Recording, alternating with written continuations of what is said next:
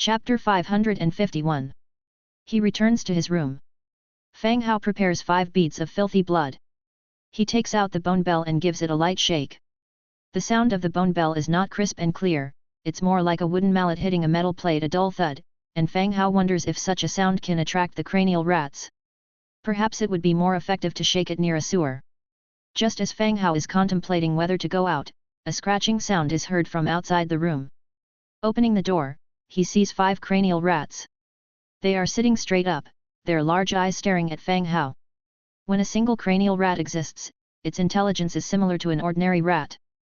But when 5 gather together and their brains resonate, they possess a certain level of intelligence. Just that they cannot achieve the level of intelligence to speak and bargain with humans in the underground world. These are 5 beads, give me the blueprint. Fang Hao bends down, picks up the blueprint held by the cranial rats, and places the 5 beads in the arms of the 5 cranial rats. 1 bead per rat, the cranial rats hold the beads tightly within their small forelimbs. After receiving the beads, the 5 cranial rats turn around and leave. Curious about where they came from, Fang Hao keeps watching them as they leave.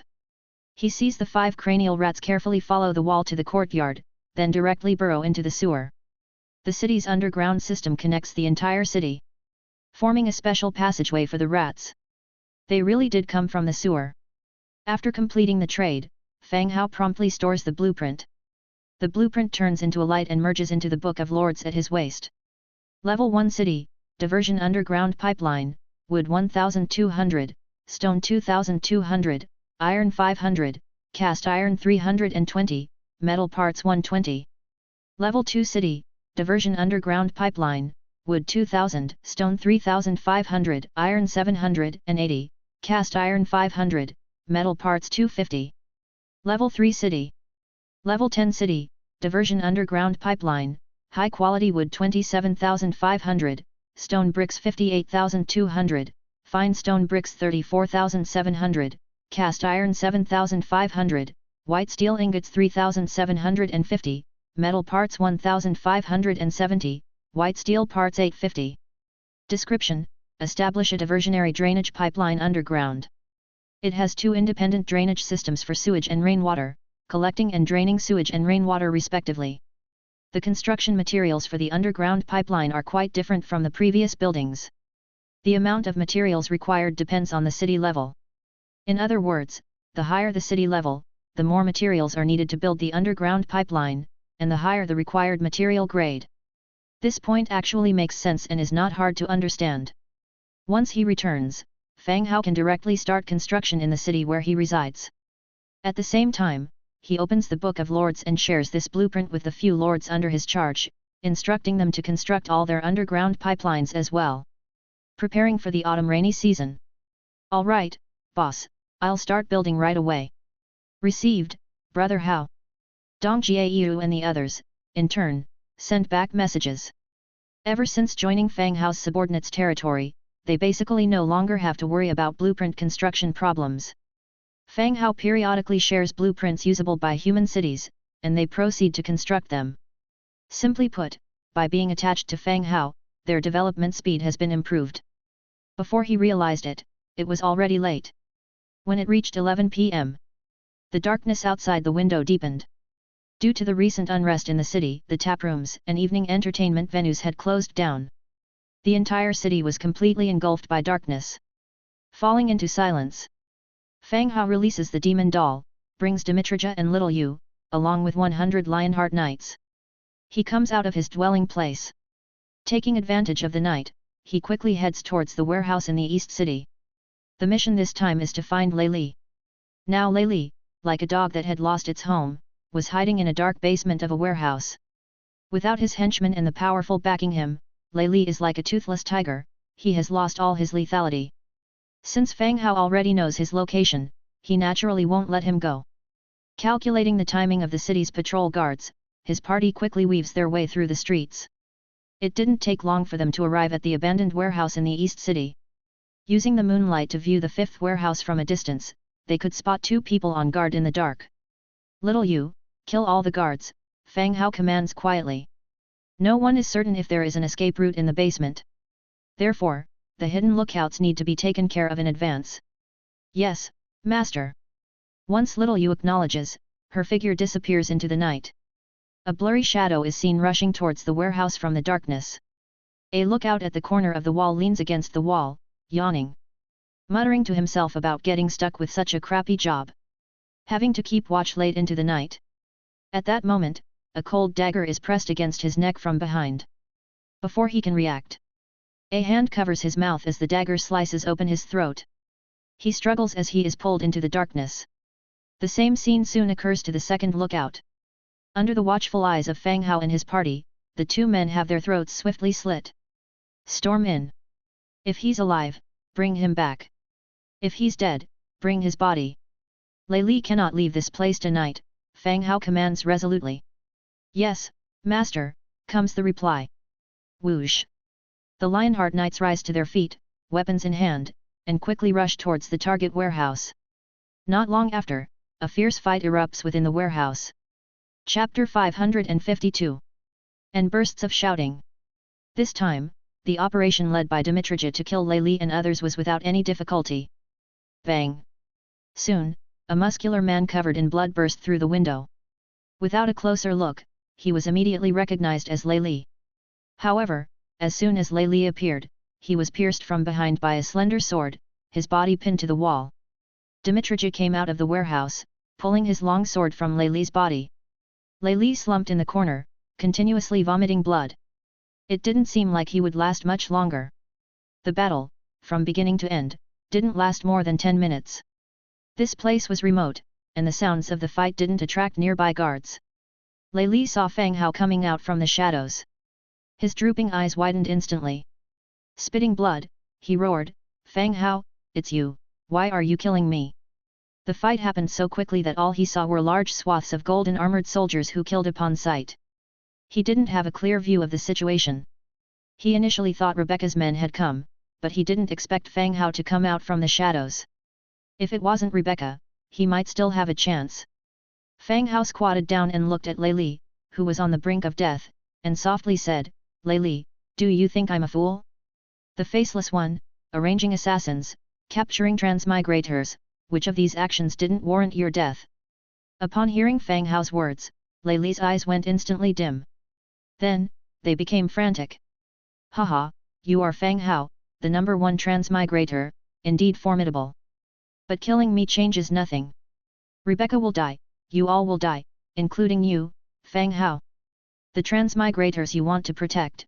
During the interrogation, they weren't as steadfast about your secrets as you thought. Lei Li spat blood and shouted loudly. His expression was distorted, as if releasing his final rage. After hearing Lei Li's words, Fang Hao remained expressionless. He said calmly, "Well, goodbye, boss Lei Li."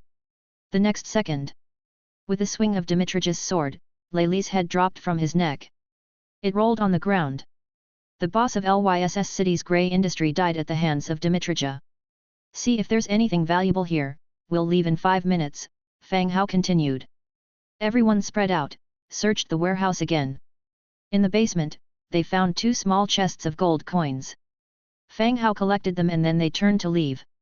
As for the scene left behind, they would leave that for the city guard to handle, as he had helped Rebecca with the killing. The remaining cleanup, naturally was left to Rebecca. They can't do all the work for them. In the following days, Fang Hao stayed in Lyss City for 3 days. During these 3 days, both shops were closed. The city was still somewhat in chaos. The 4 city gates were strictly checking those who entered and left. Nobles and wealthy merchants were not allowed to leave the city for any reason. Many wealthy people who planned to leave for shelter were forcibly kept here. Even a few who sneaked out were caught and thrown directly into jail. Fang Hao was not too interested in these matters. Having the Book of Lords and the skill of God's presence allowed him to easily stay in touch with the outside world. If there was any situation outside, he could return to his territory to handle matters through teleportation. Staying in Lyss City was a rare few days of rest. After dinner today, Fang Hao received an invitation from Rebecca to go to the city lord's mansion. After the past few days, the city lord's mansion had been repaired, but the entire second-floor balcony had collapsed and was not easy to rebuild. The door opened. The 3 heroes also entered the room with Fang Hao. After all, the situation in the city was still unstable, and they needed to be guarded wherever they went. In the room, there was only Rebecca. Seeing the three heroes following along, her eyebrows slightly furrowed. In her heart, she mumbled that Fang Hao was really afraid of death. "Did you kill Lei Li?" Rebecca leaned on her desk and asked. Although it had been 3 days since the incident, Rebecca could still confidently affirm that Fang Hao was responsible. In the city, the only ones who would have the resolution and courage to kill Lei Li were her and Fang Hao. And the only one who would do it so decisively was just Fang Hao. Fang Hao didn't deny it, but directly asked, "How did the faceless clean up? Aubrey should have been caught, right?" Rebecca shook her head and said, "When the guards found Aubrey, his throat had been slit, and he was already dead. Probably killed by another faceless, but we gained a lot from it this time. We found a lot of people. From the military movements in the city these past few days, it was known that some faceless had been found. But the list of faceless that Fang Hao obtained was only a small part of what the guards had captured." Fang Hao put his hand into his pocket, intending to pull out the list he had obtained from the cranial rat.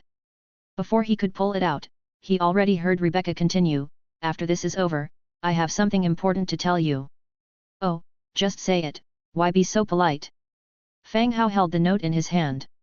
Rebecca frowned at the three heroes standing by Fang Hao's side, and continued, "There's nothing dangerous in this room. Could you three please wait outside the door?" The three heroes were stunned.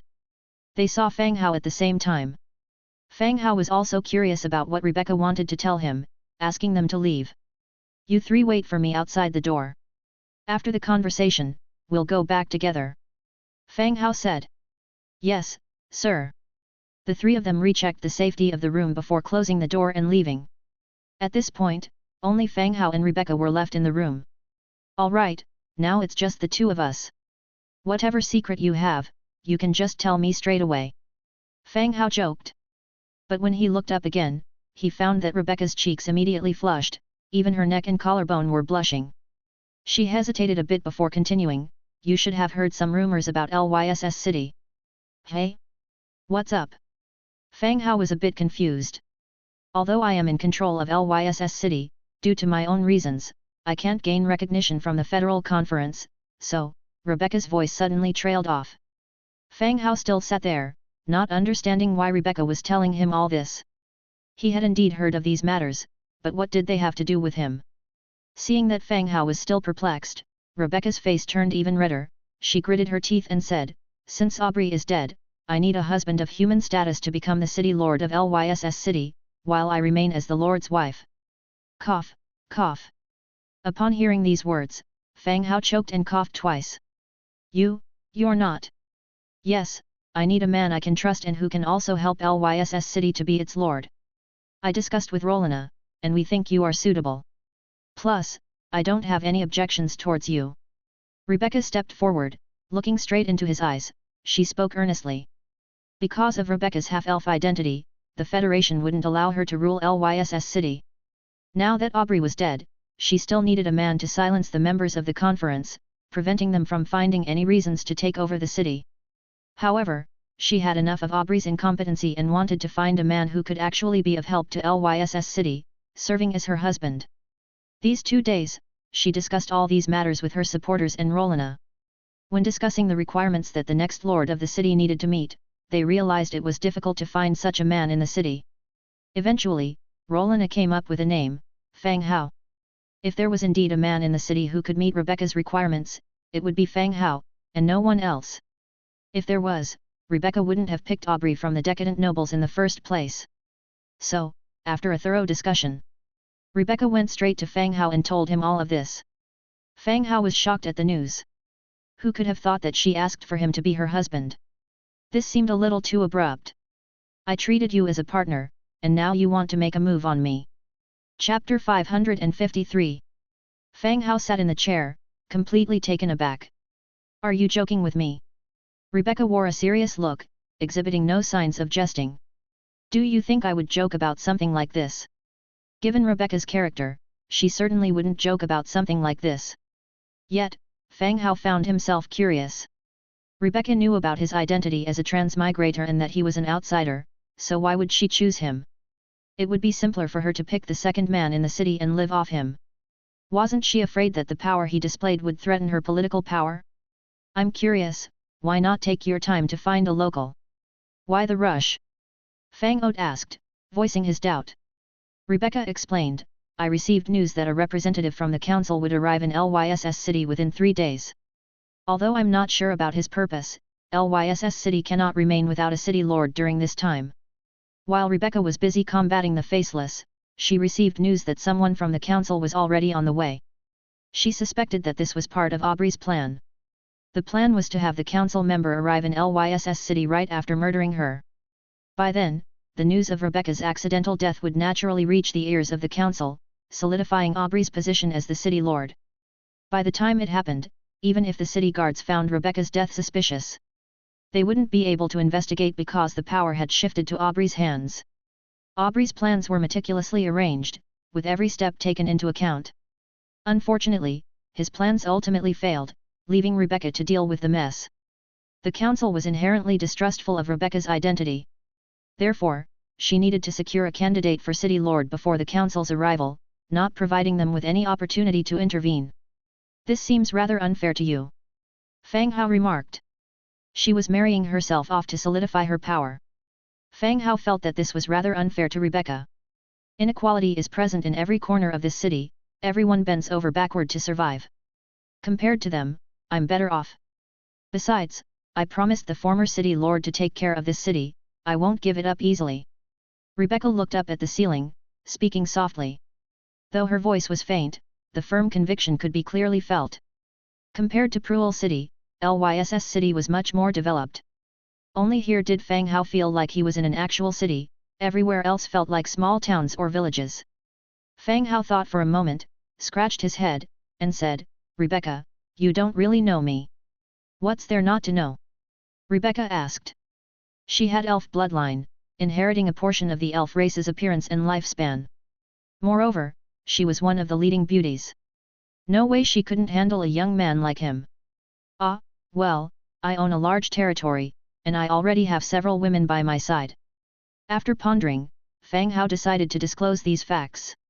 His camp mainly consisted of the undead, and his main forces were undead troops. Given Rebecca was an important figure in the human clans federation of the 100 cities, she might not be able to accept this. Moreover, he also had to consider Rolina's feelings. Anything else? Rebecca asked, expressionless. No, that's it, Fang Hao replied. I'm aware of your territory, and it's not a bad thing for Lyss City. As for the womanizing, I won't interfere with you, don't worry. Rebecca gave a small smile. She had learned some details about Fang Hao from Rolina. Fang Hao's power could greatly benefit the development of Lyss City. She could leverage Fang Hao's power to accelerate the development of Lyss City, performing tasks she couldn't do previously with his help. She considered this aspect thoroughly. As for Fang Hao's womanizing, she wouldn't interfere. As long as he behaved like a stand-in husband when needed, that would be enough. Fang Hao continued to emphasize, no, you don't understand my point. I own a territory, if you choose me, your city will become an affiliate city under my territory. Do you understand what I mean? This was the key message Fang Hao wanted to convey. Lyss City was an independent entity within the Federation of the 100 Cities, essentially functioning as an autonomous city. Although Rebecca was under the council's suspicion and surveillance, she still had the right to govern the entire city. But once she positioned Fang Hao as the city lord, with her being the city lord's wife. In accordance with the Book of Lords rules, Lyss City would be categorized as an affiliate city in the territory, and Rebecca would become the city governor. Her role would change from a sovereign to a city lord. These positions had significant differences. I can accept that, but you must guarantee my position in Lyss City, including control over the army and the city. Rebecca responded quickly. Rolina has mentioned all these points to her before. According to Rolina, Fang Hao possessed the power to deter and defeat the Federation of the 100 Cities. Moreover, there was a possibility of warfare between Fang Hao and the Federation in the future, and then Lyss City would be stuck in the middle, in a dangerous position. Chapter 554. So, it would be better to pick a side beforehand. Without going to war, Lyss City is a part of the 100 Cities, and also a subsidiary city of Fang Hao. Once the war begins, the 100 Cities won't trust them either, so it's better to seize this opportunity and stand by Fang Hao's side. All of this, she and Rolina had discussed before talking to Fang Hao about it. On the side, Fang Hao was also considering this matter. If it hadn't happened so suddenly, he would have liked to go back and discuss it with Nelson. But everything Rebecca said doesn't have any downside to him. It's nothing more than a fake marriage with him. Not only is there an additional bustling subsidiary city, but there is also a large population to provide divinity and increase the power of faith. Truly it is a win-win scenario for both sides. Fang Hao took another look at Rebecca, who was dressed in a bone-themed cheongsam today. The tightly fastened high collar making her look more upright. The fullness in her chest without any sense of excess, the wrapped hips and slightly tight waist revealed an impressive figure. Especially the slits on both sides, while leaning on the desk, it exposed her round and tender long legs. He doesn't seem to be at a disadvantage either. After pondering back and forth, Fang Hao said, I can agree to your proposal. You will still be responsible for Lyss City, I won't interfere in regular affairs. However, anything that contradicts the overall development of my territory, the development of the territory must be the priority. Agreed. Rebecca responded. Standing up from her leaning posture, she walked to Fang Hao's side, let's go. I will introduce you at the hall. I still need to focus on investigating the faceless. Both of them left the room. 3 heroes and guards of the city lord's mansion followed behind them. They all proceeded to the hall. Once they reached the hall, Rebecca introduced, here is the city lord's mansion.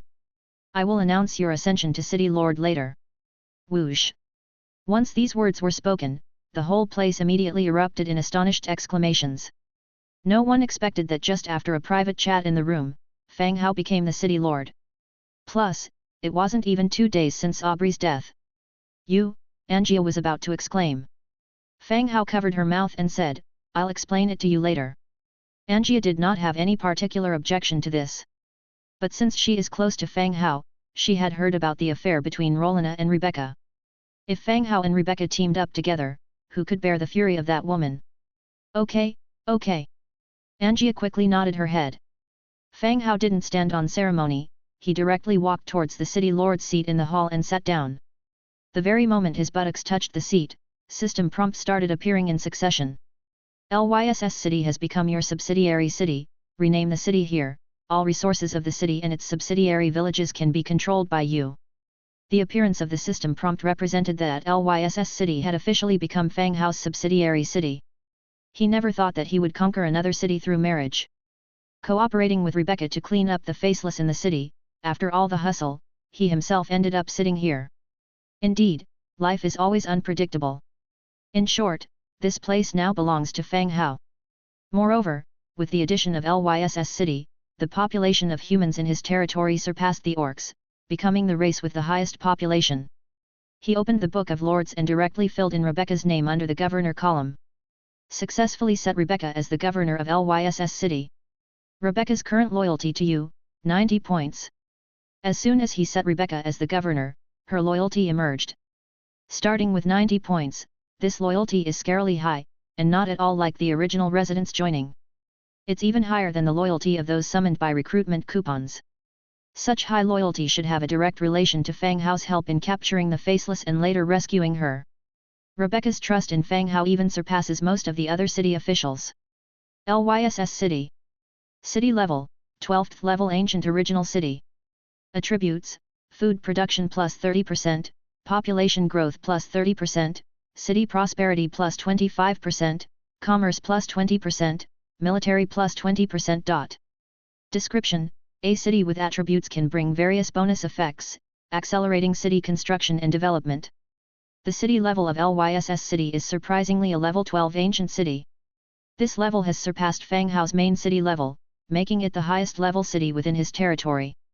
Although he does not understand the speciality of ancient cities, the bonus attributes are the most and the largest among all the cities. This makes it clear why Lyss City is different from other cities. No wonder its population is several times more than other cities. These bonus attributes are enough to make it far ahead of other cities. Just when Fang Hao thought everything was over, another system prompt appeared. Due to your affiliated alignment, the statue of the God of Light will stop functioning. Your actions have drawn the attention of the God of Light. 2 successive messages appeared in front of Fang Hao. As an undead alignment, he knew he could not construct the statue of the God of Light. But he never encountered a situation where an existing statue stopped functioning due to a change in city alignment. Moreover, it seems like his actions have drawn the attention of the God of Light. For him, this isn't a good thing. The strength that the quasi-god Lord of Thunder showed the last time he met him was already beyond the common heroes. Chapter 555. He had consumed tens of thousands of people just to manage to kill him. This time, he'd drawn the attention of a real god, so he needed to be cautious and careful. But he didn't need to worry too much about such matters. Gods naturally had great power, but there were definitely rules limiting them as well. As long as the God of Light didn't personally descend, he had nothing to fear. After looking at the city's attributes, Fang Hao stood back up from his seat. According to the agreement, Rebecca was still in charge here. Unless what happened here conflicted with Fang Hao's plan, he wouldn't interfere with the rest of Rebecca's actions. Actually, right now, all cities and transmigrator cities operated this way, and Fang Hao rarely intervened. Moreover, considering the current development trend of Lyss City, he might not even match Rebecca's management ability. He might end up causing more problems with his interference. Sitting back down in his chair, Fang Hao continued, "What are your plans regarding the Faceless?" He'd originally planned to use this opportunity to hand the Faceless list to Rebecca. But he didn't expect that after being so busy, he'd ended up annexing this place as a subsidiary city instead. So he never managed to give her the list. That's what I'm worried about. Before the Federation people arrive, I need to suppress this issue. Even if I can't catch them, I have to ensure nothing unusual happens on the day they arrive. Rebecca sat down in a seat nearby and softly spoke. This issue is easy to solve. I can offer you a solution, Fang Hao said. Now, it's time for me to shine as the city lord. Oh? What's your solution? Fang Hao took out the list and pushed it across the table to her. Here's the list of all the faceless people in the city. You can catch them according to the names listed. It's faster than interrogating and investigating one by one. Really? Rebecca didn't believe it and picked up the list to glance at it. As she read, her disbelief slowly vanished. That was because a portion of the names on the list had been confirmed as faceless and had been arrested in the past 2 days. The rest of the people on the list were mostly already under investigation. So the list's accuracy was virtually confirmed. Where did you get this from? Why didn't you give it to me earlier? Rebecca frowned and asked. Fang Hao explained, I got this list at a great cost after the incident at the City Lord Mansion. I intended to give it to you today. He'd obtained this intelligence from the cranial rats. But it had cost him the body of a purple-tier hero. This was a steep price, something ordinary people weren't capable of paying. All right, thanks. Rebecca smiled gently. Rebecca's loyalty towards you increases by 5 points, current loyalty is 95. When she was putting away the list, Rebecca's loyalty increased by another 5 points. At this rate, she should quickly reach 100 points. By then, even if she hadn't signed a slave contract with Fang Hao, once it reached 100, she wouldn't betray him anyway. You're welcome, we're family, Fang Hao casually dismissed, then remembered something and asked, by the way, does this mean I can live in the City Lord Mansion from now on? Yes, the place where Aubrey lived has already been vacated. You can stay there. In the City Lord Mansion, Aubrey and Rebecca each had separate living quarters. Now that Aubrey was dead, his room had naturally been freed up. Moreover, considering the size of the City Lord Mansion, it was more than enough for Fang Hao and his people. All right, Aseti, arrange it this afternoon. We'll move over here to live. Fang Hao didn't hold back at all. Yes, my lord. Aseti immediately agreed. After all the arrangements were put in order, Rebecca still had to deal with the faceless matter. All right, if there's anything else, let's talk over dinner. I need to handle the faceless issue as soon as possible. The two groups separated. Rebecca went to gather her troops to capture the faceless according to the list. Meanwhile, Fang Hao started moving house to officially take up residence in the City Lord Mansion. At the same time, all the guards in his living quarters were replaced with Lionheart Knights. To ensure Fang Hao's safety. Chapter 556. In the afternoon, the news of Fang Hao becoming the City Lord was posted all over the city. There was no grand wedding ceremony, nor a visit to the temple for divine blessings. Instead, notices were posted on city bulletin boards, confirming Fang Hao's identity as the City Lord, as well as his marriage to Rebecca. Currently, there aren't many people in the streets. However, this news would soon spread throughout the city, and everyone would then know about it. 3 o'clock. Fang Hao was sitting in his room in the city lord house. Nearby were a few of his heroes. He simply explained to them about his sudden ascension as the city lord. In summary, Fang Hao was playing the role of a husband. This prevented the Federal Conference from having an excuse to take over, and he managed to peacefully take control of this level 12 subsidiary city. When Fang Hao relayed Rebecca's words, "Injustice happens everywhere, I'm fortunate to still have the chance to choose," everyone showed a measure of admiration for this woman. Those words perfectly represented the societal ethos of this era. War has never ceased, and survival of the fittest occurs at every corner. Knock knock knock. Someone knocked on the door. "Come in." The door opened. It was the Lionheart Knight, standing guard outside. "Sir, the priest from the temple is here, waiting for you in the hall." The priest from the temple was, of course, Miriam. Why did she come to see him? He was a fraudulent city lord. "All right, let's go out and see." After saying that, Fang Hao led his people to the city lord house's main hall. As soon as they entered the hall, they saw Miriam sitting there. But Miriam appeared to be in good shape, her once old and wrinkled skin seemed much younger than before. "Priest Miriam, you were looking for me?" Fang Hao asked curiously. Miriam stood up and courteously saluted, "City Lord." There was no surprise or doubt in her expression, obviously, she had already received the news that Fang Hao was now the City Lord. Take a seat." Fang Hao took a seat on the side as well. Miriam sat down again, a maid brought over fruit tea. "City Lord, there's some trouble at the temple," Miriam started speaking directly after sitting down. "Priestess Miriam, shouldn't you be discussing this issue with Rebecca? It's actually quite difficult for me, as the City Lord, to mobilize resources and manpower in the city," Fang Hao directly responded. Though Lyss City was his subsidiary city, in the eyes of its residents and soldiers, he was merely Rebecca's husband, an empty figurehead of a city lord. According to the agreement he had with Rebecca, he would not interfere with her powers in Lyss City. In any case, it would be more beneficial to seek Rebecca's help in the city than his own. "It's Lady Rebecca who asked me to come to you." Miriam held her staff in front of her, gazing straight ahead. "Oh, then let's talk, what do you need?" "For some reason, divine blessings will no longer be bestowed upon this city, and the God of Light statue in the temple has developed cracks," Miriam elaborated while making church gestures. Upon hearing Miriam's words, Fang Hao immediately remembered the system notification he'd seen after taking over the city due to a factional conflict. The God of Light statue would lose its function. Not only could the temple priest sense this, even the divine statue had cracked too. Fang Hao looked at Miriam and asked, "Do you know why?" "I'm not sure, perhaps the bishop might receive some divine revelations," Miriam replied. "So, Priestess Miriam, did you come here to have me do something for the temple? Repair the statue?" Fang Hao continued to inquire. Many residents of Lyss City worship the God of Light. Even if the statue is broken, it cannot be simply thrown out of the temple. They would need to gradually transition its role, then replace it with a statue of the king. Upon hearing Fang Hao's words, Miriam fell silent. As if making some kind of decision, she finally spoke, "City Lord, my son will stay here. His identity does not allow him to settle down in other cities, so I have decided to stay. Although I can't continue serving as a priestess of the light, I can pass on my knowledge." Miriam's son was a half-demon.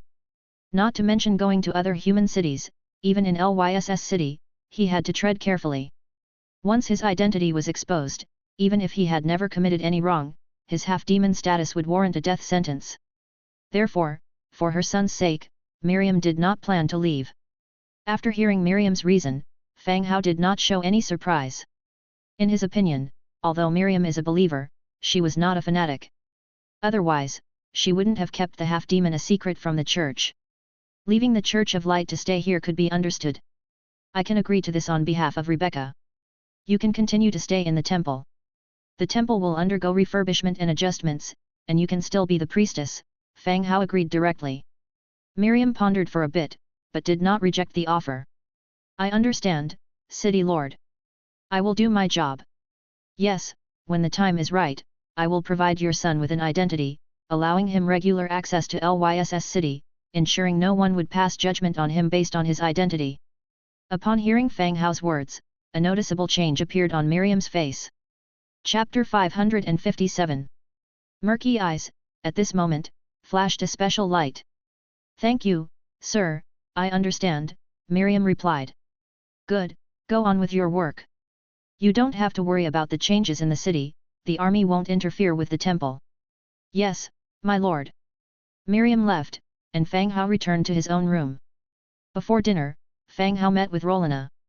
He also met several officials in the city. Unlike Fang Hao's other subsidiary cities, Lyss City had a complete official system. Everyone had a fixed scope of responsibility.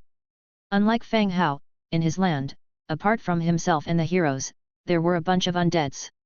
After dinner, Fang Hao used demon teleportation to return to his main territory.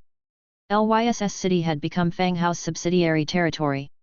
He could use the teleportation screen to directly teleport into the city lord's hall, rather than in the center of the city. This was enough to meet his conditions for commuting back and forth. Just like going to work. He would go to Lyss City during the day and return to his territory to rest at night. The teleportation screen appeared in the main city, and Fang Hao, along with Dimitrija and Angia, emerged from it. Returning to his own home made him feel a lot more at ease instantly. He didn't have to worry about encountering any unforeseen dangers. "Master, you're back." Ira walked over with her maids. "Yes, anything happen in the city lately?" Fang Hao asked with a smile. Just as Ira was about to answer, she was put gently to one side by Angia. "I have something important to tell you." Angia pulled Ira away as she proceeded to speak. Ira, being pulled away, hurriedly called back, "Scholar Nelson is out, and there is a skeleton hero." After saying this sentence, she was pulled back to the city lord's mansion by Angia. The other maids, after greeting Fang Hao, also left one after another to attend to their own matters. Fang Hao was well aware of Nelson's reappearance. The demon rat hero corpse that was swapped by the cranial rat was only transported to Lyss City after Nelson confirmed that it did not carry any viruses. Otherwise, Fang Hao would not dare to transport such a corpse to the densely populated Lyss City. The new skeleton hero who came out with Nelson must be the orange hero from Blood Mountain Range, Meat Fist Chaos. He walked out of the Lord's mansion and went straight to the Viscera Museum. As soon as he entered the first floor of the lobby, he saw some funeral priests making medicines and ceremonial materials. "Lord!" One of the priests greeted Fang Hao respectfully as he saw him. Where is Scholar Nelson?" Fang Hao asked. The priest responded, "The scholar is on the second floor. I will notify him. Please wait a while, my lord." The priest bowed again and quickly walked towards the second floor. The Viscera Museum, unlike other buildings, always gives people a sense of gloom and coldness, having a variety of organs and materials stored inside. If it wasn't necessary, Fang Hao had no plans to go to the second floor himself. Before long, footsteps sounded from the stairs. Nelson was slowly walking down with a tall troll skeleton hero. "My lord." Nelson bowed slightly, while the tall skeleton hero behind him knelt on one knee, showing even more reverence. The skeleton hero was tall, clad in heavy armor, had sturdy palms, and wore a pair of large gloves covered with scales. Meat Fist, Orange Rank 3. As expected, it was the orange hero, Chaos. The leader who had planned to lead the trolls out of the Blood Mountain Range. Now, he had become a skeleton hero, loyal only to Fang Hao's territory and heroes. Meat Fist, Orange Rank 3. Camp, Undead. Template, Gold. Racial traits, Undead, Hollow Skeleton, Light Vulnerability. Legion Talent, Giant Leader, Concentration of Power, Fight or Die. Skills, Sturdiness, Multiple Attacks, Build-Up Punch, Ignore Pain, Fury of the Berserker. Innate Abilities, Advanced Combat Mastery, Advanced Defense Mastery, Field Fist Mastery. Giant Leader, this unit leads troll-type troops, including Troll, Giant Descendants, Skeleton Trolls, increasing attack power by 50%, critical hit chance by 20%, movement speed by 5%, morale by 20%. When the army stays at standby state, extra 1% morale recovery is added. Concentration of Power, this unit boosts all attributes of infantry, ranged, and cavalry troops in the army by 20% when leading them simultaneously. Build-Up Punch, active, swings a build-up punch forward, damage increased by 300%. Ignore Pain, active, all damage received decreases by 50%, immune to all control effects, lasts for 15 seconds. Fury of the Berserker, active, enters a rage state, critical hit chance increases by 10%, attack speed increases by 25%, dodge chance increases by 20%, movement speed increases by 20%, last for 20 seconds. Description: product of an immortal corpse witch, not recognized by the god of undead, this hero cannot level up or promote. Meat Fist is an orange combat-oriented hero. All attributes and skills are more oriented towards combat and attack. If compared with the newly joined Aseti, Meat Fist emphasizes personal combat power more, while Aseti is more like a commander. There is still a certain difference between the two. Welcome to join us, Meat Fist. Fang Hao also spoke. After being made into a skeleton hero, their original names were removed, only retaining the nicknames of their former hero life. Like Blood Hunter, Fire Blade, these names are still good. Chapter 558. It sounds pretty impressive. But Meat Fist doesn't sound as domineering when you hear it. Thank you, my lord. Meat Fist stood up, respectfully waiting on the side. Well, Meat Fist, you go out and work with Rock Leader to be responsible for the city's defense and patrol, continued Fang Hao. Yes, my lord. Meat Fist took his orders, striding towards the city gate. After Meat Fist left, Fang Hao recounted the events that had taken place during this time to Nelson, from beginning to end.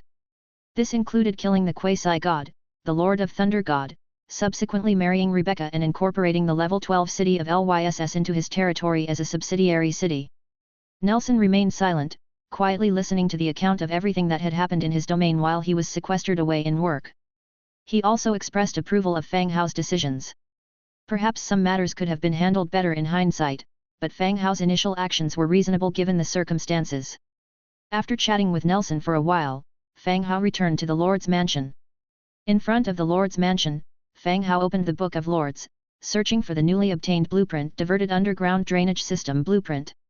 Level 10 City, Diverted Underground Drainage System, Hard Wickers 27,500, Stone Bricks 58,200, Fine Stone Bricks 34,700, Pig Iron Block 7,500, White Steel Ingot 3,750, Metal Parts 1,570, Trace of the Earth 5. Description: set up the divided drainage system for sewerage and rainwater beneath the city, each with their own independent pipe system, separately collecting and draining sewage and rainwater. The current city level of the main city is level 10. All required materials are available in the warehouse and construction can begin immediately. The ground began to tremble softly. The maids, thinking it was an earthquake, hastily fled the buildings. Seeing Fang Hao standing in front of the Lord's mansion, they all rushed over in concern.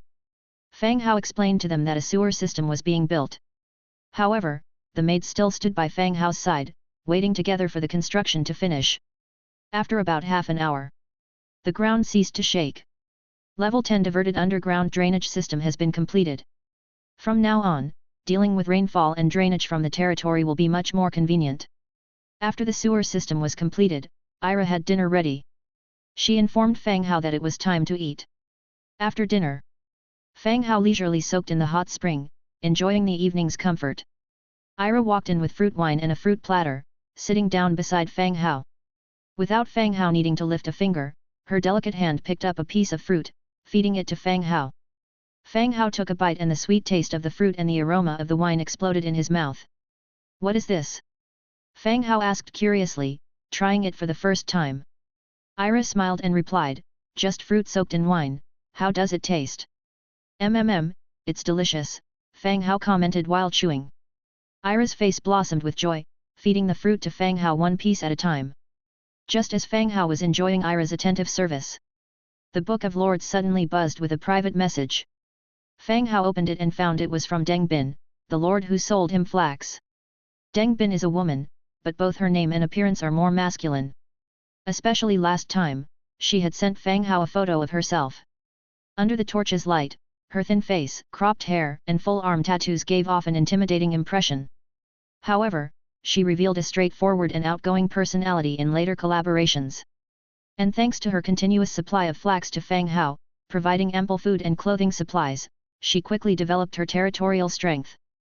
Her main city had reached level 7, and the number of troops in the city was also over 500, making her a middle to upper class lord in the channel. But reaching level 7, to further upgrade the main city, she needed tiles. Even at this point, not many lords have tiles. The largest seller of tiles in the channel was still Fang Hao. Lord Fang Hao, I want to purchase some tiles from you, is that okay? Deng Bin cut straight to the point. Fang Hao replied, of course it is. Right now, our tile production is still quite plentiful. The main city, as well as Su Yang's territory, were both producing tiles. In particular, the territory where Su Yang now lives used to belong to Chu Zhishang. It had a tile production base, with a large number of kills producing tiles. Well, bro, you know I don't have much money. I have a blueprint here. It's pretty good. I want to exchange it for 1,200 units of tiles. Blueprint for Precision Parts Production, Blue. Chapter 559. Upon seeing the name of the blueprint, Fang Hao felt a stir in his heart. The name Precision Parts was all too familiar to Fang Hao. When he had killed construct units in the past, they had dropped this type of material. Fang Hao had initially accumulated some, planning to use them in the construction units later.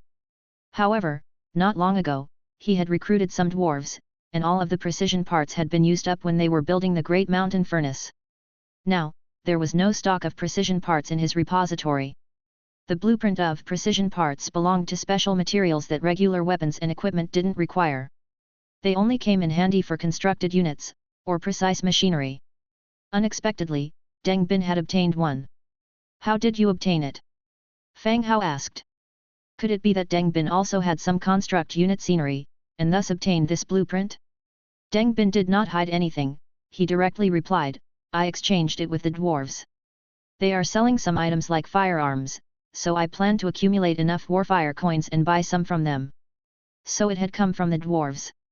Precision parts, besides being used in constructed units, were also applied in dwarven machinery. Blueprints for firearms or various cannons required precision parts. It seemed that Deng Bin's territory was near the dwarves. After understanding this, Fang Hao did not ask further. He agreed directly, all right, I will list the clay bricks for trade. You can directly exchange them. Okay, thanks, boss. Deng Bin gratefully thanked him. If you come across any good blueprints with the dwarves, do contact me. If you don't have enough funds, I can buy them. Fang Hao added. Understood, I get it. But I must wait until the next time the dwarves come.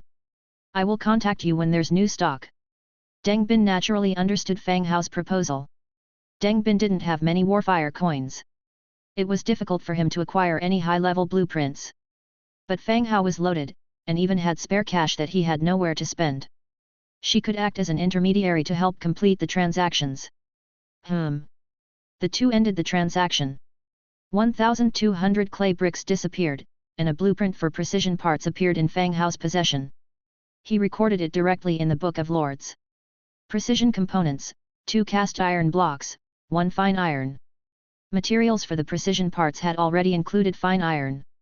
No wonder Deng Bin had sold the blueprint to him. Even if she had acquired the blueprint, it would be hard to mass-produce without fine iron. It made more sense to exchange it for something she needed. After ending conversation with Deng Bin, Fang Hao continued to soak in the hot spring. The next day, early in the morning. After breakfast, Fang Hao used the demon teleportation, and directly arrived at Lysis City. Originally, this city belonged to the Stonehead tribe. After Fang Hao gifted it to the dwarves, they renamed it Lysis City.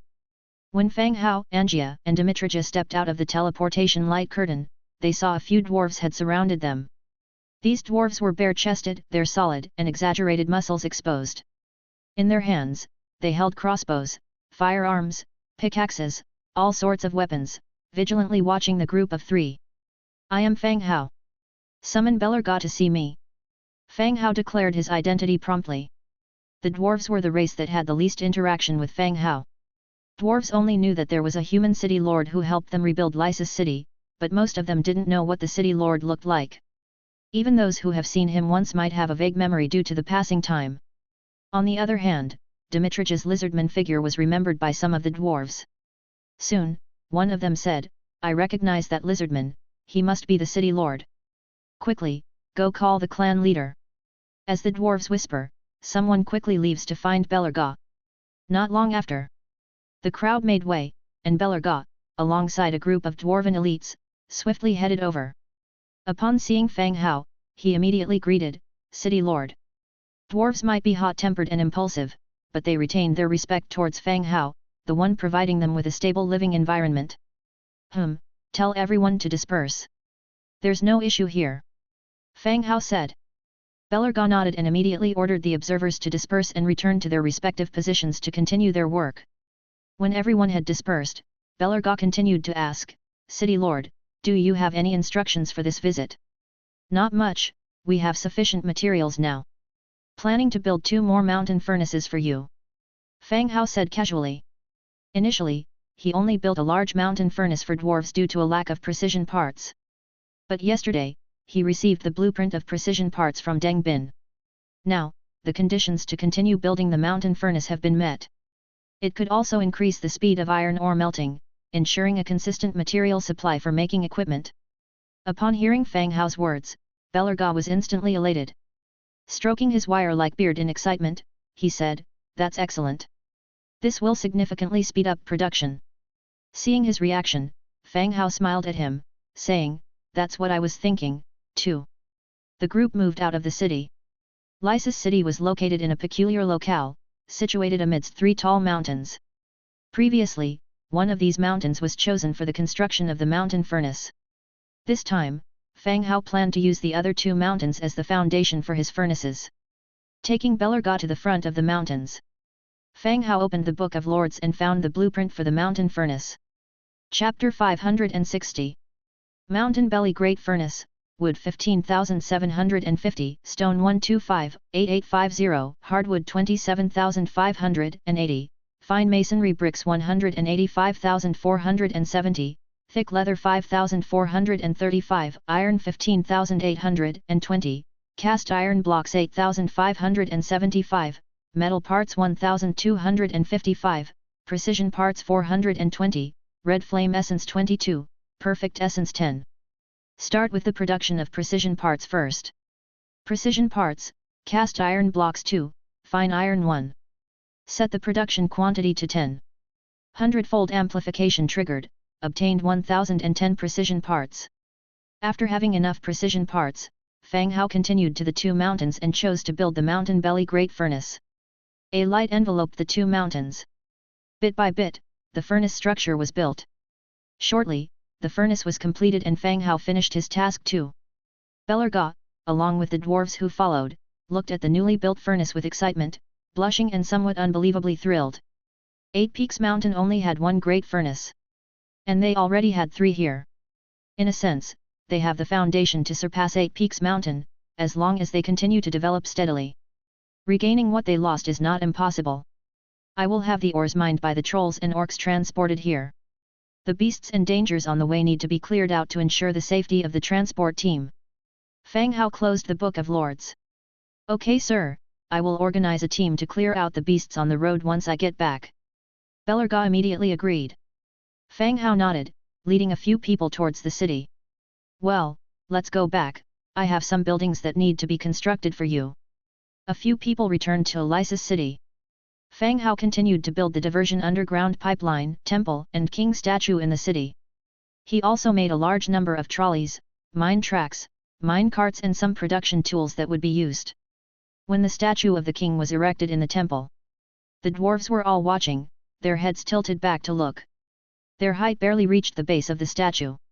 "Sir, this is a statue of the king. If necessary, we can make a metal one for you." Belarga curiously looked at the statue modeled after Fang Hao. 8 Peaks Mountain also had a giant king iron statue. Made entirely of metal, it represented the greatest dwarf king. But it was much larger than Fang Hao's, and unlike the stone carving of Fang Hao's, the dwarf's was pure metal. This is good enough, no need." Fang Hao declined the dwarf's kindness. The establishment of the statue was just to gather faith for his divinity. Whether a statue made of iron could collect faith or not was questionable, and there was no need to waste effort and time. Then, Fang Hao asked, "There is still a vacant spot for a statue in the temple, what do you plan to build there?" "If possible, we could build a statue of the Forge God," Belarga said. The Forge God, it was clear what he did just by the name. But Fang Hao didn't have this statue. I only have 4 statues in my possession: the goddess of harvest, the slaughter god, the undead god, and the god of deception. Then let's go with goddess of harvest, said Belerga without hesitation. The goddess of harvest not only enhanced the planting, but also boosted the industry.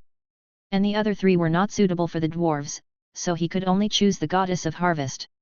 Fang Hao nodded and built a statue of the goddess of harvest on the other pedestal. After finishing, Fang Hao chatted with Belerga. The dwarves who went to Lyss city to learn at the temple have been very diligent. When they come back, they can use their knowledge of herbal medicine to treat everyone's illnesses. Thank you for your care, sir. Belerga also nodded his head. Fang Hao and Belerga chatted a bit in the city. After giving the dwarves several troll brewing barrels, he returned to his territory using the teleportation array. Time flew by, and 3 days later. Rebecca had shown unprecedented determination in these days. She followed the list of anonymous names and conducted a purge of the nobles and merchants throughout the city. Once confirmed, without exception, all were executed. Without any tedious interrogations, everyone on the list was eliminated within 3 days. Regardless of their status, how complex their background was, there were no exceptions. When Fang Hao heard about this, he was also shocked at Rebecca's decisiveness. At 10 a.m. in front of the Lyss City Lord Mansion, Rebecca was standing outside waiting. From a distance, 3 carriages under cavalry escort stopped in front of the city lord's mansion. The servants opened the carriage door. A middle-aged man with lavish clothing came down from the carriage slowly. Upon seeing Rebecca, he bowed like a gentleman, "Lady Rebecca." Seeing the man's face, Rebecca also greeted, "Oh, it's Mr. Hubert." Even though both parties maintained the etiquette of nobility, their words were filled with distance. It seemed that they were just maintaining surface courtesy. Behind Hubert, another middle-aged man in brocade stepped down. He wore gold rings on his fingers, with an air of a nouveau riche. "Lady Rebecca, this is Mr. Grote from the Marshall family." Hubert continued to introduce. Hearing about the Marshall family, Rebecca looked at this man again. Also with a smile, "Welcome to Lyss City, Mr. Grote." Grote's eyes swept up and down Rebecca, seeming a bit lost for words. When Rebecca greeted him, Grote smiled and said, "Nice to meet you, Lady Rebecca. You are even more beautiful than the rumors say." Chapter 561. "Thank you, please come in," Rebecca said, turning to lead the way. As Hubert and his companion followed, Hubert continued to ask, "Why haven't we seen Lord Aubrey?" "My husband met with an unexpected accident not long ago," Rebecca said in a calm tone, with no trace of melancholy to be heard. Hubert and his companion were both stunned, their brows furrowing for a long while before they responded, "Our condolences, ma'am." "Ah, Aubrey did much for the city." "This time, he managed to draw out all the faceless," Rebecca replied. After Aubrey planned to assassinate Rebecca, he enraged Rebecca thoroughly, leading her to purge all the faceless in the city. "Does this mean that the faceless are already so active in Lyss City?" Hubert asked in surprise. "Lyss City is still relatively peaceful. No major disturbances have occurred," Rebecca responded. As they chatted during their walk, they arrived at the city lord's mansion. Before entering the mansion, Hubert beckoned a dark-haired and dark-eyed attendant and whispered to him. Then, the dark-haired attendant led the team of cavalrymen to the rest barracks. Hubert and Grote followed Rebecca into the city lord's mansion. Before night fell, Fang Hao used the teleportation light curtain to return to Lyss City. Today, Rebecca told him through the sound-transmitting shell that the representatives of the Federation had arrived in Lyss City. At the banquet that night, Fang Hao needed to appear in his capacity as City Lord to prevent the Federal Conference from interfering with Lyss City. In the room, Angia helped Fang Hao change into a stately noble dress. With his upright posture and handsome appearance, Angia kept praising how good he looked. Squeak squeak. Suddenly, there was the sound of a mouse coming from beneath a wardrobe. "A mouse!" Angia raised her hand to slap, but Fang Hao stopped her. He explained, "Don't be in a hurry. This is the cranial rat that traded information with me last time." Under the wardrobe, a mouse, with protruding eyes, 2 white-furred cranial rats, held a folded message together. Fang Hao bent over to pick it up, and the mouse turned his head and burrowed back into the wardrobe, disappearing from sight. He opened the letter, and on it was written information concerning Adeline. This was the information Fang Hao got by exchanging it with Filthy Blood. There were two pieces of information in the intelligence. Rebecca began investigating based on Adeline's appearance and name, and half a month ago, she entered Lyss City as a relative of a merchant. The church's records show that Adeline was a priestess managing the church's orphanage 52 years ago. The orphanage was later attacked by a monster, and Adeline died during the attack. The mention of the orphanage made Fang Hao immediately think of the orphanage he had explored before. In the dilapidated basement, they found a 7-level fear devourer made up of lumps of flesh with countless mouths and eyes piled together. The fear devourer they encountered, its intelligence resembled that of a group of children who had not yet matured. What they were shouting at the time was Teacher Adeline. They claimed Adeline left them there, waiting for the teacher to pick them up. It appears that these two, Adeline and the teacher, are very likely the same person. Thinking back now, Lyss City alone wouldn't need to employ a hero of Adeline's level to kill Rebecca. The key issue may not be Lyss City. After all, even the Faceless wouldn't have known about Fang Hao's specific capabilities before he got involved. It's highly likely that the main goal was to retrieve the Fear Devourers. After all, they'd been raised for decades and had gained a certain level of power. There was also the demon doll and Pope's arm that he had found in the secret room. Alas, she didn't expect the situation to change so dramatically once Fang Hao got involved. Even if she had known about Fang Hao's involvement, she couldn't have anticipated a transmigrator would have dark gold and orange heroes. What does it say?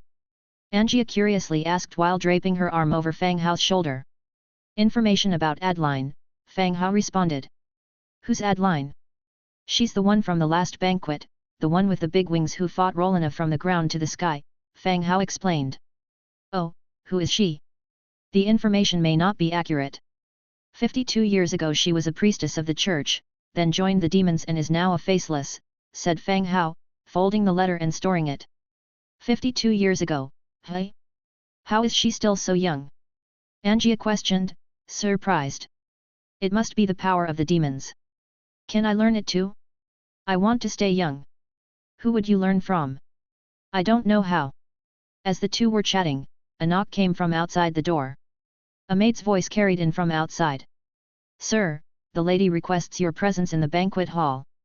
Thank you, I'm coming right away, Fang Hao replied, getting up to leave the room. Fang Hao wasn't particularly keen to mingle with these nobles, as they often had a certain arrogance about them.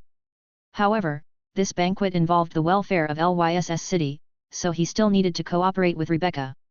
Whether it was Pruel City or Lyss City, maintaining membership in the Federation of 100 Cities was still important for the development of a territory. Fang Hao opened the door and walked out. Outside, Aceti, Dimitrija, and several Lionheart Knights followed Fang Hao towards the banquet hall. The banquet hall of the city lord's mansion was still under renovation. This banquet was held in an adjacent temporary hall. Fang Hao hadn't arrived yet. But at present, the dinner table was already filled with people. Chapter 562. Hubert, Grote, along with a black-haired transmigrator in Hubert's service, and a few bodyguards. On the other side was Rebecca, accompanied by a group of officials from the city.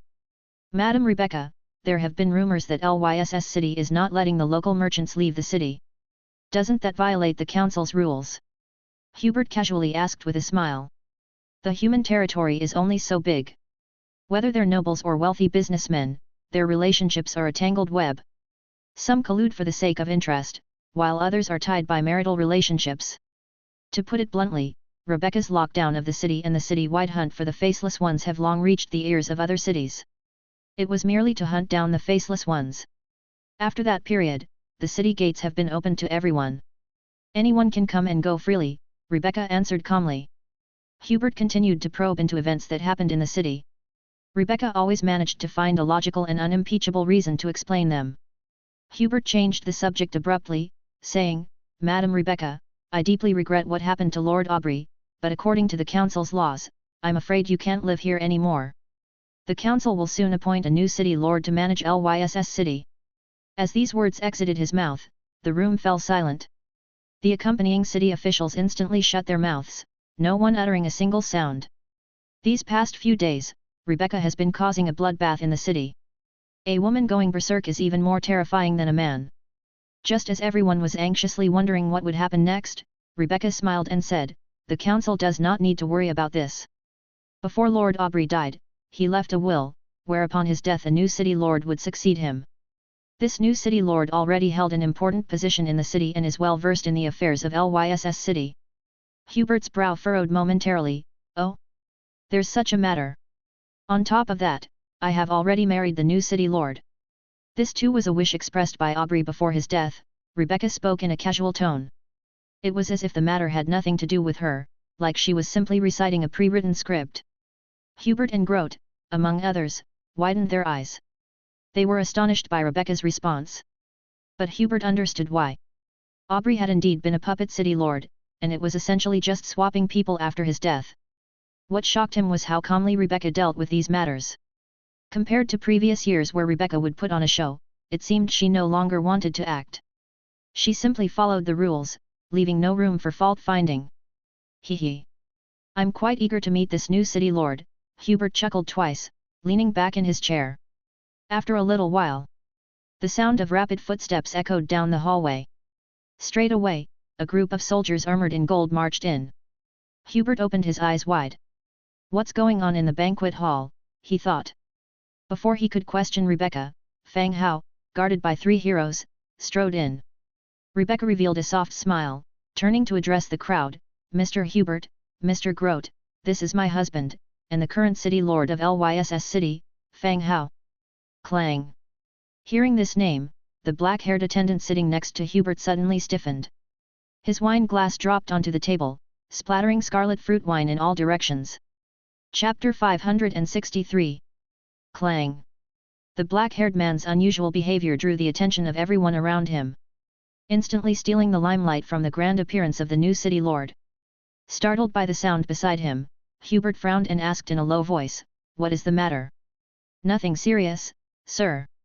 I will tell you after we go back," the black-haired man replied in a low voice. Hubert nodded. As he turned back, Rebecca affectionately wrapped her arm around Fang Hao's arm and introduced, "This is Mr. Hubert, the representative of the Nasir City Council from the 100 Cities Federation." "Nice to meet you, Mr. Hubert," Fang Hao said with a smile.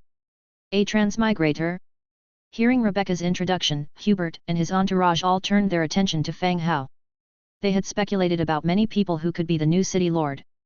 The nobles in the city, or wealthy merchants who could provide large sums of money. With Rebecca's maturity and beauty, it wasn't difficult at all for her to find a powerful husband. But they never could have guessed that the person who appeared before them was a young transmigrator.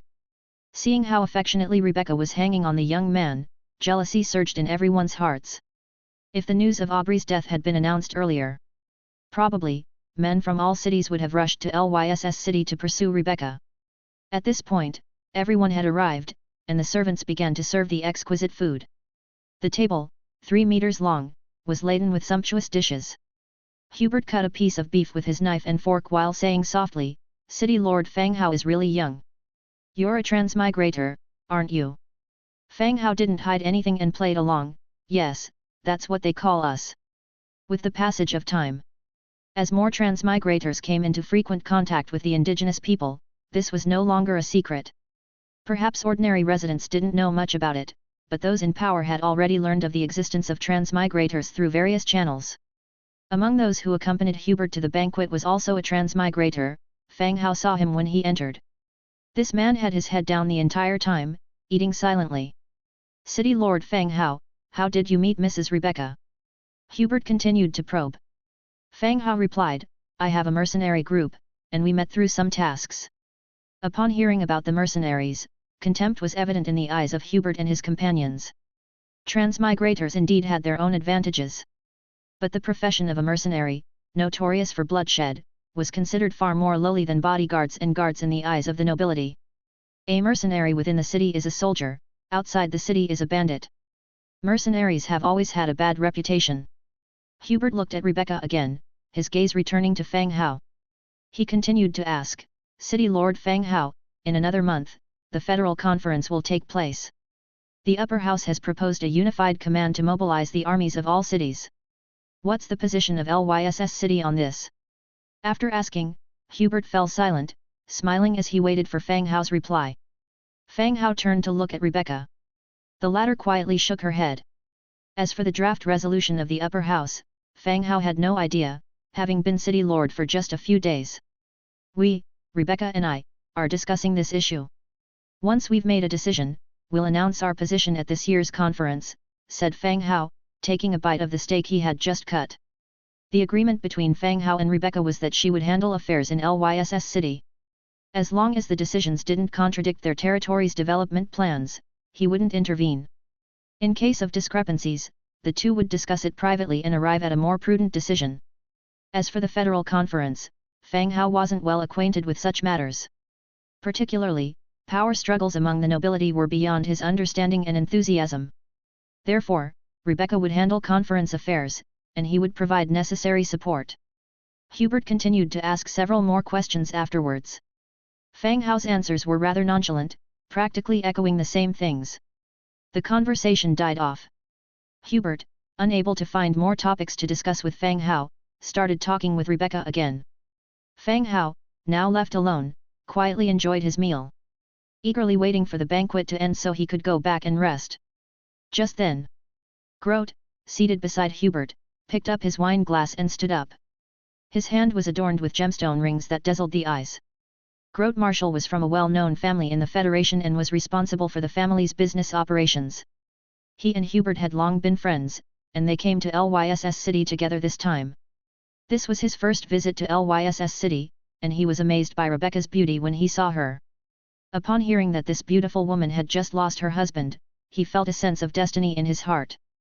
Because, just a month ago, his wife had also passed away from illness. His wealth allowed him to have any woman he wanted, but none could compare to Rebecca. He had been silent because he was waiting to see what kind of background and strength Rebecca's new husband had.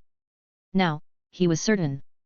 This boy, who knew nothing and was still immature, was just a transmigrator. Compared to this transmigrator, he could provide Rebecca with more help. Grote, holding his wine glass, walked over to Rebecca with a smile and said softly, "Mrs. Rebecca, it's an honor to meet you." The Marshall family wielded considerable influence in the Federation. Chapter 564. He holds power over the merchants and possesses a seat in the council as the representative of the merchant group. However, when it comes to social standing, he is much inferior to a city lord like Rebecca. Rebecca merely nodded politely in response. Grote went on to say, "Madam Rebecca, I'm sorry to hear that Lyss City has recently encountered many troubles. If you're facing any difficulties, you're welcome to discuss them with me. The Marshall Merchant Group can." Before he could finish his sentence, Rebecca interrupted him, "Thank you for your kind offer, Mr. Grote, but I am not in need of help at the moment." Grote was taken aback, not expecting Rebecca to refuse so decisively. Her tone also revealed a sense of rejection. However, he disregarded it and continued, "Lyss City faces many problems. The Senate will make increasingly severe demands on Madam Rebecca at this year's annual assembly." Grote paused for a moment, a slight smirk forming on his lips as he glanced at Rebecca's exquisite face and her full bosom. "Actually, the solution is quite simple. If we can discuss the matter in detail, we should be able to find a solution. After the banquet, if you don't mind Madam Rebecca, I would like to invite you." His words were extremely polite. However, he was employing an outdated technique to flirt. Rebecca's face darkened, and she replied coldly, "I'm sorry, but I don't require your assistance." Fang Hao, who was seated nearby, furrowed his brows slightly. Although he and Rebecca were married in name only, he thought it was rather inappropriate for Grote to flirt with Rebecca right in front of him. However, he did not say anything immediately. It was clear that Grote had employed a wrong approach, using his flirting techniques that usually worked in taverns on Rebecca. If they weren't guests, Rebecca would probably have him beheaded on the spot. That's unfortunate. Seeing that Rebecca remained unmoved, Grote shrugged.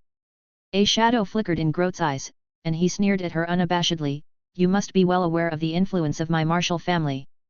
Coincidentally, my wife passed away last month. I can offer marriage to you and provide you with support." As he swirled his wine glass around, the luminous red wine forming whorls, he added, "But, I gave you the opportunity. If you refuse it, that's your choice. If you change your mind later, you can come and find me at your convenience." His words were haughty, making it hard to believe that a merchant was addressing a city lord in such a manner. Moreover, his words implied that he was offering her something she desperately needed, paired with a subtle threat. Hubert, on the other hand, remained silent without any intention to intervene. A cold expression settled over Rebecca. Being addressed in such a manner by a merchant, she was seething with rage. If the Marshall family didn't possess powerful connections within the Federation, she would have given the order to have this lecherous old man beheaded on the spot. Humph! Mind your manners, Grote. Now, return to your seat and have your meal. If you utter another word, I will read all that you have said today in the council for everyone in the Federation to witness your glorious Marshall family, exclaimed Rebecca coldly. Grote was taken aback, he indeed believed that Rebecca was capable of doing so. Therefore, he chose not to say more. Unable to say anything to Rebecca, he turned his gaze to Fang Hao. If he couldn't deal with Rebecca, could he not handle this transmigrator? Your name is Fang Hao, Grote questioned while leaning back in his chair. Yes indeed. Is there something you wish to discuss? Fang Hao responded directly. Grote was enraged by his tone. A puppet city lord, who was only being used as a shield, had the audacity to speak to him like this. Ha! Everyone knows that Madame Rebecca needs a freeloader. Don't tell me you actually believe that you are the city lord? Have you met Aubrey? Even when you die, there will be a second city lord to take your place, Grote said mockingly. These words were a direct sneer at Fang Hao.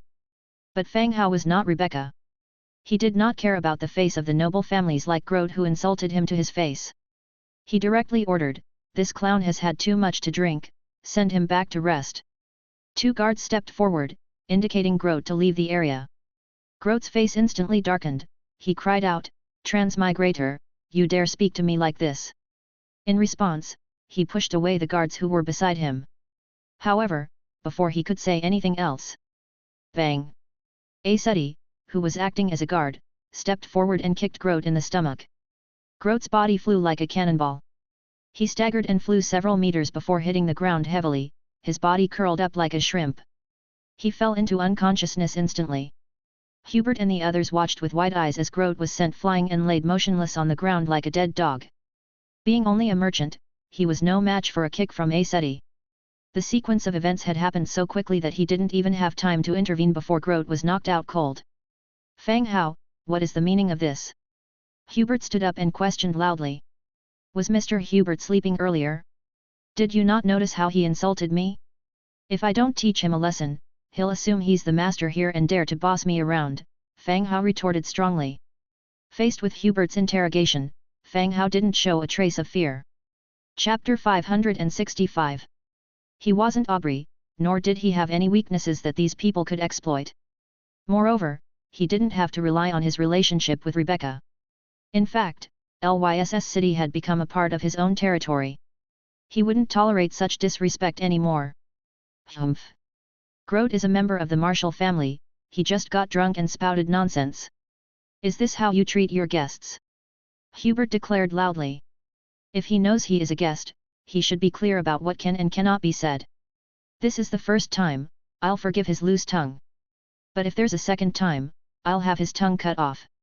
Fang Hao showed no signs of backing down.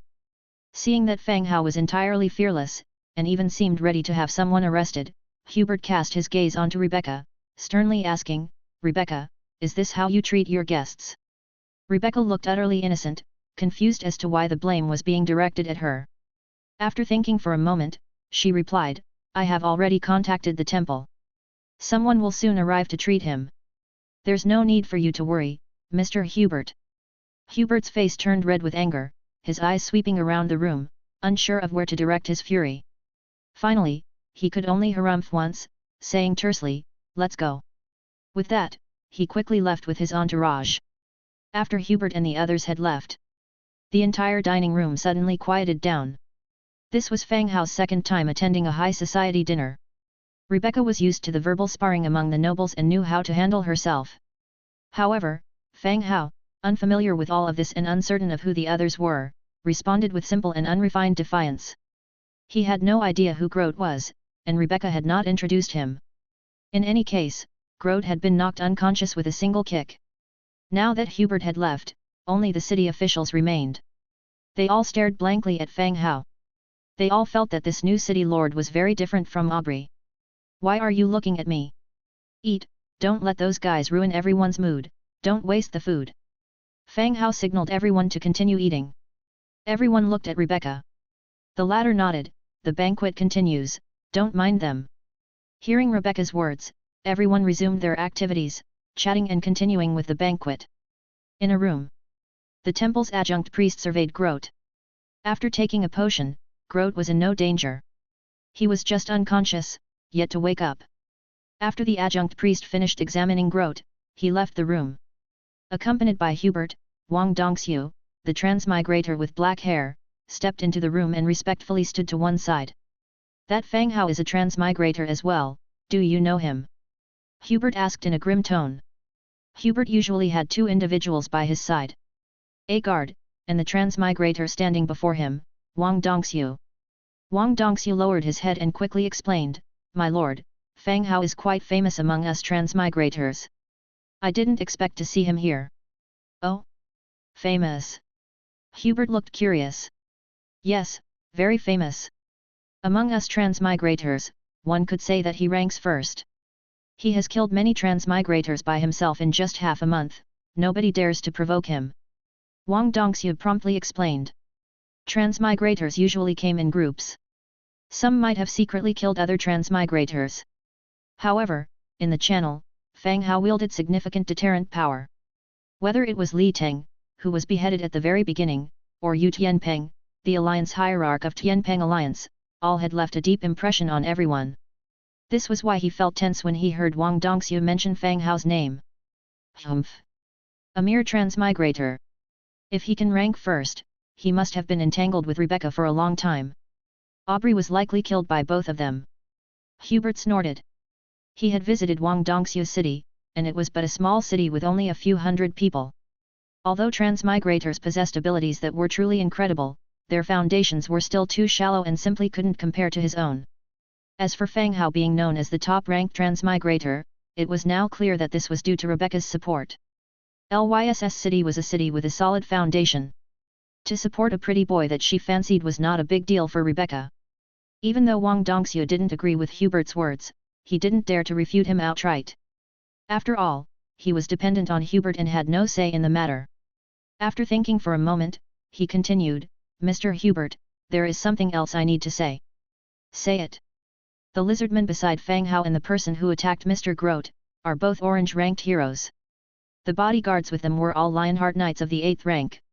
Wang Dongxiu said cautiously. Upon hearing this, Hubert's eyes widened in shock. The reason why he allowed Wang Dongxiu to follow him wasn't because of his bravery or strategy, but the special abilities he possessed as a transmigrator. He could see the job class and tier of a target, and he could also create various items. These were the reasons why he brought Wang Dongxiu with him. Initially, he thought that Rebecca had also seen the benefit in having a transmigrator like Fang Hao with a physical stature that was certainly easy on the eyes, hence they were together.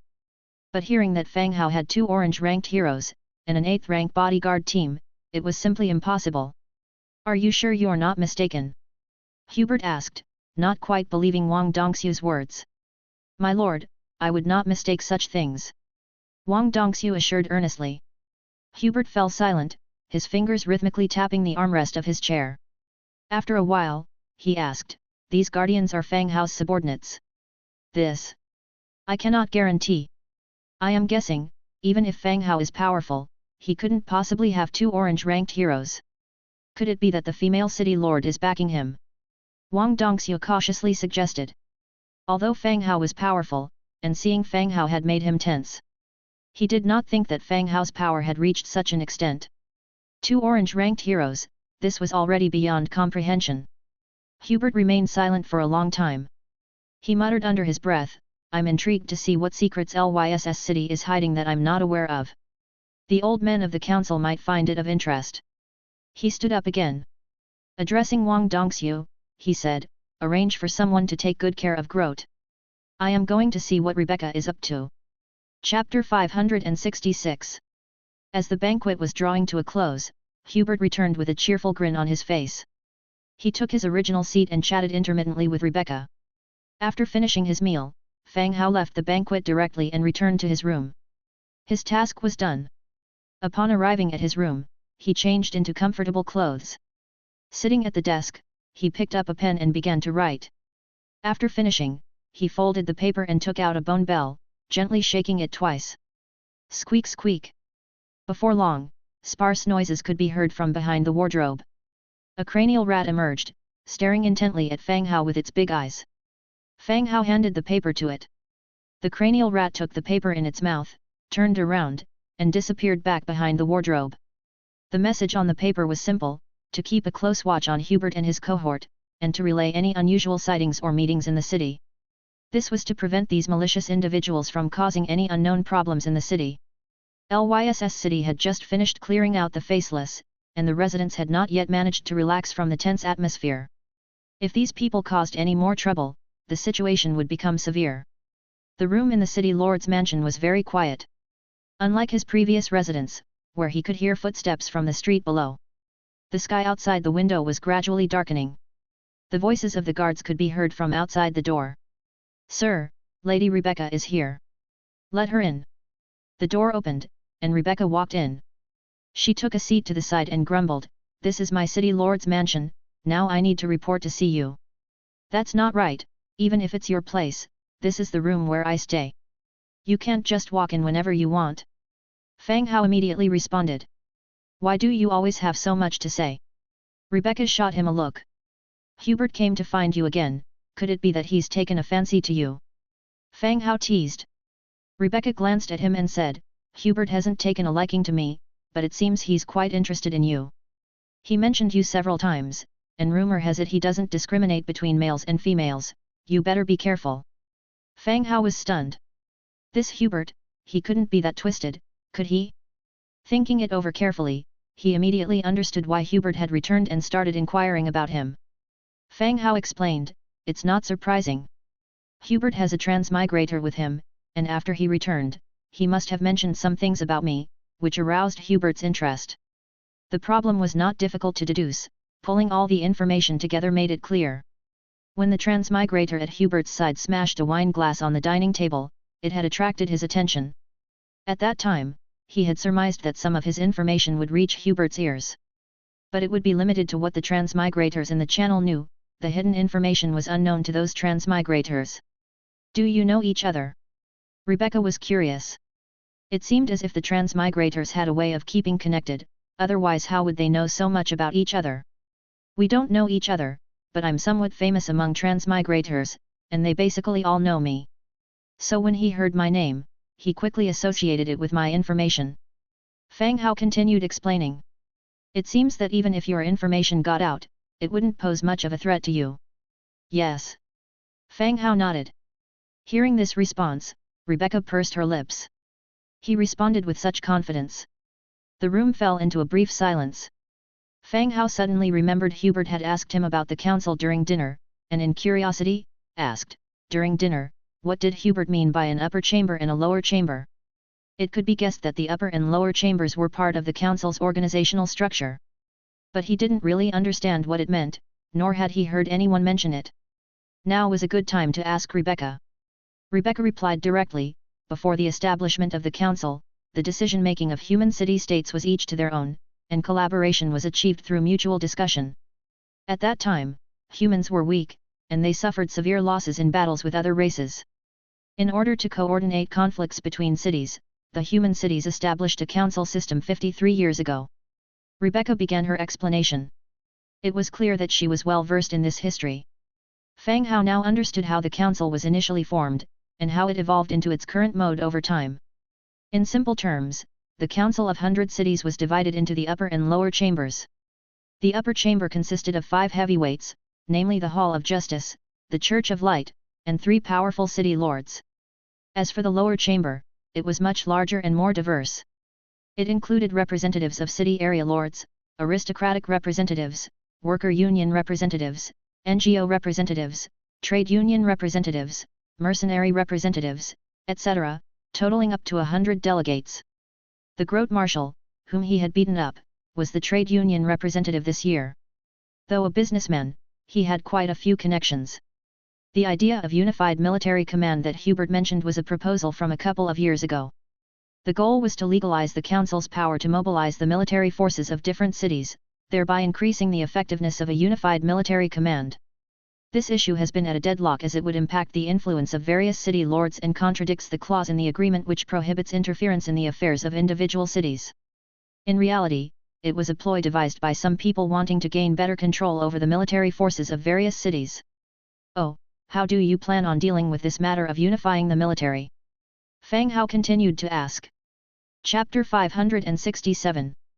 No city lord will agree to this proposal unless the Senate gives them some secret promise. No one will agree to divide the command of the troops in their hands, at least I won't agree. Rebecca directly clarified her stance. The parliament proposing this draft means to gradually control the command of the troops in each city. All city lords understand this naturally and naturally will not agree. Of course, the energy of the Senate is still huge, even though this draft cannot be passed, it cannot be directly rejected either. So it is being delayed day by day. Every year it is brought up, every year it's delayed for various reasons. Oh, so that's how it is. Fang Hao nodded, indicating he understood. Fang Hao didn't quite understand these issues, nor could he provide any suggestions. As long as Rebecca confirmed she would not hand over command of the troops, that's good enough. He would not allow the troops of the subsidiary cities to be controlled by others. The two chatted, and time passed bit by bit. At 10 o'clock in the evening, Rebecca still had no plans to leave. Although the two publicly claimed to be husband and wife, they hadn't progressed to the stage of living together yet. Are you planning to stay? Fang Hao asked directly. Rebecca's face turned slightly red and said, I want to stay a little longer at least. Hubert is quite curious about our relationship. Fang Hao understood Rebecca's meaning. It was all about playing the long game. Hubert had expressed curiosity about Fang Hao's identity. Even if the identity Fang Hao was posing as was just a puppet city lord, their status as husband and wife must not be detected by others. Just as Rebecca said, at least they should stay a little longer until late at night before Rebecca goes back. What, you're afraid I'll eat you? Rebecca looked at Fang Hao's silence and counter-queried. You have such a good offer. Tisk. Rebecca was amused and laughed. You should be so lucky. Then she continued, it's annoying, I originally wanted to have a relaxing bath, but now I have to play this pretense with you. Speaking of which, she stretched lazily, her curves magnified. Fang Hao glanced critically. He also said, since you are staying, do you want to go to my main city to see? Rebecca's eyes lit up, curiously asking, how do we get there? I naturally have a way, but how's your heart condition? Are you afraid of corpses? Don't carry any psychological burdens afterward. Fang Hao asked. Do you think I would be scared of these things? Rebecca said with disdain. After receiving Rebecca's firm answer, Fang Hao called Dimitrija and Aceti, told them he was taking Rebecca back to the main city and they didn't need to worry. Then, he directly released the demon doll. When two identical Fang Haos were standing in the same room, Rebecca rose from the seat in shock, her mouth gaping wide, continuously looking at the two identical men. You, twins. After stuttering for a while, Rebecca came to a conclusion.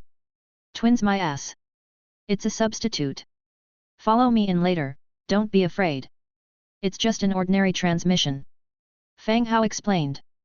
The demon doll waved its hand, directly in front of them, forming a magic light screen. You go in first. Go in. Rebecca kept her eyes wide open, she had never seen a transmission light screen before. Hurry up, time is limited. Fang Hao gave her a tug, pushing her into the light screen in the process. Rebecca's figure disappeared and Fang Hao also walked in before the light screen disappeared. Rebecca felt the world spinning. When she opened her eyes again, she had arrived in an unfamiliar place. Clean ground, both sides of the street were lit up by nightstone street lights, illuminating the entire city. Is this Fang Hao city? Using nightstone as street lights? Is he so rich that he doesn't know where to spend his money? Thud, thud, thud. The sound of orderly footsteps came from one side. Rebecca turned her head and her heart tightened instantly. She saw a team of skeleton soldiers with swords and shields, walking past her in orderly steps. Rebecca turned around and was about to run. But then she saw several bunny girls, holding wooden basins and towels, walking past the skeleton soldiers. One of them, even propped up a skeleton, shaking off the sand in his shoe. What is happening? Just as Rebecca incredulously watched the ongoing situation, Fang Hao emerged from the light curtain behind her. Seeing the dazed Rebecca squatting on the ground, he said, Welcome, what are you doing squatting on the ground? Rebecca quickly stood up from the ground. At this moment, the bunny maids not far away also noticed Fang Hao. They immediately ran over. "Good evening, master." You shouldn't run around in the middle of the night. You might get cold." Fang Hao spoke to the maids. The maids giggled, took a careful look at Rebecca, and started whispering amongst themselves as they slowly walked towards their residence. And two of them immediately ran towards the Lord's manor, to inform Ira. After the maids left, Fang Hao said to Rebecca, "Let's go, I will show you around my territory." "Oh, okay." Fang Hao led Rebecca on a tour around his territory. Thought patrol skeleton would be horrifying enough, but when Rebecca followed Fang Hao onto the city wall and saw the endless undead army outside the city, she truly understood what terror was. Her legs began to tremble, and she started to lose her balance. Fang Hao steadied her and explained, "This is what I wanted to tell you. You know that I am a transmigrator who has many things you might not understand. These are all my soldiers, there's no danger. Is all this army yours, so many?" Rebecca's body became a bit stiff. It was clear that Fang Hao had taken human soldiers with him. So why were there so many undead here? Rolina might not have explained it to you clearly. In my territory, there are humans, orcs, undead, dwarves, and trolls living here in peace. I won't initiate any wars.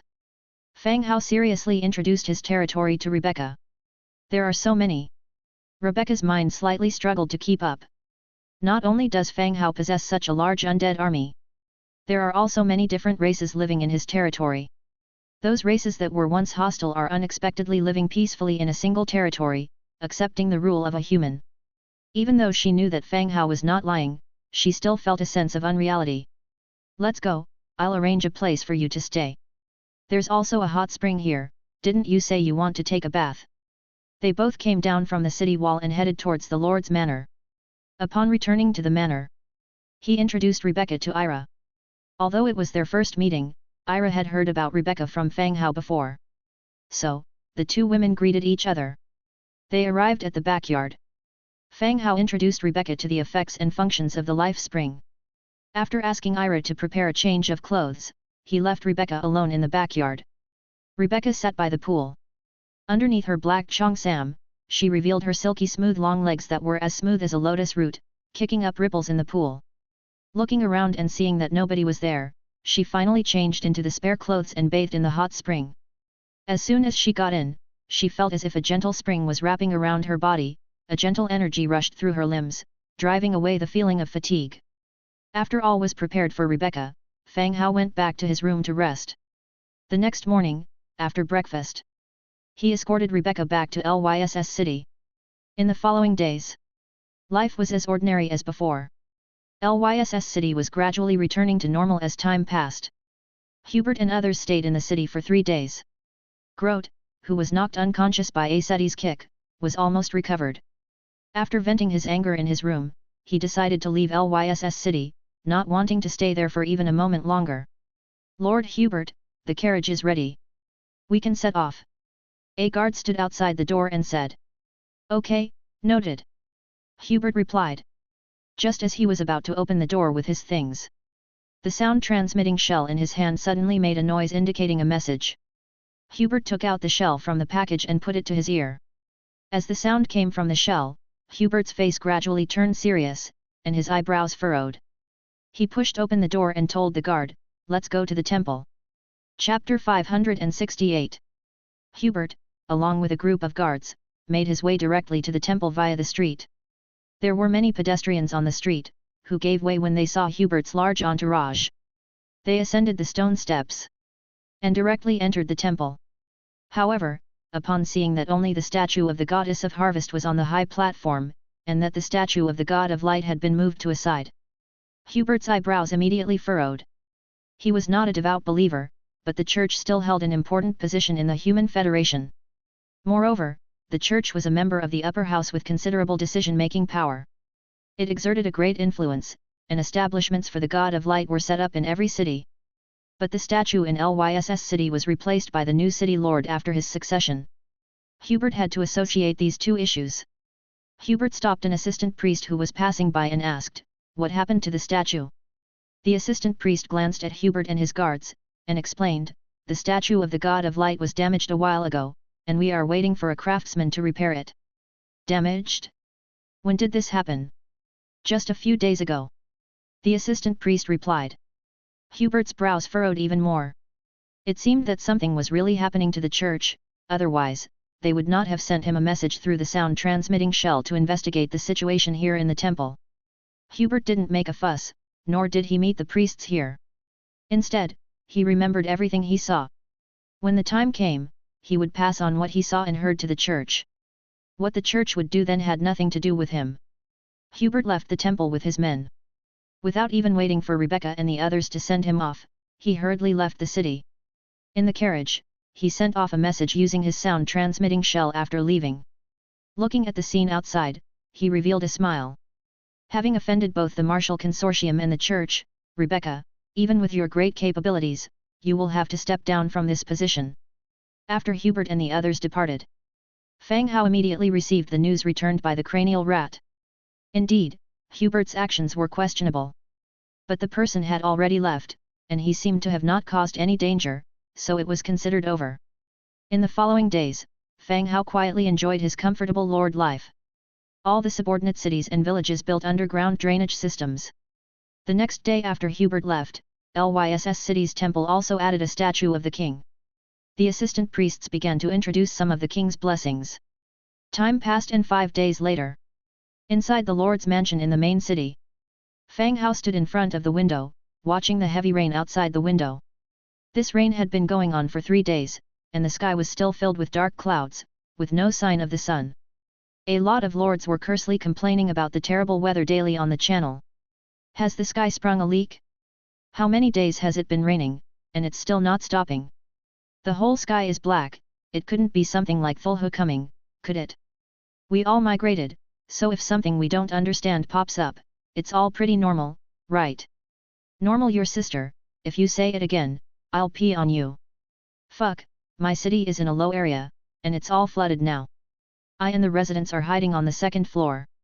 If it keeps raining for 3 more days, I can make floating bladders. Cough cough. Selling fishing boats, just give me 5 units of rare resources, and you can get an exclusive fishing boat. Limited quantity, first come first served. Damn, you upstairs are doing it on purpose, selling boats at this time. Hey! The residential buildings in my territory were washed away by the rain, and now the loyalty points of the residents are dropping like crazy, what should I do? You are not suggesting that I will kill me as a sacrifice to heaven, are you? Sacrifice to heaven? Yes, yes, isn't there a god in this world who controls the rain? If anyone has one in their territory, please pray a bit, don't let it rain anymore. Are you referring to the god of thunder, or the Dragon King? Stop it, brother who's selling boats, could you make it cheaper? Sorry, it's sold out. Wait for me to collect materials to build you one. This heavy rain had been going on for a long time. Food and basic resources, which were once in surplus, began to be in demand again. Many territories began to brave the rain to repair damaged buildings. Gathering stopped, and all materials had to be purchased from the channel. On Fang Hao's side, because of the construction of the underground drainage system, there wasn't much water accumulated in the city.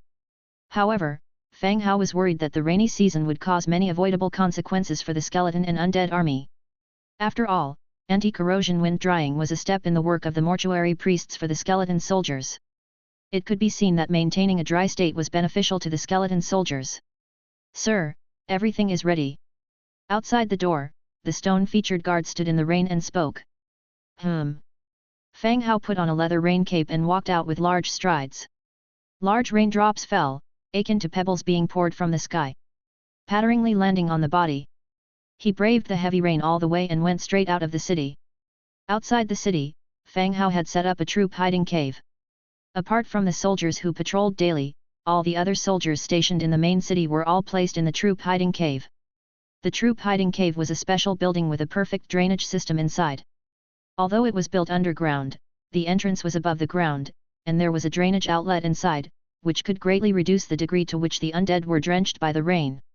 But even so, the entire space was still damp. If he wanted to rely on mortuary priests to deal with these hundreds of thousands of soldiers in front of him, it was clear that the workload would be too huge. Chapter 569. The only feasible method is to let the troop hiding cave form a space for drying. After 2 days of pondering, Fang Hao thought of the underground space where the Red Duke hid Rollina's wings. At that time, the entire space was in a dry and heated state. The way to achieve this was by using the exquisitely carved sun array stone slabs embedded in the surrounding walls, which gave off heat. Fang Hao also obtained the blueprint after clearing the level. Back then, he didn't see how these sunstone slabs might be useful other than using them as underfloor heating in winter. Now, Fang Hao plans to imitate that underground space and build an underground troop hiding cave that could dry up the rainwater. He made his way to the troop hiding cave outside the city. As he descended the stairs, he saw neat rows of undead soldiers. Each soldier's body was dripping wet, with rainwater trickling down their skeletons and forming puddles on the ground. Fang Hao went back outside, opened the Book of Lords, and searched for the blueprint. Exquisitely carved sun array stone slab, fine carved stone plate 1, mithril 1, solar essence 1. Description: a complete array pattern, embedding the temperature of the sun into the finely carved stone plate. Set the quantity to 1. First, test its effect. Select production. A hundredfold amplification triggered, receiving 101 exquisitely carved sun array stone slabs. Puff, puff, puff. Pieces of stone slabs carved with sun array patterns appeared out of nowhere. 101 pieces scattered about. The originally damp ground started to emit a wisp of white smoke, and Fang Hao could distinctly feel the atmosphere heating up by his side. Yunshao. My lord. Arrange for the soldiers to carry these stone slabs down and test them, instructed Fang Hao. Yes, my lord. Yunshao agreed, immediately summoning several skeleton soldiers to carry the stone slabs down. Level 7 Troop Hiding Cave, maximum capacity 500,000. There were 750,000 soldiers in the territory, of which 500,000 were in the troop hiding cave, while 150,000 were performing various tasks around the perimeter. Once 100 slabs were carried down, a certain effect was indeed achieved. The area of the troop hiding cave far exceeded that of the Red Duke's underground chamber, hence more stone slabs were needed. Fang Hao made them again. The quantity of the exquisitely carved sun array stone slabs was increased to 500, finally achieving the effect that Fang Hao wanted. The entire space was in a high temperature and dry state. In the future, Yunshao only needed to rotate the patrolling soldiers to ensure they stay dry. Yunshao began to command the soldiers to place the stone slabs in the troop hiding cave. Fang Hao, wearing a raincoat, proceeded to a nearby open space and made a lot of exquisitely carved sun array stone slabs.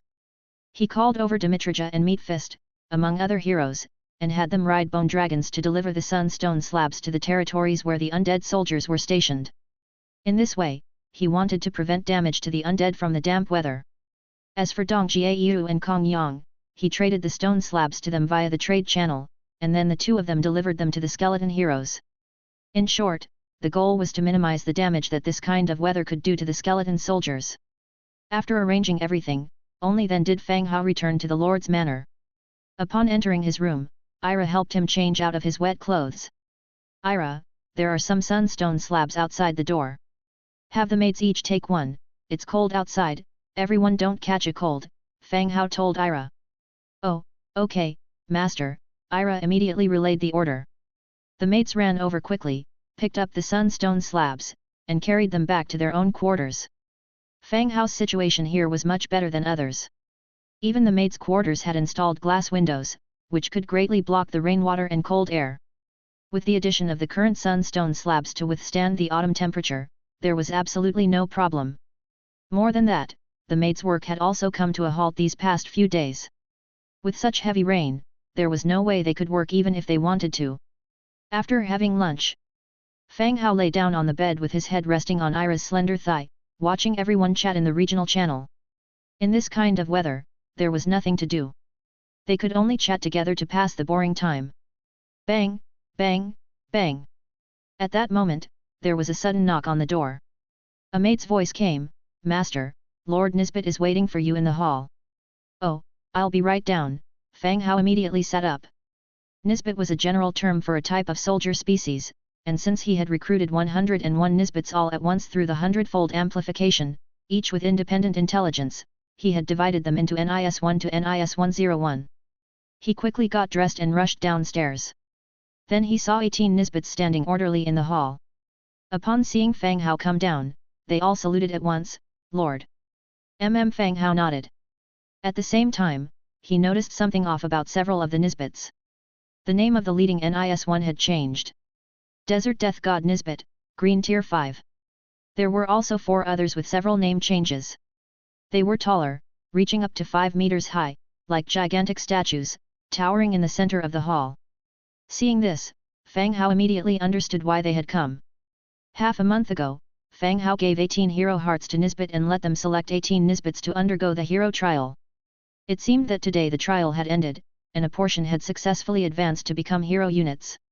NIS-1 took a step forward, knelt on one knee, and said, "My lord, out of the 18 who undertook the trial, 5 have successfully advanced to heroes." Chapter 570. Nisbet had mentioned earlier that he belonged to a modified contentious type group. Although they could undergo the hero's trial, the difficulty was much higher compared to other groups. Fang Hao brought out 18 hero hearts, but only 5 passed the trial. This was with Nisbet's prior accumulation of soul energy in battle, else the promotion numbers would be fewer. But there was nothing to be done about it. The undead heroes did not have complicated emotions. They did not slack off or get influenced by emotions.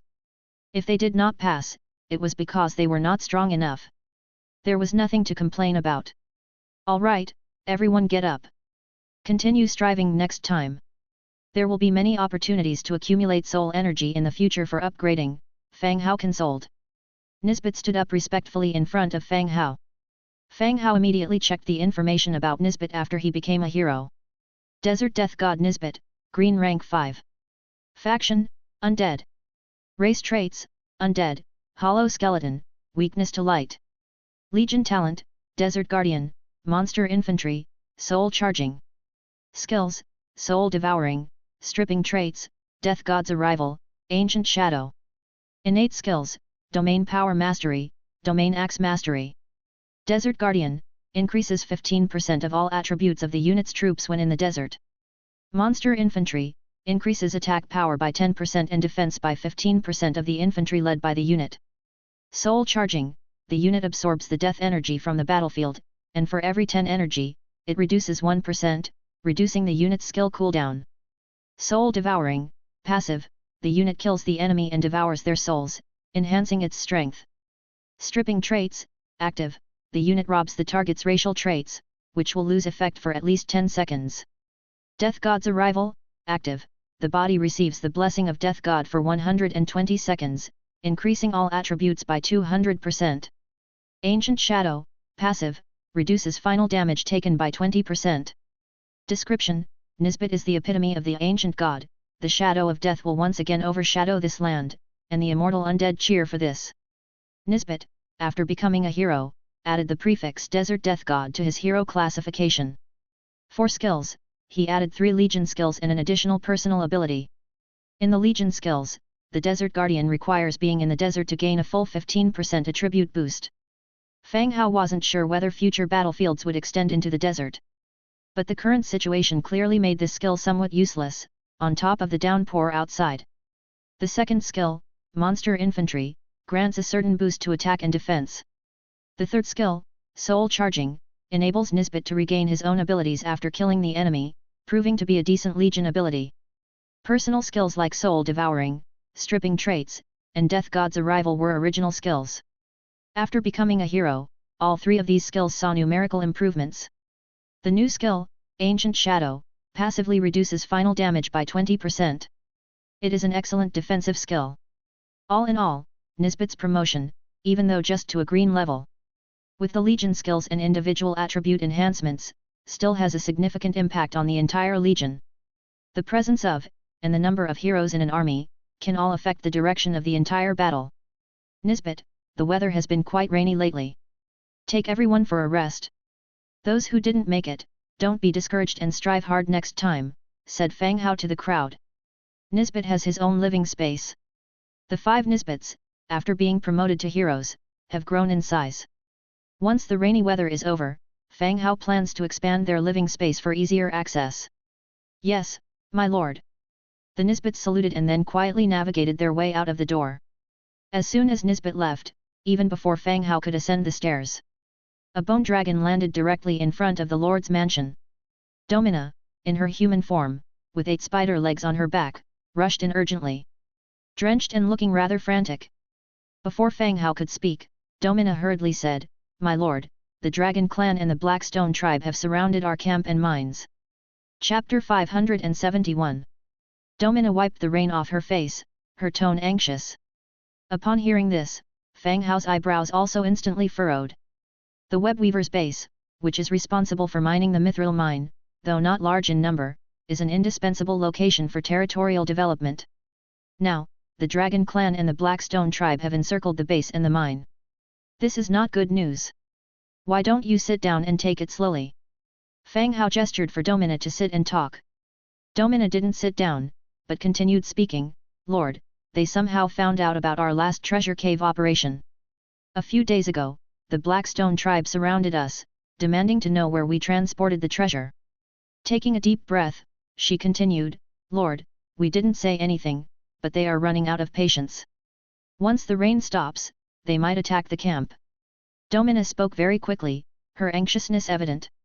Her story was also clear. The Blackstone tribe had found out about Fang Hao's theft of the treasure cave and had surrounded the webweaver's camp. "They've surrounded you?" "Yes, I managed to fly out and seek help from you only because they were caught off guard in this heavy rain," Domina said solemnly. The Dragon Clan aside, the Blackstone tribe was notorious in the nearby area. No matter if it was other tribes or fellow orcs, those living near the Blackstone tribe have all suffered at their hands. Smaller tribes often choose to migrate quietly. But more tribes, targeted by the Blackstone tribe, couldn't even escape, and continued to be oppressed. They could only seethe with anger but dared not voice it. Last time, Fang Hao and the others, per the instructions from the Knoll clan leader's map, found the treasure cave.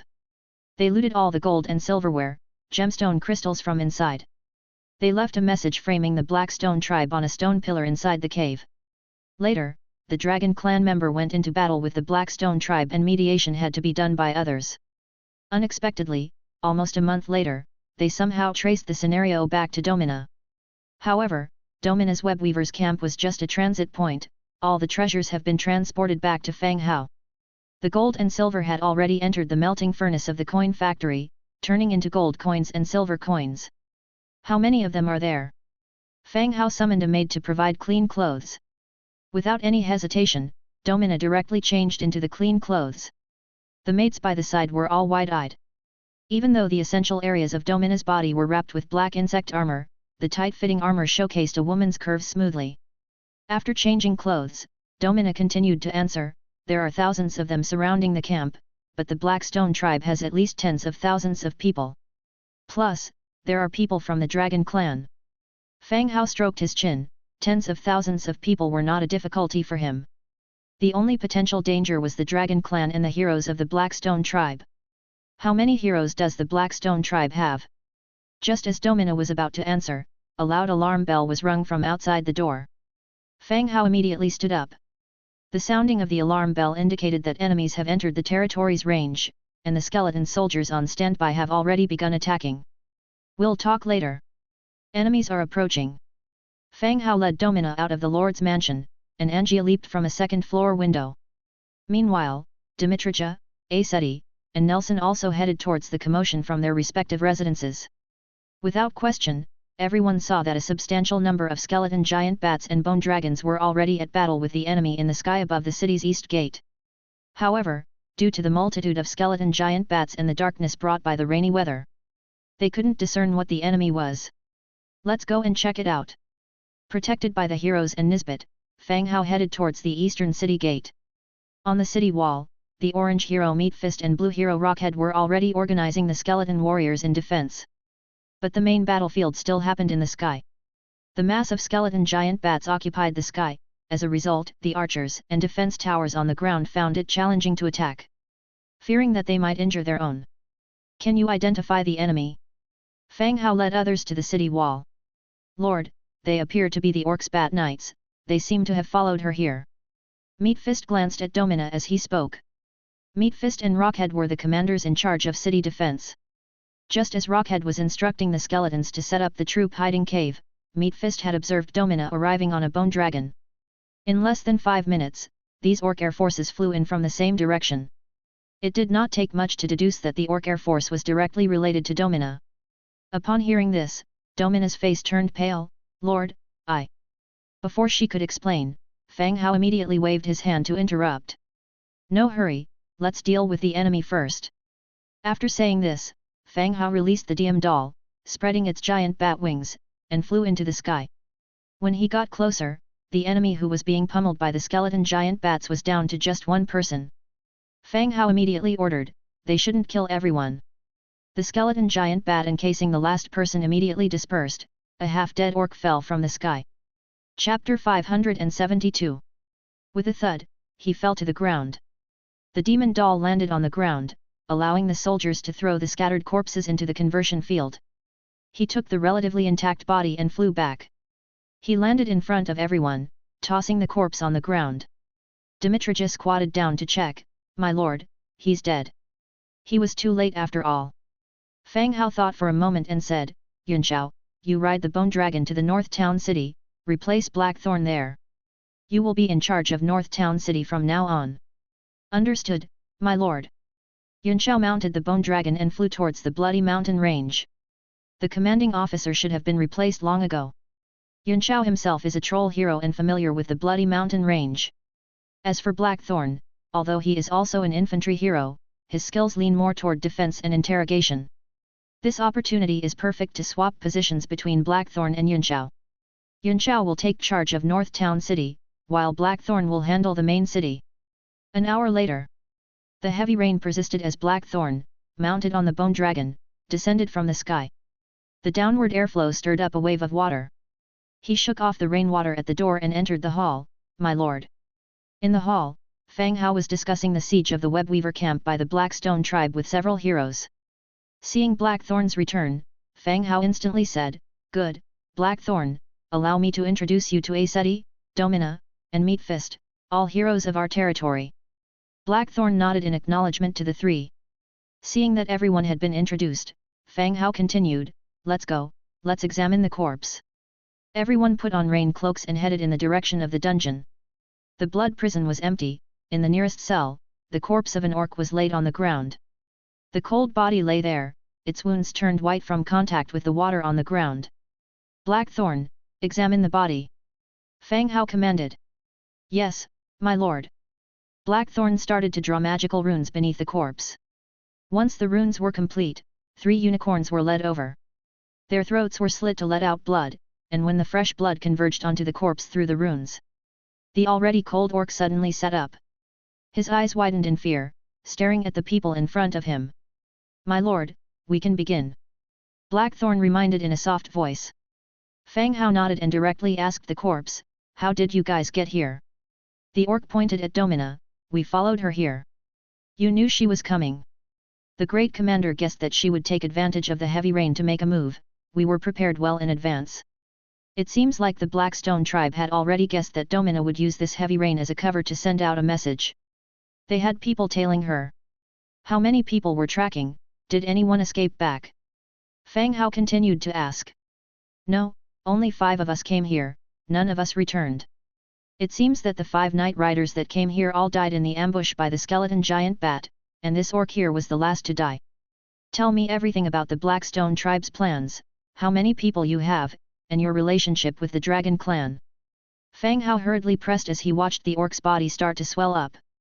The orc answered, We were ordered to surround the area. They'll probably start a fire after the heavy rain to burn the forest before they attack. There are 30,000 people in the Blackstone tribe. The Dragon clan needs. Bang! At that, the orc's body exploded like a balloon. Blood and flesh splashed everywhere. The less physically intact the corpse, the shorter the time it stayed animated it seemed. But Fang Hao had already obtained the information he needed. A tribe of 3,000 posed no threat to him. My lord, I apologize, Domina muttered an apology with a lowered head. Worried about the safety of her people, she had rushed to Fang Hao's side without realizing she was being followed by the orcs. As a hero, this kind of mistake was unacceptable. If Fang Hao hadn't deployed strong forces here and the news had been passed back to the Blackstone tribe, it would have given their enemies access to more of their own side's information. All right, we'll talk about this later. Let's return and discuss the follow-up matters. Fang Hao said. They left the skeletons to clean up the scene and the group returned to the Lord's Hall. On their way back, Fang Hao had Engia summon Nelson to discuss matters regarding the Blackstone tribe. In the hall, Fang Hao sat on the white bone throne. Below him sat a group of heroes and the elderly clan leader of the Blackfoot Cat clan. The Blackfoot Cat tribe, being a weak clan, chose to relocate to Fang Hao's territory to avoid the Blackstone tribe's long-term oppression. From everyone present, the Blackfoot Cat tribe held the most knowledge about the Blackstone tribe. To kick things off, Fang Hao briefed everyone again about the situation involving the Blackstone tribe and the Webweaver camp. This also included the fact that the Webweaver camp was currently mining mithril mines. Whether it was for the safety of the people of Domina or for the normal operation of the mine, they could not afford to lose the Webweaver camp.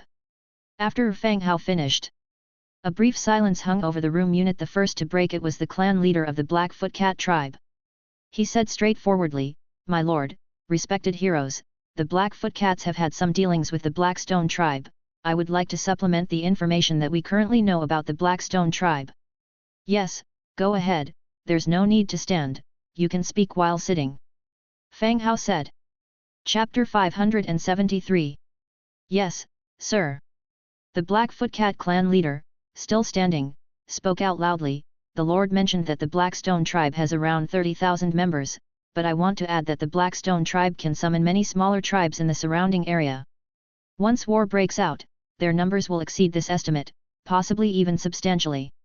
He looked around and continued, "Within the Blackstone tribe, there are two heroes, clan leader Andras and the great commander Mashak. Moreover, the Blackstone tribe has a close relationship with Orc City of Tasco." After finishing, the old clan leader again bowed and respectfully took his seat once more. He spoke in great detail, and everyone understood the implications of what he said. In the event of a battle, the manpower that the Blackstone tribe can mobilize is much greater than the 30,000 that they themselves had initially received as intelligence. This includes not only members of the Blackstone tribe but also the small to medium-sized orc tribes that are attached to the Blackstone tribe. Perhaps, the number of gathered personnel at that time would be more than 50,000. Secondly, the old clan leader mentioned the heroes of the Blackstone tribe, a total of 2 individuals, namely the clan leader and the great commander of the tribe. A tribe, with 2 heroes, is indeed quite formidable. However, even with 2 heroes, they pose no threat to Fang Hao.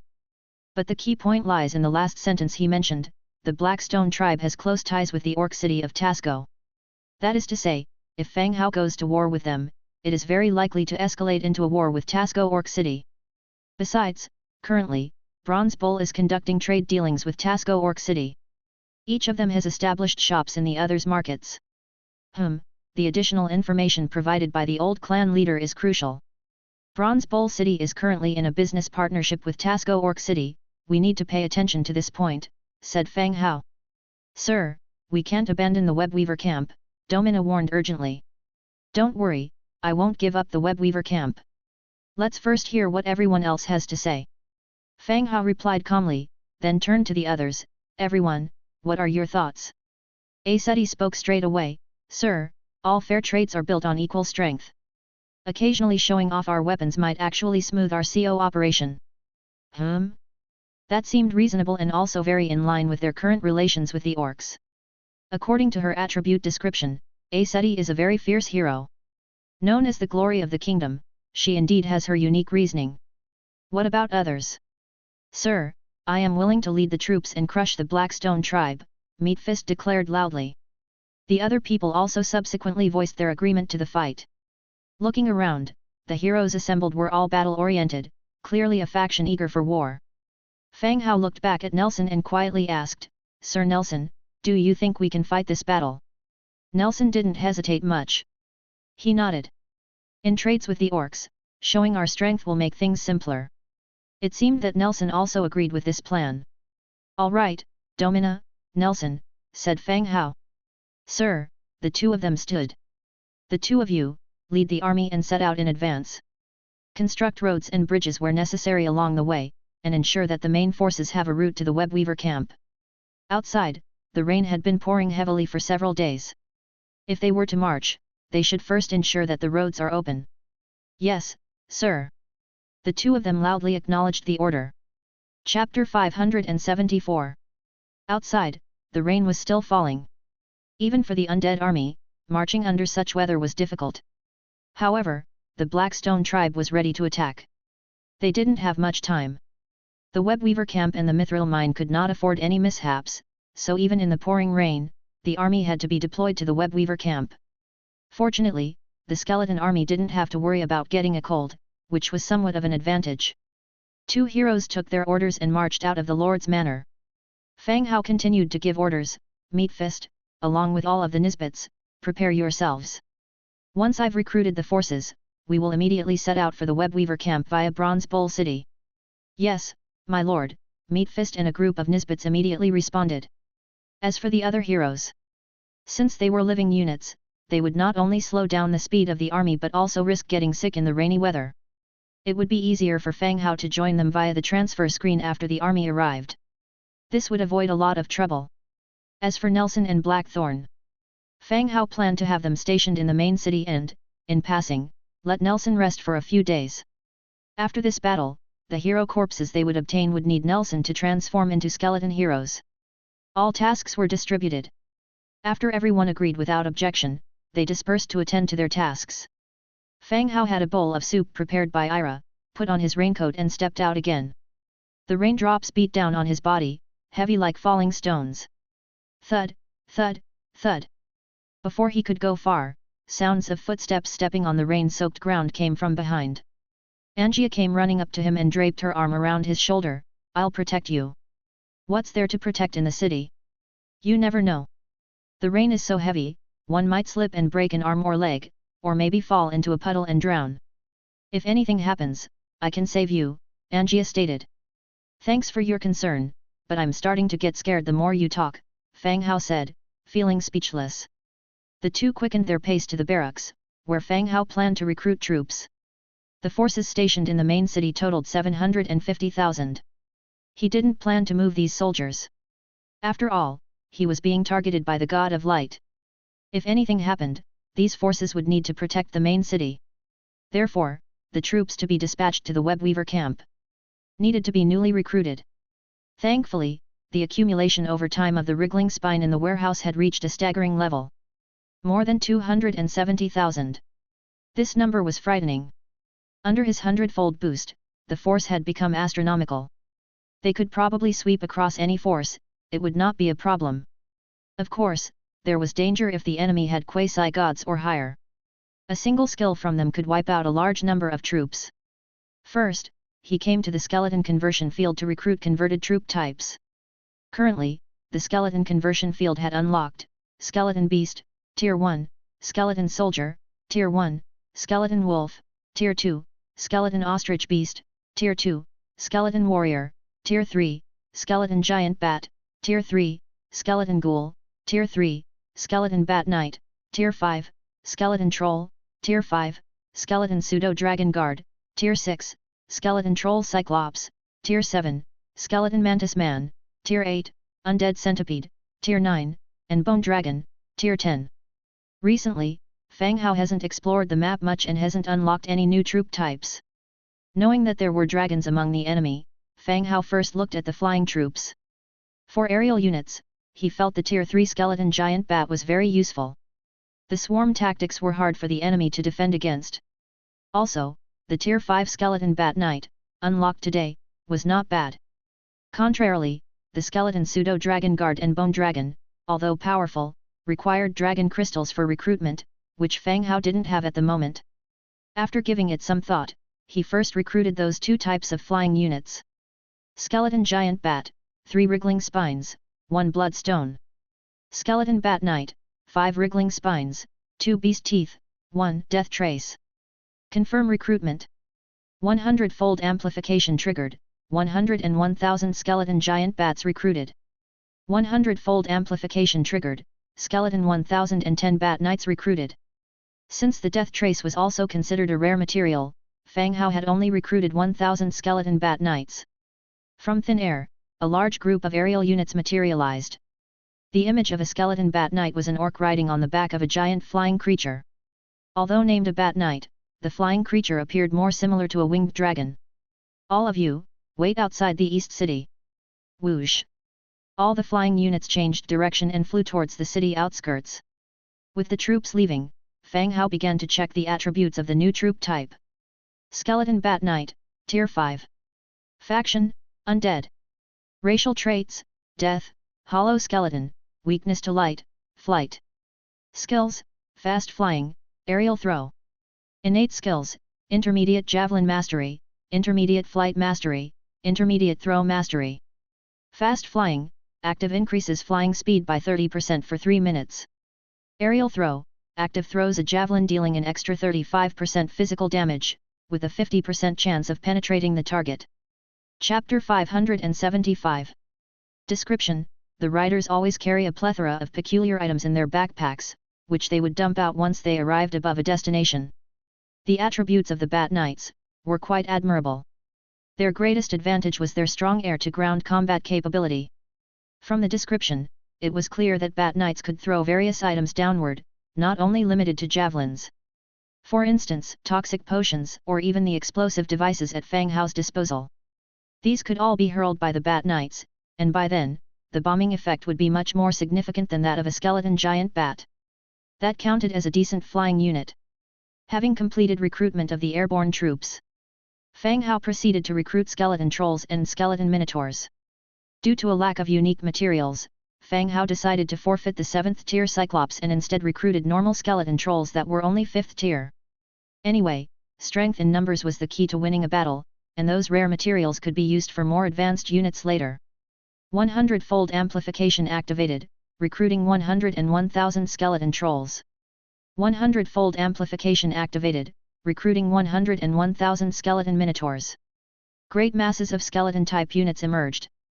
Go and stand by outside East City. The skeletons immediately turned around and marched towards the city outskirts in perfect unison. Upon completing recruitment at the transformation field, Fang Hao continued to the barracks. At the barracks, he began large-scale recruitment. 100-fold amplification activated, recruiting 101,000 skeleton warriors. 100-fold amplification activated, recruiting 101,000 skeleton spearmen. 100-fold amplification activated, recruiting 101,000 skeleton archers. 100-fold amplification activated, recruiting 101,000 undead mages. 100-fold amplification activated, recruiting 101,000 Baron Tomb Guards. 100-fold amplification activated, recruiting 101,000 skeleton cavalry. Fang Hao didn't put too much thought into the type of troops he wanted to recruit. His military strength was multiple times that of the enemy, how he deployed his forces didn't matter now. As long as there were no significant oversights, he could overwhelm the enemy however he liked, hence, Fang Hao recruited 100,000 of each kind. Batch after batch of skeleton soldiers appeared incessantly. According to the orders, they headed towards the city outskirts, standing in the rain in their respective troop types. The original forces stationed outside the city had all been placed inside the troop hiding cave. Now 900,000 more troops gathered. Crowded as far as the eye could see. The incessant rain kept pouring down, washing over the skeletons' bodies. Having finished recruiting troops, Fang Hao continued to manufacture copious amounts of equipment. Mountains of weapons and armor were piling up. Meat Fist and other leaders began to instruct the troops on equipping themselves, as they got ready for the final preparations. Only when night fell, and the sky darkened even further, were the soldiers suited up and ready. After a few more words from Fang Hao, Meat Fist raised his hand and immediately all the troops activated, heading towards the webweaver camp. The next day, early morning. Fang Hao sat up in bed, glanced at the time, 7:20 am. Normally at this time, the sun should already be out. Still, the outside world was dim, the thick clouds blocked out the sun, and the heavy rain continued to drone on. However, the rain was quite lighter compared to the past 2 days. It seemed like the rain would be letting up in a couple of days or so. Fang Hao opened the regional channel to check on everyone else's situation. As soon as he opened it, he saw a constant stream of information scrolling down. Being stuck inside due to the rain, everyone was just chatting. My city is turning into a bath, and the 4 city gates can hardly cope with the drainage. My soldiers and farmers are all cooped up with me in the manor, we eat, drink, sleep, and do our business here, it's disgusting. You're still lucky.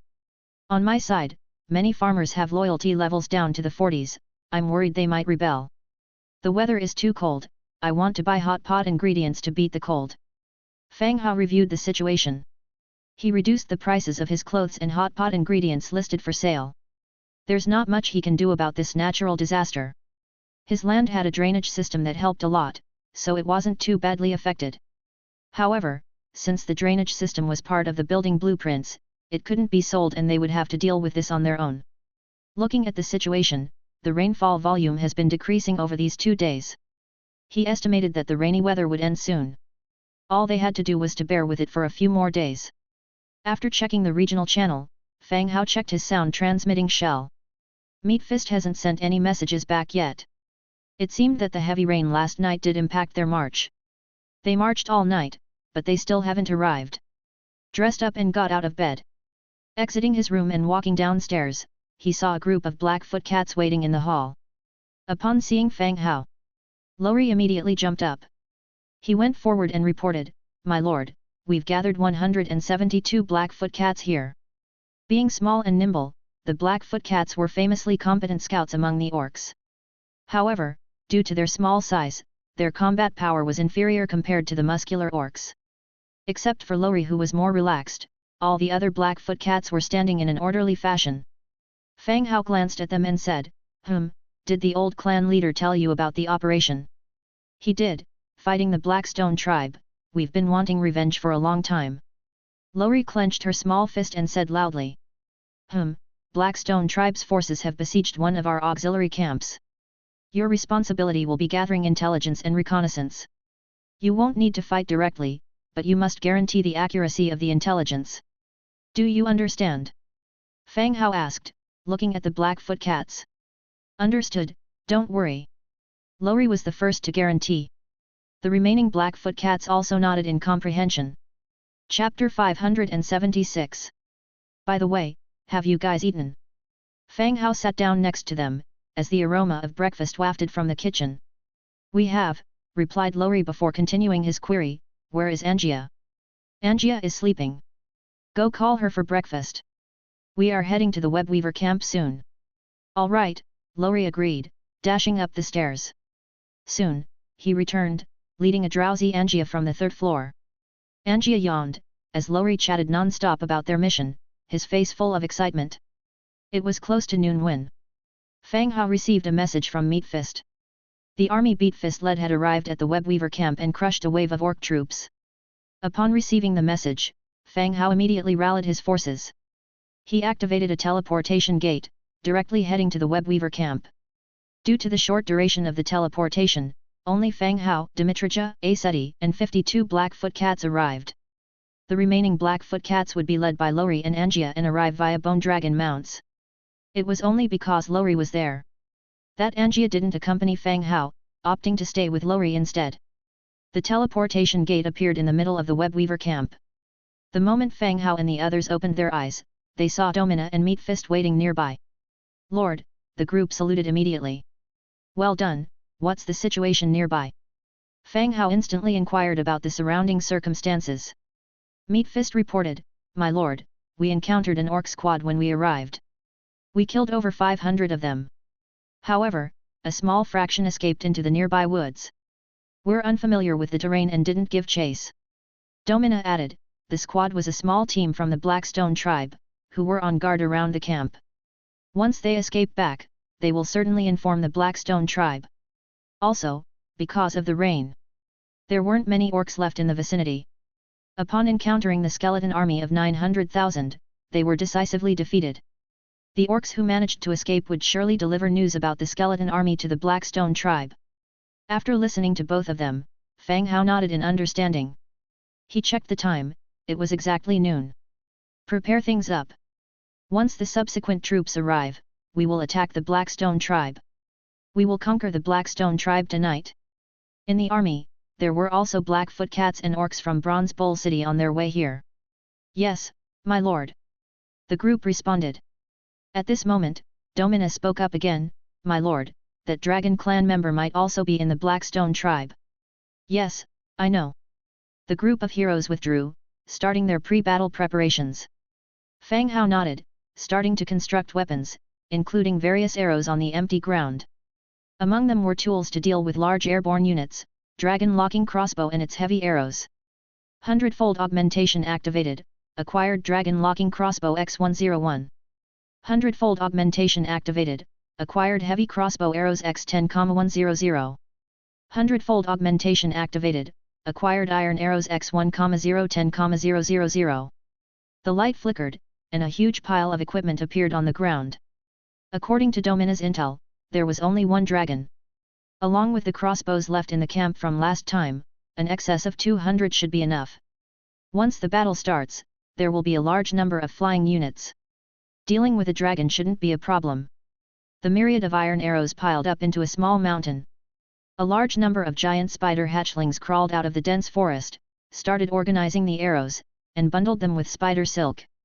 Meanwhile, on the other side, the Blackstone tribe located southeast of the Webweaver camp. Due to the continuous population growth of the Blackstone tribe in recent years, even outside the city, there were densely packed houses. The orcs living in this city. Frequently, village orcs would bring hunted game here to exchange for their necessities. In the clan leader's hall, there sat a half-naked orc with blue totems painted all over his body. Beside him, a young man in a long robe with long, red hair. Curved dragon horns protruded from either side of his forehead. Mr. Spencer, that ugly spider woman did indeed take advantage of the rain to send a message. Soon, the news will come back. Who stole your treasure will naturally be exposed, grumbled the orc with a low and seemingly angry tone. Someone stole the dragon clan's treasure and carved the words Blackstone tribe on the site, resulting in the Blackstone tribe being wrongly accused as the thief, leading to losses. They had confirmed that the thief was someone else after investigations, but the damage to the Blackstone tribe couldn't be reversed. This left the Blackstone tribe with a grudge, and they were equally curious about who was framing them. I hope we get good news. Great Commander, don't worry. We, the Dragon Clan, are not unreasonable. As long as we find the thief, I will compensate for the Blackstone tribe's losses, Spencer answered calmly. Spencer, a member of the Dragon Clan, stored all the treasures he had plundered over the years in the cave. Unexpectedly, it was all stolen. Enraged and desperate to catch the thief, he resolved to investigate immediately. Upon becoming heroes, the Dragon Clan could morph into human forms. Maintaining their dragon form would consume a tremendous amount of energy, hence they would usually preserve a human-like shape to minimize energy consumption. While in their human forms, they would retain some dragon characteristics, such as Spencer's dragon horns and his fiery red hair, a characteristic of the Fire Dragon Clan. These were all trademarks of the Dragon Clan. This was similar to Domina's state when she became a hero. Even though she became a human figure, she still had 8 spider legs and a black carapace on her back. Not an issue. When the clan leader comes back, Mr. Spencer can discuss it with him, the great commander continued. The Blackstone tribe had 2 heroes altogether. Clan leader Andres and the great commander Mashak. The clan leader had gone to Orc City Tasco and was being held up by the rain. The tribe's affairs were currently handled by the great commander. Stomp! Stomp! Stomp! Just as the two were discussing their attack on the spider camp after the rain and how to distribute the spoils, footsteps echoed hastily from outside the door. Shortly, several orc guards barged in. Before the great commander could voice his reprimand, 2 orc guards rushed in carrying a grievously wounded orc. Blood soaked in rainwater stained the floor. The orc's grave injuries indicated a battle had occurred. What happened? The great commander's voice dropped even more. The wounded orc answered weakly, Gria. Great commander, the spiders. They brought back up and scattered us, many are dead. Chapter 577. The great commander was first taken aback, then swiftly stood up, knocking over the chair behind him. Those ugly, sickening spiders actually had helpers. Plus, there was a power daring to move against the Blackstone, practically seeking death. The great commander's face was full of rage as he coldly asked, Tell me, which tribe dares to move against the Blackstone? I'll send my troops to annihilate them immediately. Obviously, those aiding the spiders were reinforcements brought in by the fleeing spider woman. They had been tracking these thieves. Who would have thought they'd be so audacious to come to their doorstep? Spencer of the Dragon Clan, who was standing by the side, was also waiting for the answer. He wanted to see who dared to steal his treasure. The injured orc endured pain and answered weakly, It's an army of the undead. There are many of them, tens of thousands or even hundreds of thousands. You are sure it was the undead? The great commander confirmed again. They were aware of every tribe and power, but they could never imagine that there was a large-scale power of the undead. If there were, they would have started a war long ago. They wouldn't have waited until now. Moreover, why would the spiders be connected with the undead? Yes, the undead, many undead, hurry. The injured orc continued, but finally passed out due to his wounds. The great commander and the dragon clan exchanged glances, skeptical about this information. They were about to conduct an investigation. Then, the sound of footsteps rose again from outside. Immediately afterwards, the door opened, and one wounded soldier after another was brought in. Every single one of them had the same story. In the depths of the forest where the spiders lived, there appeared a large army of the undead. Their numbers had reached an uncountable degree. They were lucky to have escaped. Only upon hearing this did the great commander and the dragon clan realize the severity of the situation. The undead army was real and exceedingly colossal in size. The great commander looked extremely grim. After thinking, he immediately ordered, "Send scouts to investigate the situation in the spider forest. At the same time, gather the army, all the troops of the affiliated tribes gather under the city to prepare for battle." Yes. The guard took the order and immediately passed on the message. At night, the rain was still falling non-stop. Outside the Blackstone tribe, a massive orc army was gathered. Apart from Blackstone's own army, it also included forces from all nearby medium and small villages and towns. The total number of troops neared 70,000. It was with this force that the Blackstone tribe maintained its current status. Since it was defensive warfare, there was no need for baggage. All the villages received orders from the Blackstone tribe and gathered here. Everyone knew that there would be a fight. But they didn't know who the enemy was. The orc army was on the left wing. A small team formed by humans, they were clustered together, each topped with a rain cover, waiting for the next command. The raindrops hitting their bodies turned their faces pale with cold. 3 lords huddled together in a small tent, whispering, "What insanity are these beasts up to? Up in the middle of the night, not sleeping, and leaving us freezing here," one asked in a low voice. Another person hugged himself tightly, his teeth chattering, "Look, look, they seem to be preparing for war. So many people have gathered, they seem to be ready to fight till death. The loyalty of my troops is less than 50. I fear they may turn against me before the war even begins." The last one who was said to have less than 50 loyalty, his grave is now overgrown with grass. "You've managed to survive for quite some time. By the way, where is Brother Tang? Doesn't he know what's happening this time?" "Brother Tang is still in the city, we'll ask him when he comes out, to find out what's actually going on," said another. Before long, the leaders of each tribe walked out of the camp. A human man followed them out behind a female orc. After a greeting, he returned to his own team. Seeing the man approaching, the 3 men in the tent immediately rushed out to greet him. "Brother Tang, got any news?" "Half into the night, I've been frozen till I'm almost peeing," one of them said. The man called Brother Tang was named Tang Chi. With the backing of the Blackstone tribe, as he was favored by the tribe chief's daughter, he thrived. The other 3 men also survived due to Tang Chi influence, and they all became affiliated villages under the Blackstone tribe. Wearing leather armor, Tang Chi replied directly, "They say that the enemy is a group of undead. The number must be significant, otherwise, they wouldn't gather so many people." The other 3 were stunned. This area was the orcs' territory. If they said there was an undead cave or something similar, it would be understandable. But a large-scale undead force appearing here was unbelievable. Lately, there are indeed quite a few rumors about the undead. Many have claimed they've seen the undead army. "Perhaps they are all talking about the same group," someone said. From time to time, people would post a photo or two, all about the massive white bone army. Those massive, daunting images scared people just by looking at them. Because of this, the channel was filled with people used to grand spectacles, creating a situation where photos of battles with merely hundreds or thousands of soldiers were disregarded. Such images would even provoke a wave of ridicule. "This is what you call a battle? Even the fights at my village have more people." These kinds of remarks frequently appeared, making your battle seem less intense than a squabble between 2 dogs in the village. Because of this, unless it was a large-scale war, people hardly posted pictures of it in those channels. "I have to take a picture, or I might never get this chance again." One of them opened up the Book of Lords and took a picture of the orc army from afar. Chapter 578. It is raining, and it's nighttime.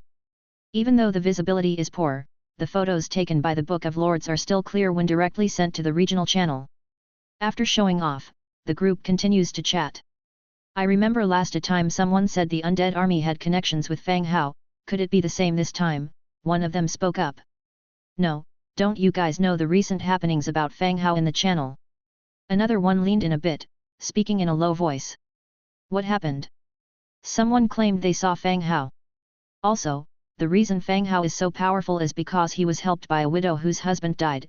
It has nothing to do with the undead. Damn, a kept man. Before they could finish the sentence, they closed their mouth immediately. They secretly glanced at Tang Chi. Actually, Tang Chi was only able to receive support from the Blackstone tribe because he hooked up with Risa, the daughter of the clan leader of the Blackstone tribe. Otherwise, neither Tang Chi nor any of them could have survived this long as humans. Sorry about that, Brother Tang, I didn't mean it that way. This person immediately apologized. Tang Chi didn't take it to heart. The orcs behind him often bring up this matter, even ridiculing him to his face. Besides, Tang Chi felt that his living conditions were not bad. The sustenance all came from them, he didn't have anything to complain about. Let it go, these are minor matters. Besides, Risa is not a widow. I'm much stronger than Fang Hao. Tang Chi also said. Yes, you're much stronger than that boy Fang Hao. What the? An earthquake. While they were chatting, they suddenly felt the ground shaking beneath them. The soldiers in the front lines began to panic, and the commotion quickly spread back. The entire army began to shift in a tumultuous disorder, resembling a bustling marketplace. Everyone's faces were filled with fear. You could hear people saying things like, "There are too many undead and people, it's a punishment." Tang Chi and the others pushed through the front line to get a better view. Under the dim moonlight, vague figures were slowly approaching through the darkness. As the blurry figures drew closer, a regiment of skeleton warriors, marching in unison, began to come into everyone's sight. The ground shook in step with the marching skeletons. The orderly march drowned out the drumming of the pouring rain in a rhythmic resonance. Both the orc army and the civilian soldier squad of these four transmigrators turned ashen-faced at the sight of the endless swarm of the Whitebone army. They were right after all. It was the Whitebone army from the channel, even the equipment was the same. The speaker gave himself 2 slaps. The situation he had treated as a joke actually came true. Archers, prepare! Archers, prepare! The wolf herald traversed through the central part of the troops, shouting orders loudly. The leaders of each tribe started urging their subordinates to prepare for battle. Hey! Following that, the sonorous sound of a horn echoed from the rear of the army. A storm of arrows whistling through the air, piercing the falling raindrops, began its assault on the skeleton army. Inside the Whitebone army, Fang Hao is controlling the demon doll. Mounted on horseback, he looked from afar at the brightly lit Blackstone tribe. Compared to the darkness of his side, the orc side could see things more clearly. The walls of the city and the beneath it were filled with a large number of orc troops. Evidently, they had already prepared by scouting in advance and knew of his army's approach. My lord! The unexpected voice made Fang Hao shiver all over. He turned his head to look and saw Lori standing behind him. Blackfoot cats, the family who moved without making any noise. Especially when surrounded by the sound of tramping through water by the army, Fang Hao didn't even sense Lori's approach. Lori, you startled me. I'm sorry, sir. We found the location of the enemy's commander. They're in a building near the city gate with nearly 1,000 guards. There's quite a bit of risk in staging an assassination. Lori got straight to the point. All the way here, the Blackfoot cats served as scouts delivering information. Especially, in this weather, the sky was exceptionally dark, it was very difficult for anyone to notice the small size of Blackfoot cats. This time they even managed to find the site of the enemy's command. No need for assassinations, it's not worth the risk. Once the battle begins, you all do not have to participate in the fight. I want you to monitor this city for me, immediately report any particular findings.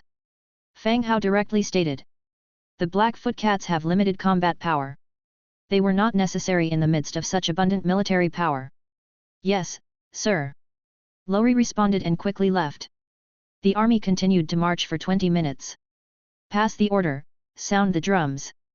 Fang Hao looked at the distance between them and immediately gave the order. Yes. Following the order, the undead war drum started its heavy beat. A ring of grey light quickly expanded, enveloping the white bone army. At the same time, the orc camp also echoed with a loud horn.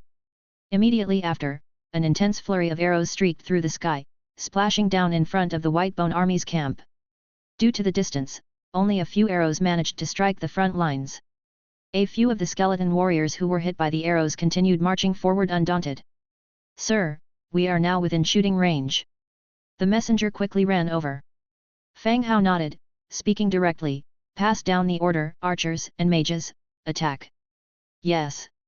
The messenger immediately relayed the order. Following that, successive commands to shoot were heard throughout the camp. Chapter 579. Hoo-hoo. A ghostly, dragon-like howling echoed, followed by 100,000 arrows descending like a massive iron net over the orc camp. The armies gathered outside the city were a council of forces from various orc villages. Looking up, they saw arrows raining down. The fierce and valiant orcs' faces were filled with panic and fear. In an instant, their orderly ranks broke apart. They scattered in all directions, looking for places and objects to shield themselves. Crackling. In the blink of an eye, the arrows landed. The orcs covered by the volley fell in droves. The earth was dotted with bodies pierced by countless arrows that stood upright like a wheat field. The united army of the orcs amounted to about 70,000. In the undead camp alone, there were 100,000 skeleton archers. A volley took down large swathes of the orc army. A surviving orc looked around at the bodies strewn about, his eyes bloodshot. He clutched his head and let out anguished howls. After his howling, he pulled out the arrows lodged in his body, stumbled to his feet, and walked away. He had to go back. He had to inform his village. The undead army was too vast. The Blackstone tribe couldn't stop it. He had to warn the women and children in the village to leave quickly. Ignoring the military governor's rebukes, the orc continued out. Thud. The Blackstone tribe's military governor swung his sword and cut off the head of the fleeing orc. Loudly, he reminded the others, the great commander has issued the order for all to charge. All who retreat will be executed.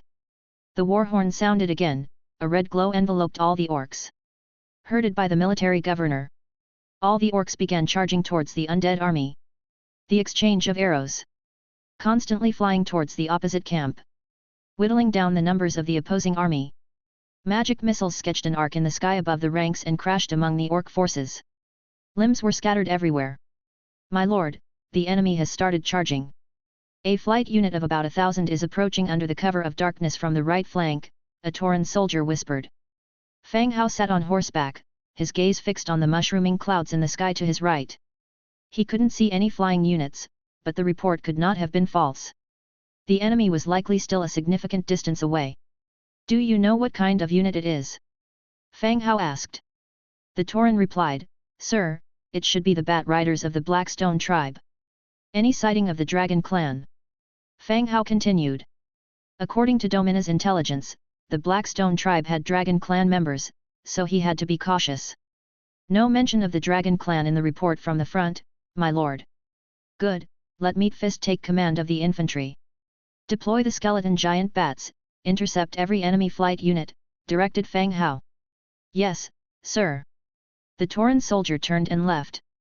Behind the ranks, an enormous swarm of skeleton giant bats soared into the sky. Using the cover of the dark sky, they flew straight into the oncoming enemy flight unit. Follow me, kill them all. As the orc army approached, Meatfist issued the attack order. With himself at the front, accompanied by many close-quarters infantry, they charged straight at the enemy forces. Bang! Bang!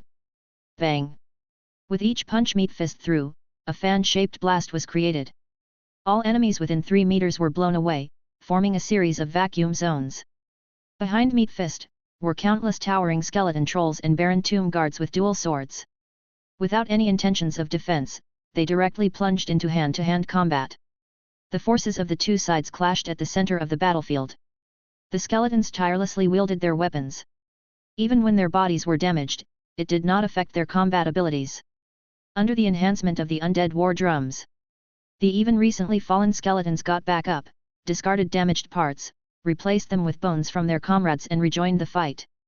Behind Meatfist and others, A line of shield barriers formed by skeleton warriors started pushing forward, step by step. Like a bulldozer, they pushed the orcs to retreat. Any orc they encountered along the way that wasn't completely dead was finished off by the following skeletons. The entire army was like a meat grinder. Constantly advancing, continuously killing. The ground was carpeted with bodies. Blood mixed with rainwater to form rivers. Now, the orcs realized the stark reality. The undead army in front of them was fundamentally different from the wild undead they had encountered before. Not only did the undead have numbers far greater than theirs, they were also superior in terms of equipment and organization. This was a war they could not possibly win. Facing the relentless advance of the undead, like an iron wall, the orc army began to collapse into chaos. Some started fighting with the orc general. They were desperate to escape from this place. More and more orcs turned against the general and the number of escapees became uncontrollable. As time passed, wherever they looked, they saw only bones and bodies of orcs. The whole area resembled a gruesome, bloody purgatory on earth. Still, the undead remained unaffected and continued to press forward while the orcs, at the rear, were in full retreat. Squeak! More and more orcs began to flee. Those at the front charging suddenly found there was no one behind them. Turning around, they discovered that the Blackstone tribe's army had already withdrawn into the city and the city gate was closed. Those orcs left outside had been simply abandoned. They were being used as cannon fodder to wear down the enemy's numbers. Seeing the Blackstone tribe close the city gates and retreat within their walls, those left outside did not want to become sacrifices either. No one wanted to continue fighting the undead. Those far from the center fled in all directions, while those unable to escape simply dropped their weapons and surrendered. Faced with surrendering orcs, the skeletons simply tied them up. They were not immediately killed, giving hope to many more orcs. Within half an hour of the city gates closing, the battlefield was left with only the advancing skeleton army and the Blackstone tribe preparing for a siege. Next, the siege would begin. Chapter 580. The Blackstone tribe, atop the city walls. The great commander stared at the advancing undead army, his face grim. Even now, he couldn't understand why those ugly spiders would bring the undead as reinforcements when they were besieged. No matter how he considered it, the two sides should have no connection whatsoever. But regardless, the undead army was already at their city gates, the fodder troops outside the city were either dead or had fled. Those trapped within the city could only face the impending threat. Thud, thud, thud. Just as the great commander was anxiously discussing battle strategies with the tribal leaders, a burly female orc clad in beastskin armor, leading her own squad, rushed up angrily, shouting at the great commander, "Why did you order the city gates closed? There are still many soldiers outside. How will the tribes ever trust the Blackstone again?" This female orc is named Risa, the daughter of the Blackstone tribe's clan leader. In the tribe, although her status was not as high as her brothers, her identity still held some influence. In recent times, Risa unexpectedly demonstrated strategic capabilities. In fact, her influence is on the rise. Seeing the closing of the city gates, yet many soldiers remained outside.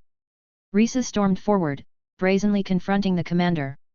Regarding Risa's interruption, the great commander's face hardened as he sternly replied, "In absence of the clan leader, I have the sole authority to command the Blackstone tribe, it's not your place to question me."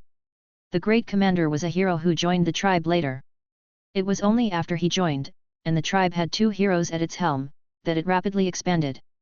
When the clan leader is absent, the great commander holds the highest command. Even the clan leader's children, unless they have become heroes, do not qualify to challenge the great commander. This is the way of the orc tribe, where power is the highest order, particularly under normal circumstances. Moreover, the current situation is exceptionally critical, hence the great commander could hardly be kind. There's still a distance between the city gates and the undead army. Opening the gates could save more orcs, and boost our defensive troop strength. Risa continued. Orcs outside the city were trying to flee in every direction. Once they run, they lose all their combat power. If allowed to enter the city, not only will it prove that the Blackstone tribe hasn't abandoned them, but it would also increase the defense force. The great commander glanced back at Risa. There are orcs within the undead forces. If they mingle and enter the city with the crowd, it will only make the tribe's situation more passive. He took a deep breath and continued, "Risa, I understand your thoughts, no doubt your befriended human is still outside, but I want to remind you that the tribe is at a life or death situation, and we cannot tolerate your nonsense. You, Risa was visibly upset, but she didn't retort. Many within the tribe were familiar with her associations with humans, it wasn't a secret. Her followers behind, were also continuously persuading her not to confront the great commander at a sensitive time. Just as the great commander himself said, in the absence of the clan leader, he holds the supreme command. Even if right now, he commanded to decapitate Risa, no one would object. The great commander swept a cold glance over Risa, ordering, "Take Risa and her companions to the dungeons, we'll deal with them when the clan leader returns." As the order was given, several orc guards came forward immediately. Risa tried to resist but to no avail. Her weapon was confiscated, and she was taken to the dungeon. As Risa and others left, tranquility returned to the city walls. The great commander resumed discussing the impending battle. After issuing fast-paced instructions, all orc leaders complied and descended from the city walls, preparing for the coming battle. Watching the skeleton army drawing closer, the great commander's expression remained grave. Glancing over to the human-shaped dragon clan member beside him, he said, "Mr. Spencer from the Dragon Clan, I hope you will help the Blackstone tribe overcome the upcoming challenge." The root cause of this conflict with the undead was the investigation of the Dragon Clan's artifacts. Otherwise, they wouldn't have provoked those spiders, thus attracting so many undead. However, as things have gotten to this point, he did not want to tear the wound open any wider. The Dragon Clan possesses the ability to fly. If they realize things aren't going well, they may simply shrug it off and leave, impossible for them to be held back. As for the orcs, they had no second choice but to defend their city with all they had. Messages for help had already been sent out. They had to hold on until dawn, and wait for the clan leader to bring reinforcements. Spencer from the Dragon Clan, looking at the fast-approaching skeleton army, also looked a bit uneasy. How did they end up attracting so many skeletons? It's almost like a nightmare. But Spencer was even calmer than the great commander. As a member of the powerful Dragon Clan, he was full of confidence in himself. These are just some low-grade undead without wisdom. Their only advantage is their numbers. If we find the right opportunity to kill their command, we can potentially win this battle. These skeletons were obviously low-rank undead. Killing the commander in the undead army would render these low-rank undead incapable of staging an organized offense, which would then allow for them to break through steadily. Therefore, a beheading mission was their only chance at victory.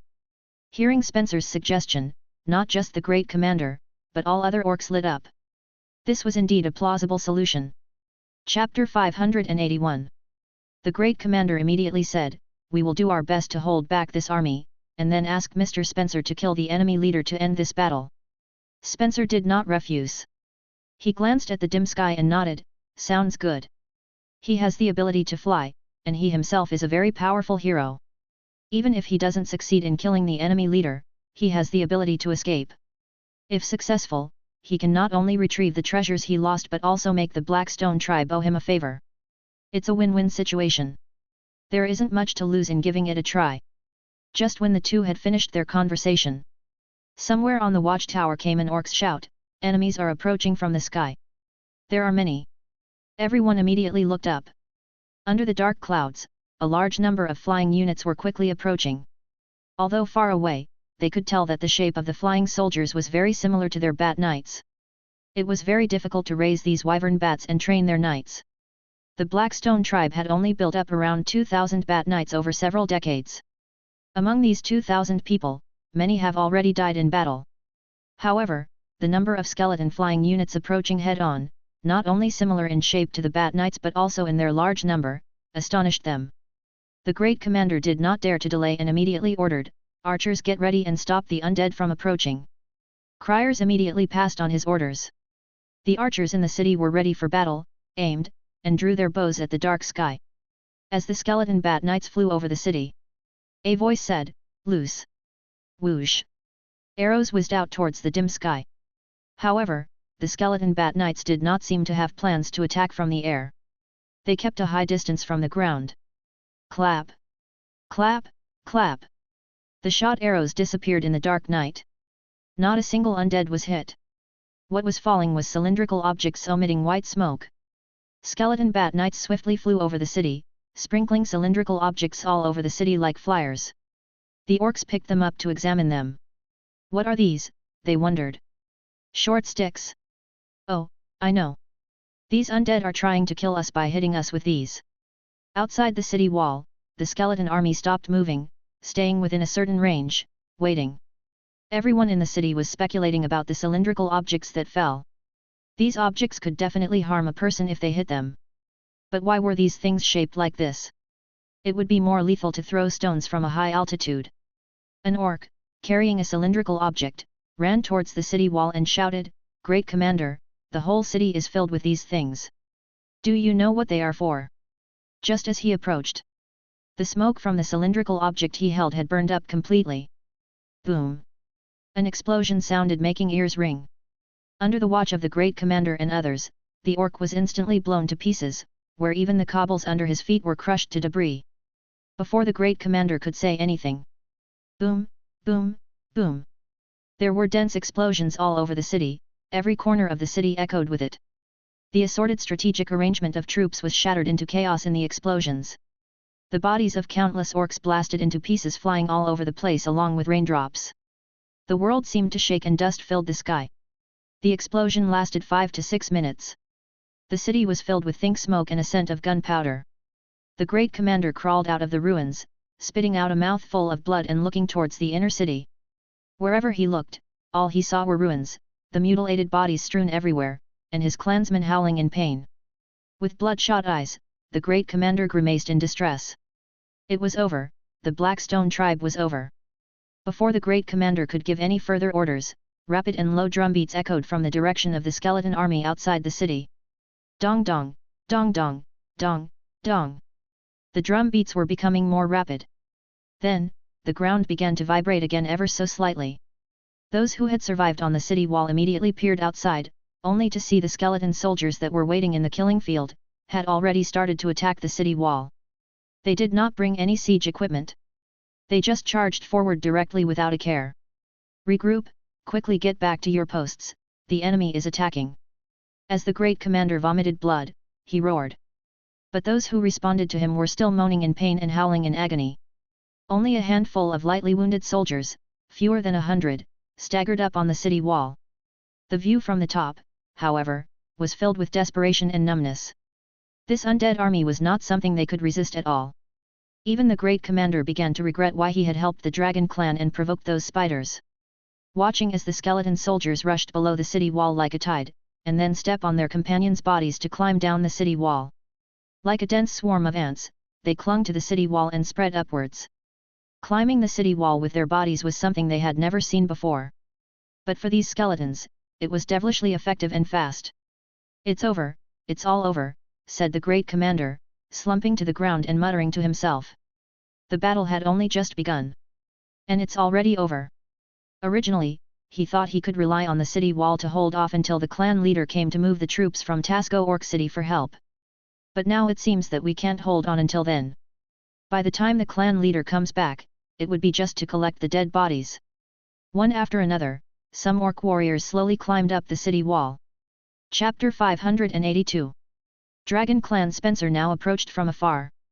During the explosion, he used his advantage to hide far away and only returned after it ended. "Great Commander, quickly organize your men for defense. I will look for an opportunity to kill their leader." Spencer stood in front of the Great Commander and said soberly. Spencer was confident in his strength. Even if the Blackstone tribe no longer had much combat power, if they could hold back the enemy's main force, he still had a chance to kill the enemy's leader. He plans to score a victory in this war through a decapitation operation. Only by overcoming this skeleton army can he have the chance to recover those lost treasures. Hearing Spencer's words, the Great Commander instantly bucked up. Even if the hope wasn't great, he couldn't just sit and wait for death. How could he know if he could succeed without giving it a shot? "All right, I will instantly organize a defense," the Great Commander hurriedly said. Spencer nodded, jumped down from the wall. His human form changed into a huge red dragon and he soared into the sky. In the blink of an eye, he disappeared into the dark, low-hanging clouds. The Great Commander, without any hesitation, stood up and roared loudly at the city below. He spurred the orcs who could still stand to grab their weapons, climb up the city wall, and defend against the undead warriors who were swarming up. Very soon, the skeleton warriors reached the city wall. They grabbed the iron sword in their mouth, turned their stiff skeleton head, and set their eyes on an orc ahead. Clash! The orc seized the opportunity and took the initiative, kicking the skeleton warrior off the wall with one foot. However, numerous skeletons hung densely outside the wall and kept climbing up to launch an attack on the soldiers inside the city. Very soon, the city wall turned into a battlefield. The orcs and undead began killing each other for control of the city wall. Skeleton Army, Central Location. Fang Hao was still sitting on the horse, watching the battle on the city wall. His white bone army had surrounded the city on all sides, and now it was only a matter of time before they took the city. Combined with the recent dense bombing inside the city, the orcs' defensive power had already been severely damaged. This made their following attacks much easier. "My lord, we caught a team of humans in the woods on the right.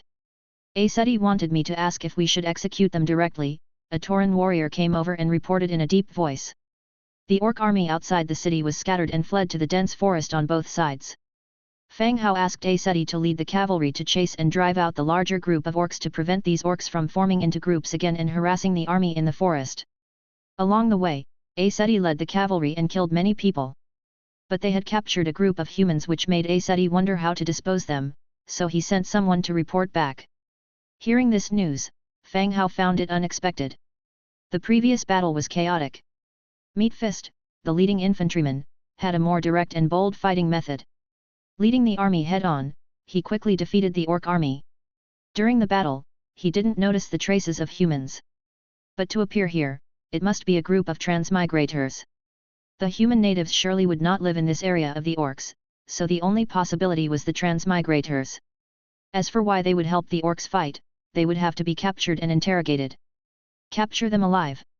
If they resist, kill them," Fang Hao said. "Yes, my lord," the Tauran warrior responded and ran into the distance. At the same time, Fang Hao also began to wonder. How had this transmigrator been able to survive from the orcs? He pondered in his mind. But in front of him, the skeleton archers and undead mages acted on their own, without receiving any orders. The archers drew their bows. The arrows flew like a rainstorm, shooting towards the sky. The mages' wands glowed, and magic missiles were launched into the sky. Fang Hao was suddenly startled. He looked up and saw a giant red dragon, as big as a cloud, breaking out of the clouds. With the sky filled with arrows and magic missiles coming at him, the dragon flew directly towards him. The body of this dragon was even bigger than that of a bone dragon. Its red scales shimmered with a brilliant red light. Arrows shot from all directions into the sky. As if there was an invisible shield, the forward arrows started changing direction along with the current, scattering around. The arrows rained down. Magical missiles struck the dragon's body, setting off a light glow. The sturdy dragon scales blocked the damage from the missiles, but the continuous explosion still disturbed the red dragon, slowing it down. The speed of the red dragon suddenly slowed down, just as a rain of arrows and missiles came again. The giant wings folded in, and the dragon suddenly dived down. Roar! After a roar, a blistering orange fire column blasted from its mouth towards Fang Hao's location. Chapter 583. The enormous red dragon, wings spread wide, blocked out both clouds and moon. Plummeting downwards, it whipped up gusts of wind, scattering the arrows shot from all sides. Roar! With a thunderous bellow, a column of blistering fire spewed forth from the mouth of the dragon, sweeping directly towards Fang Hao's position. Where the fire column passed over, the ground was left charred and black, and skeleton soldiers enveloped by it were all turned to a fine ash. The fire column was fast approaching Fang Hao. Instantly, Fang Hao unfurled his wings, evading to one side. Just as his body left the ground, the fire column swept over his skeletal horse, which was instantly reduced to a pile of drifting ash. As the red dragon soared past, Fang Hao spotted the creature's name. Soul of Flame Spencer, Orange Tier 5 Hero. Gazing at the scorched ground that stretched more than 10 meters long and over 3 meters wide left him reeling. This massive creature of the dragon clan left fire in its wake. It managed to scorch a region in the center of the undead army, turning it into a swathe of charred rubble. The flame-scorched ground was steaming, creating a veil of white smoke. Damn! Fang Hao silently cursed. The dragon clan were naturally far more powerful than any other race. With each passing year, their strength increased dramatically. Even heroes of the same orange tier rarely matched the strength of a dragon. Especially their hardy bodies, and their ability to fly. No race would willingly pick a fight with the dragons. Even deliberately trying to appease the dragon clan to seek their protection was common. Were it not for the limited reproductive capacity of the dragon clan, one would fear this vast continent would long have been under their rule. Looking at the chaotic troops, Fang Hao shouted, "Regain your composure, return to your positions, long-range units move back, and swap places with the melee units, rear up the bolt throwers, and all airborne units, confront the red dragon." The imposing presence of the dragon clan left the accompanying Torrens in a brief state of disarray. Fang Hao issued orders loudly, prompted everyone back to their positions while rearranging the formations, preparing for a counter-attack. The main force continued its advance towards Blackstone City. The heroes each had orders, and no heroes were with Fang Hao as he managed the central force. Additionally, the dragon clan's ability to fly meant that accompanying heroes could hardly counteract them. Upon hearing Fang Hao's orders, the troops began to adjust. The red dragon soared over the army, turned a circle in the sky, and flew back towards Fang Hao's position. It was clear, this creature that dodged its fiery breath must be the leader of this army. Although it appeared human, the revolting smell of sulfur emanated from it was absolutely sickening. The red dragon once again approached, with its fiery energy gathering. Just when it was about to breathe fire, it suddenly felt danger approach from its side. Without any hesitation, the red dragon sharply turned its body. Whoosh! Just as it turned, a pillar of dark light narrowly brushed past the dragon's side. Following that, the second, third pillar of darkness shot at it, forcing the red dragon to continually retreat. Red Dragon Spencer flapped its wings, swiftly evading attacks. But then it saw bone dragons and countless skeleton giant bats flying into the sky from various parts of the skeleton army, rushing at it. Spencer dilated his dragon eyes, watching this scene in disbelief. How was this possible? Even the Skeleton King, Odys of this region, was incapable of owning that many skeleton soldiers and nearly 100 bone dragons at the same time. What is the background of this undead army? But the bone dragons and skeleton giant bats didn't afford him much time to contemplate. The pillars of dark energy that kept shooting out from all around, forced the red dragon to keep dodging. The dragon clan was also a systemically complete race. They had a well-established power center and also had various units with clear-cut duties. The dragon Fang Hao found to transform into bone dragons also belonged to the dragon units. Although they had the properties of the dragon clan, they were incomparable to dragon heroes like Spencer in terms of strength and body size. The death breath exhaled by the bone dragons, accompanied by the energy of darkness, endowed it with an energy effect of darkness. And they were continuously attacking the red dragon. Thousands and thousands of skeleton giant bats began to block the retreating red dragon's path, densely filling the sky. Seeing its path blocked by skeleton giant bats. Roar! Spencer released another flame dragon breath towards the skeleton giant bats ahead. The skeleton giant bats began to ignite, transforming into fireballs, falling in large numbers from the sky. Boom boom boom! On the ground, 20 dragon bolt throwers began to launch bolts. Thud thud! Unexpectedly, several bolts hit the body of the red dragon. Blood splashed everywhere, but the power of the bolts failed to completely penetrate the red dragon's body. The bolts only broke through the dragon scales, carrying blood and chains, and fell directly from the sky. The injured red dragon let out an enraged roar, and began an intense fight with the bone dragons. Red and grey-white dragon breath continued to shoot out in the sky. Along with the thunder and lightning in the sky, the scene was spectacular and astounding. Watching the exciting battle in the sky, Fang Hao was deeply worried. This red dragon really was difficult to deal with. Even with an army of nearly 1 million, he didn't have a good combat tactic against this red dragon. Entangled with the bone dragons, even the bolt throwers below couldn't launch their bolts. And in the sky, the skeleton giant bats were being burned into fireballs, constantly falling from the sky. Chapter 584. The siege of more than 100 bone dragons did not show any signs of victory. The recruitment conditions for bone dragons were quite harsh. Losing even one would greatly distress Fang Hao. Taking advantage of the time the bone dragons and the red dragon were entangled, Fang Hao began to think of a plan. How could he make the red dragon land? After thinking for a bit, Fang Hao immediately said, "Get Nisbet and his team over here immediately." The messenger ran off again. When he returned, Nisbet and the other 4 Nisbet heroes had arrived. "Sir," Nisbet and the others saluted. Do you have a way to get that red dragon to land?" Fang Hao glanced at the red dragon in the sky. Nisbet and the others, looking at the red dragon entangled in the sky with the bone dragons, their tone somewhat uncertain, "We could try, but we fear the Dragon Clan won't hold up for long. Good, give it a try. Fang Hao nodded his approval. Nisbet and the others nodded their agreement. They immediately moved through the army and quickly positioned themselves beneath the red dragon. Waiting for the right moment, they immediately released the skill strip trait. Spencer, who was entangled in a battle with the bone dragons, suddenly paused mid-breath, his huge dragon eyes widening in shock. His body began to fall uncontrollably. However, the ability to strip traits only affected Spencer for approximately 3 seconds. While still in midair, Spencer regained his flight ability, immediately flapping his wings. But just as he was about to take flight, the second Nisbet hero followed up by releasing strip trait once more. The red dragon's body began to fall quickly again. This time, the bone dragons in the sky did not miss this opportunity. Several death breaths were immediately released, instantly enveloping the red dragon's body. Deprived of the ability to fly, Spencer was like a giant target, unable to dodge in the slightest. Meanwhile, the huge energy blast accelerated the red dragon's descent. The areas being burned, the red dragon's scales started to show signs of charred and shedding. He had very serious injuries. Just as the red dragon tried to turn and fight back, the powerless feeling of not being able to control his wings attacked again, causing his body to continue its rapid descent.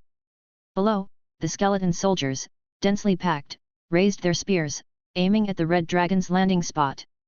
The expression on Spencer's face began to darken. If he were to fall, he wouldn't be able to survive the spears, let alone kill all those skeletons. The city walls of Blackstone City had already been taken over by the undead. The thought of fleeing began to rise in his heart. As he thought this, the bone dragons released several more death breaths, enveloping his body once more. This further accelerated his descent. Boom! With a muffled noise, the red dragon heavily crashed to the ground. The erected spears pierced the body, causing bright red blood to splatter in all directions. Before the red dragon could stand up, the surrounding undead that had been waiting pounced on him, instantly surrounding the red dragon's position. The red dragon's body swung wildly, flinging waves of skeletons away. Every time he tried to flap his wings and take off, he would be quickly suppressed by the skeletons rushing at him from all sides. The huge body was covered in skeletons, like a sticky rice ball. Watching the red dragon fall from the sky, Fang Hao breathed a sigh of relief. In the sky, the bone dragons and the skeleton giant bat were unable to defeat the enemy, and he really didn't have a good solution. Especially for this kind of hero with a powerful body. They were like a free bird, coming and going as they pleased. If it hadn't been for Nisbet and the others becoming heroes and releasing strip trait having a temporary effect on heroes, his entire army might have found it very difficult to deal with this red dragon. Fang Hao contemplated. There was another angry roar from the direction of the red dragon. Bang! An explosion of fire flared up instantly. The surrounding undead were instantly killed or injured in large numbers. But when the red dragon tried to take this opportunity fly away, Nisbet and the others, who had been defending the surroundings, always managed to apply another strip trait, just as he was about to take flight. The several Nisbets took turns releasing the skill, tightly locking down the red dragon. What followed next was a mobbing tactic to massacre the red dragon with numbers. Fang Hao was very familiar with this kind of combat method. The two fronts continued to be in battle. The city walls of the Blackstone tribe had been breached, the city gate was opened, and the skeletons began to pour into the city. The heavy rain continued, and the sky was filled with lightning and thunder. At this moment, loud footsteps echoed. Aseti led the cavalry, moving through the layers of troops, to stand before Fang Hao. "Sir, these are the captured humans. Some escaped into the dense woods. We did not give chase too deep," Aseti said, mounted on his wind demon, the rainwater flowing down his armor. Surrounded by the cavalry were more than 20 humans. Besides the noticeable militia outfits, 2 could be identified as lords. The 2 were covered in mud, pale with lips tinged with some purple. They looked severely ill. Were there any other transmigrators? Fang Hao stared at the 2 transmigrators in front of him and asked in a deep voice. Hearing about transmigrators, the 2 looked at Fang Hao simultaneously. As they looked at Fang Hao's face, they were also able to confirm that he too was a transmigrator. Although Fang Hao was controlling a demon doll, under the enhancement of the demon mask, the appearance of the doll had no difference from his own. One could say that they both were Fang Hao, and completely identical in appearance. As if seeing hope, the 2 men recovered some spirit in their eyes and hurriedly said, "Boss, we are on the same side, we're on the same side. Chapter 585. Fang Hao didn't answer him, continuing in a low voice, are there any other transmigrators? They paused, thought for a moment, then said, we were originally a group of 4, but now only 2 of us are left. We don't know whether the other 2 are still alive. The battle on the battlefield was intense. Dispersed by the undead army, they didn't stay together the entire time. By the time they fled, only the 2 of them remained. The survival chances of the other 2 were slim. Fang Hao nodded, asking further, why were you helping the Blackstone tribe? This question caused a knot in the throats of the 2 men who had just begun to hope again. The lord in leather armor quickly replied, we had no choice. Our territory is near the Blackstone tribe. We have to obey their orders, otherwise, we wouldn't have survived until now. I've heard that all humans in the Blackstone tribe have been killed. Why didn't they kill you?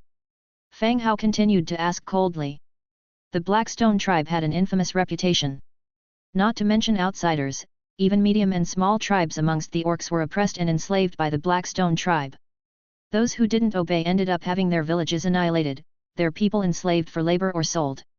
How would they allow humans to develop armed forces and enjoy the same treatment as orcs? Faced with Fang Hao's question, the 2 grew quiet.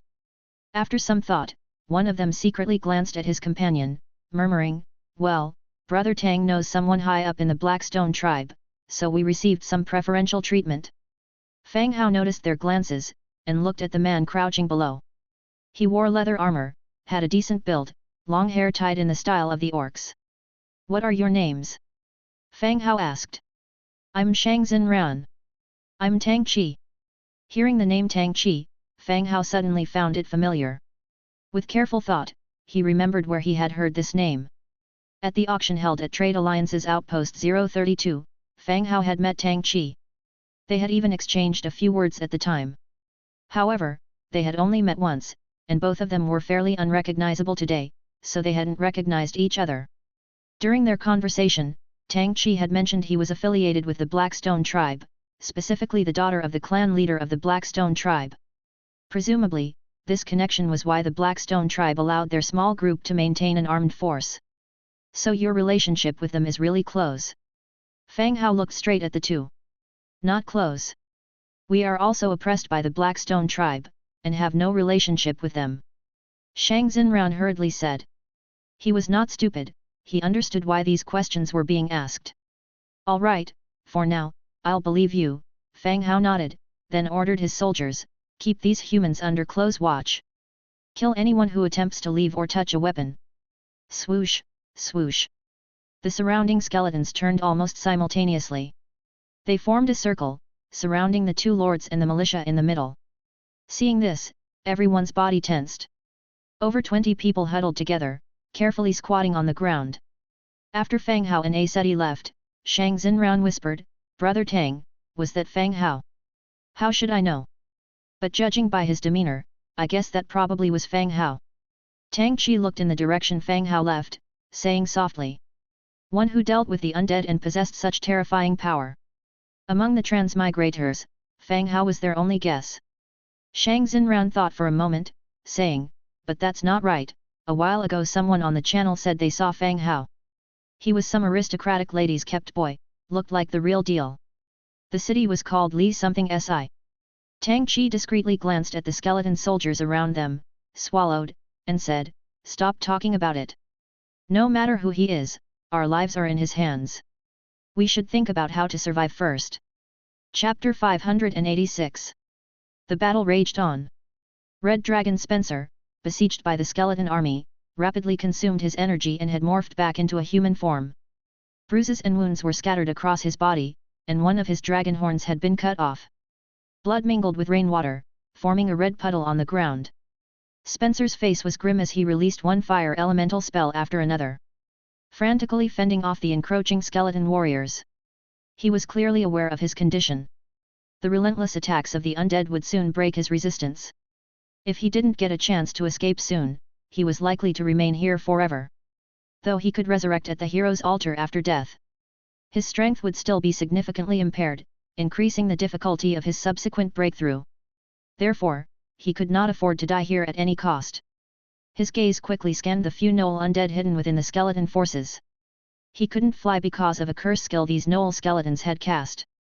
If he could briefly repel them, he might have a chance to escape. With a quick glance around, he had made up his mind. He touched the pendant on his neck, from which several bottles of elixirs appeared, and he swallowed them all. After deflecting an attack with a piece of magic, Spencer immediately began to gather his magic. As the magic converged, the air around him started to heat up, evaporating the raindrops mid-air. The moment the surrounding airwaves started to distort, Spencer's eyes flew wide open, and he roared, "Flame storm!"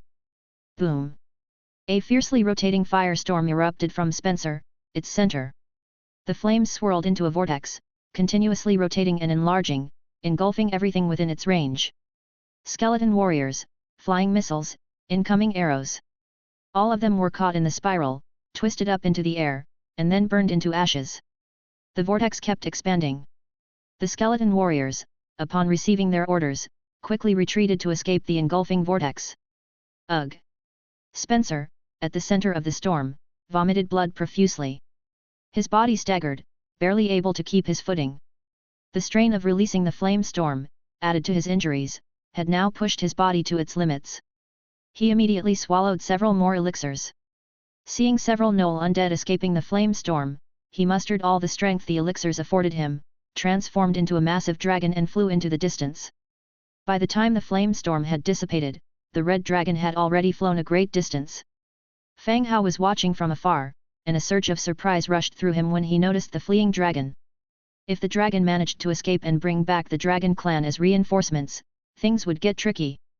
He immediately ordered, "Nisbet, all of you, lead all the flying units after him, and make sure to kill him." "Yes, sir." Several Nisbets quickly mounted the bone dragon, leading a troop of flying species after the red dragon. The red dragon had been heavily injured, even if it managed to fly, it could not possibly be as fast as before. Catching up and killing it should not be a problem. On the other side, the battle inside Blackstone City was nearing its climax. The city gates had been shattered, the flag of Blackstone lay among the ruins, the buildings reduced to rubble, and fires raged on despite the rain. The skeleton army had taken over the city walls from all sides. Their forces had fully penetrated the city and were cleaning up the remaining orcs within. In the heart of the city, within a narrow corridor, the great commander of Blackstone, along with the few remaining orcs, had set up a makeshift fortification and was making their final stand. On either side of the corridor, a vast number of the skeleton army continuously launched their assaults. "Hold your ground! The dragon Spencer is killing the undead leader. As long as their leader falls, these inferior undead will scatter," the great commander, wielding his battle axe, encouraged the orc warriors. Being trapped in such a confined space, they were unaware that the dragon had already fled. Nevertheless, the great commander's words still had a motivating effect. Leveraging the narrow passageway, the orcs had managed to hold out till now. Thump thump thump! A burst of footsteps sounded, and the advancing undead suddenly halted. The skeletons cleared a path, and the troll hero Meatfist confidently walked into their midst. After casting a glance at the orc warriors ahead prepared for defense, Meatfist said in a low voice, "Are you the clan leader of the Blackstone tribe or the great commander?" The great commander wiped the blood trickling down his forehead and stared defiantly at the gigantic troll skeleton in front of him. He countered, "What difference does it make?" "There is. I'd like to know who I am killing," said Meatfist casually. Hearing these words, the great commander's face burst into anger yet again and retorted, "Humph! It's you ugly undead who will die." Meatfist did not respond. He gathered power in his right fist and landed a massive punch. Boom! With a loud explosion, the defenses built by the orc warriors instantly crumbled. The orc soldiers behind were blown away like cannonballs, casualties amongst them were horrendous. All defenses were nothing more than playthings in the hands of the orange hero. "Kill them all! And bring me the body of that hero," Meatfist calmly ordered and turned to leave. Receiving their orders, the skeletons once again pounced on the great commander and the others. But now without the fortifications, the battle had turned into close quarters combat. Within 5 minutes, the sounds of battle ceased. The Blackstone tribe had fallen completely. Fang Hao entered the city. Meatfist was approaching him. Behind Meatfist, 2 skeleton warriors were carrying the body of an orc. The body, barely recognizable and riddled with wounds, had obviously been dead for a while. Chapter 587. "My lord, the battle has ended. We are now searching through each building for any hidden enemies, Meatfist reported. Fang Hao nodded, good work. Meatfist stepped aside and continued speaking near the corpse, my lord, we only found a single orc hero during the battle. He appears to be the commander of this war, but we aren't sure if he is the clan leader or the great commander of Blackstone. Only one. Fang Hao's brows knitted together. According to information provided by the wise old Blackfoot Cat clan leader, the Blackstone tribe had two heroes. One was the clan leader of Blackstone and the other was the great commander. Could one have escaped with their clansmen? It isn't impossible. At present, we have only found one. We are still continuing our search, answered Meatfist. Fang Hao nodded and continued speaking, okay, let's carefully search the entire city and also assign the task of cleaning up the battlefield. Although it is a hero's corpse, store it separately from the rest. The remaining corpses should be handled collectively. Yes, my lord, Meatfist complied and began distributing the tasks.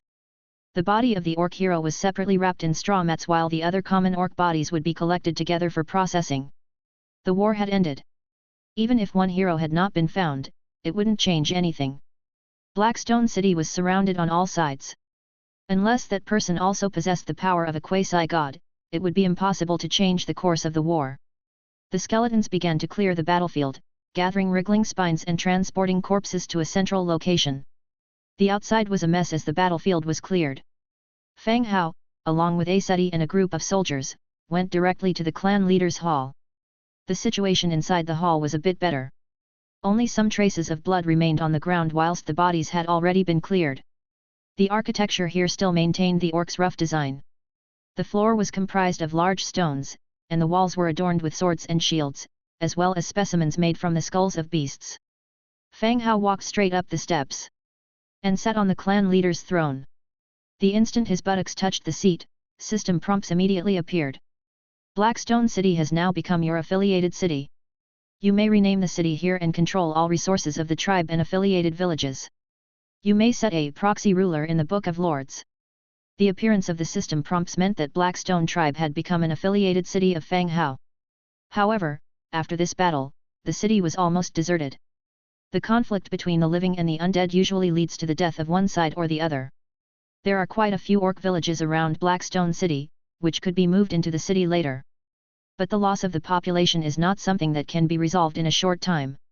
As for the ruler of this city, there is currently no suitable candidate. We will see who is suitable to manage this city later. Blackstone City. City level, level 7 native city. Attributes, gold coin tax plus 10%, orc clan reproduction plus 10%. Description, a city with its own attributes that can bring various benefits, accelerating city construction and development.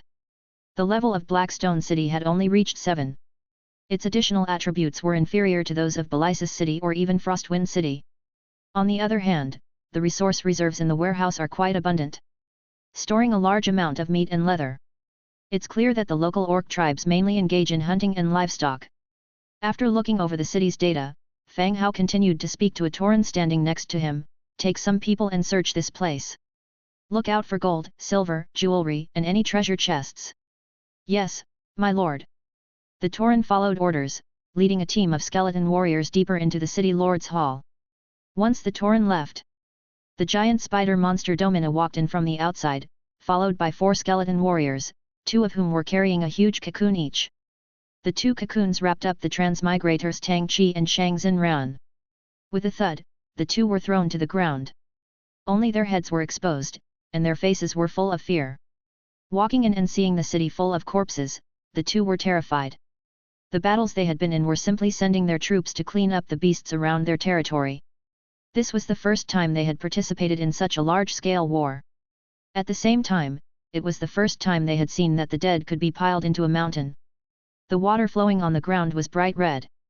It seemed as though they had not entered Blackstone City, but rather, hell itself. What are your plans now? Fang Hao asked without giving them time to recover. Hearing Fang Hao suddenly speak, both of them shivered on the ground. When they looked above, there was only fear in their eyes. Big Boss, what did you say? Tang Qi asked nervously. Fang Hao repeated, the Blackstone tribe is gone. What are your plans now? Ah! Oh, Tang Qi responded instinctively, turning his head to look at Shang Xinran with effort. After some thought, he quickly said, "We didn't have a choice before and could only be the orcs' underlings, but now we want to follow your leadership. The Book of Lords has the ability to absorb, which isn't a secret in the channel." Moreover, the two had guessed that he was Fang Hao. Dong Jiayu and some other lords in the channel had become Fang Hao's subordinate city lords. The two of them had discussed it before. If they didn't want to be killed by Fang Hao, the best way was to become his subordinate city.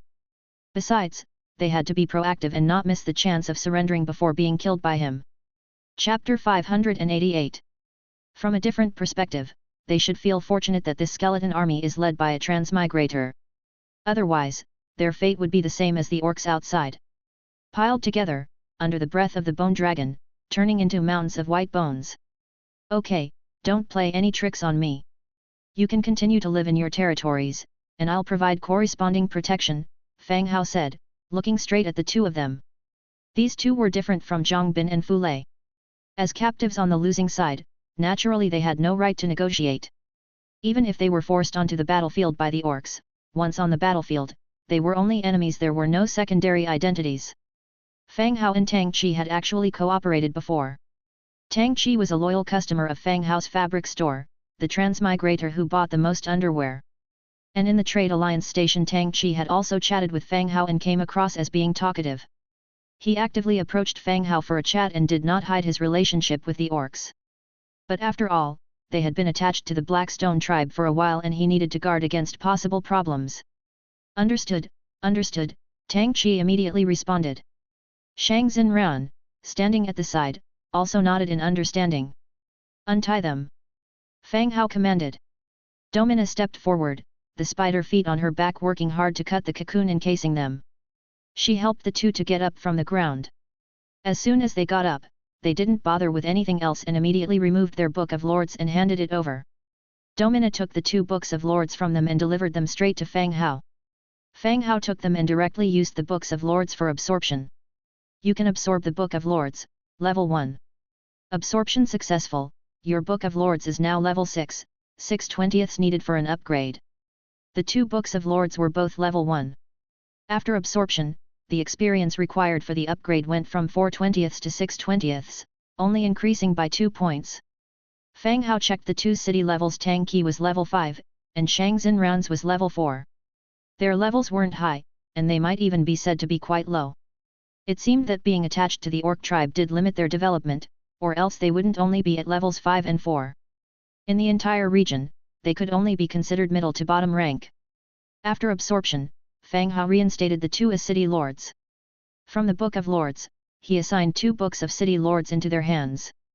"All right, rest a bit. I'll have a task for you later," Fang Hao said. The two carefully stood to the side, not sitting down. At 4 in the morning, the rain continued to fall. But compared to midnight, it had lightened considerably. At this time, Meat Fist came back in, the soldiers behind him bringing in an orc. Standing in the middle of the hall, Meat Fist said, "Master, we found the orcs' dungeon, where almost 1,000 orcs were hiding. This orc claims to be the daughter of the Blackstone clan leader and wishes to see you." The orc was pushed to the middle. Her gaze first fell on Tang Qi and Shang Xinran, who were standing to the side. Fang Hao was also looking at the orc below. The orc was strong and tall, dressed in leather armor, with a red skin. Her chest was pronounced, yet she didn't have an abundant growth of hair like other orcs. Her bare arms and shins were quite clean. "You wanted to see me?" Fang Hao looked at the female orc. The orc frowned at the human sitting above, her face subtly changing. She couldn't understand why a human would be sitting in the leader's position after the tribe was captured. "I want to see your leader," the female orc spoke in a deep voice. Clearly, she could not believe that a human could be the leader of this undead army, even if that tall skeleton hero called him master. Fang Hao wasn't bothered and replied, "I am the leader. If there's anything you want to say it to me. Also, your time is running out." The female orc continued to examine him up and down. She then said directly, "I am Risa, the daughter of the Blackstone tribe's clan leader. I represent the remaining members of the tribe and surrender to you. I am willing to become your slave."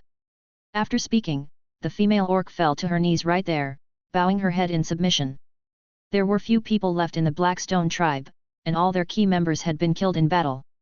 The only one who could act as a representative was her, a woman who had been locked up by the great commander. She could also use her status as the tribe leader's daughter to fight for a chance for the remaining tribe members to survive. The orcs' submission was very simple: to become slaves after defeat and let the victor do what they wished. Fang Hao looked at the female orc below without immediately responding. He nearly wiped out all the people of Blackstone City, and the surviving orcs would have seeds of hatred in their hearts. In the case of Frostwind City and the Troll City of North, he had indeed pardoned many people because those two locations needed a large amount of labor. At the same time, he also stationed a large army and heroes there to prevent uprisings. But for Blackstone City, whether to take these orcs as slaves or not, he was allowed to hesitate. "What can you and your people offer me? Not killing you would only bring danger to me," Fang Hao continued. Orc Risa pondered a bit, and immediately said, "We can work for you." "That is not enough to persuade me," said Fang Hao. Risa's expression changed, her gaze scanning the Book of Lords on his waist. She immediately said, "I am Risa, and I am familiar with all the villages near the Blackstone tribe. I can help you make these nearby villages affiliate villages. It should be easier for me to do this than for your army." Fang Hao began to size up the female orc in front of him again. She was one of the few smart ones among the orcs, and what she said got his interest. There were many scattered orc villages near the Blackstone tribe. This included the orcs that had been gathered by the Blackstone tribe, then dispersed by Fang Hao. If there was a person to act as an intermediary and turn these villages into affiliates, that would save him a lot of trouble. Of course, the danger was also there. What if Risa used this opportunity to gather these orcs to rebel against him? Even though he had sufficient soldiers and wasn't worried about that, if it happened it would be a big bother. After giving it serious thought, Fang Hao still shook his head. "From what you are saying, I cannot trust you. You have used up your chance. Take her away." At these words, Risa became increasingly anxious. She couldn't think of anything else that might convince the man in front of her, while the skeleton soldier at the side was already moving to remove her from the room. "I can lead my people to work for you, and am willing to sign a slave contract with you. What else are you worried about?" As the skeleton soldier dragged Risa out, she kept shouting without giving up. But Fang Hao didn't say a word, as if he hadn't heard her. These 1,000 orcs offered more danger than gain. Just when the female orc was about to be dragged out, Tang Chi, who was standing to the side, clenched his fists, seemingly making a decision, boldly stepped forward and declared, "Lord, I am willing to vouch for her." Chapter 589. As soon as Tang Chi opened his mouth, all eyes turned towards him. "What did you say?" Fang Hao hadn't realized the relationship between the two. Tang Chi and Shang Xinran had just been released. He had been lamenting about being oppressed by the orcs just moments ago, and now he was vouching for a female orc. "Ahem. My lord, I am willing to be her guarantor. I assure you that nothing will go out of hand." Tang Chi swallowed some saliva and continued speaking. Shang Xinran, standing beside him, watched Tang Chi but did not say anything. "Do you know her?" Fang Hao asked curiously. "Yes, my lord, her name is Risa, the daughter of the Blackstone tribe's clan leader. We have her to thank for our survival and I am willing to vouch for her. I assure you nothing will go wrong." Tang Chi's voice gradually grew louder, his tone more firm. Risa's style of doing things was very much like the Blackstone tribe. But it was undeniable that Tang Chi and the others were able to survive till now because of Risa's protection. Other human lords who were found by other orcs had long been killed. Moreover, Tang Chi and Risa's relationship was not ordinary. No matter how afraid he was, he couldn't just watch Risa be dragged out and chopped off directly. "Tang Chi, you will be held accountable for your words," Fang Hao sternly reminded. Fang Hao now understood that Risa was the very female orc Tang Chi mentioned back when they were in the Trade Alliance residence. Since Tang Chi was willing to vouch for her, Fang Hao didn't necessarily have to kill her. As long as he could confirm she wouldn't cause trouble, that was good enough. Tang Chi replied, "Yes, I'll stand by my words. Please give us a chance. Release her." Fang Hao ordered, and the skeleton warriors below released the female orc. Fang Hao continued, "Good, Tang Chi, remember what you said today. If anything goes wrong, I will cut you two down first." "Yes, I assure you there will be no problems," Tang Chi loudly guaranteed. Meanwhile, Shang Xinran, who was standing beside them, was breaking out in a cold sweat. He looked like he wanted to say something but couldn't. He wanted to say that he hadn't made any guarantees. Why was he included too? After releasing the female orc, Fang Hao opened the Book of Lords, found a blank slave contract, and handed it to her.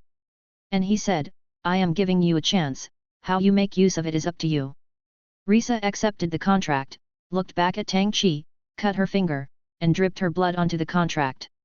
The contract emitted a light and absorbed into her body, officially establishing the contract between them.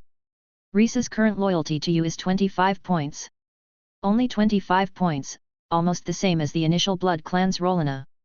However, Rolina was a dark gold hero and had the right to do this, whereas the one in front was only a standard orc. You're called Risa? I ask you, why is there only one orc hero in this city? Since you are the clan leader's daughter, why were you locked up in the dungeon? Fang Hao returned to his throne and asked Risa below. Risa's gaze flickered but she still replied, my father went to Tasco City days ago and hasn't returned yet. I was put in the dungeon by the great commander. Due to the slave contract rules, the slaves can't lie to their masters. So, whatever Risa had said were all facts. What are your father's abilities, how many people does he have with him, do you know what's happening in the city? Fang Hao continued to ask. No wonder the Blackfoot Cat clan leader said the Blackstone tribe had 2 heroes. And this sudden heavy rain left the Blackstone tribe's clan leader stranded in Tasco City. Risa's complexion became paler as she spoke about her father's information, her inner conflict became visible. She gritted her teeth and continued, he's at the purple rank of stage 7 and doesn't have many people with him. The great commander is most likely going to send the news out, but I'm not sure about that. A hero of purple rank, stage 7, was already at the pinnacle of power amongst the tribes. So, your father is very likely going to lead reinforcements back here, Fang Hao realized. Since the situation at Blackstone tribe had been relayed, the clan leader would definitely lead his troops back to give reinforcements. I'm not sure but you have already won this battle. I hope to talk to my father to avoid further fighting, Risa tried to calm herself and said. No matter whether the news has been passed out or not, her father will return here. When he finds that Blackstone City has been overrun, a battle will ensue. She hoped to make her father see the current situation clearly and not lose his life in vain.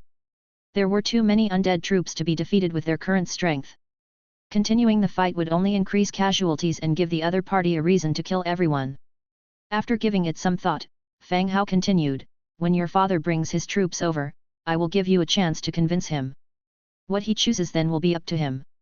I will write a letter immediately and send it to Tasco City, Risa said, hurrying. Humph. Put away your tricks, it will help you live longer, Fang Hao said coldly. Exhorting can be done. But sending it out right now cannot be allowed. If this letter gets into their hands now, it won't be an exhortation, but a warning. Then, it will cause a lot of problems for him. Moreover, once this letter reaches Tasco City, it would likely drag Tasco City into this war as well.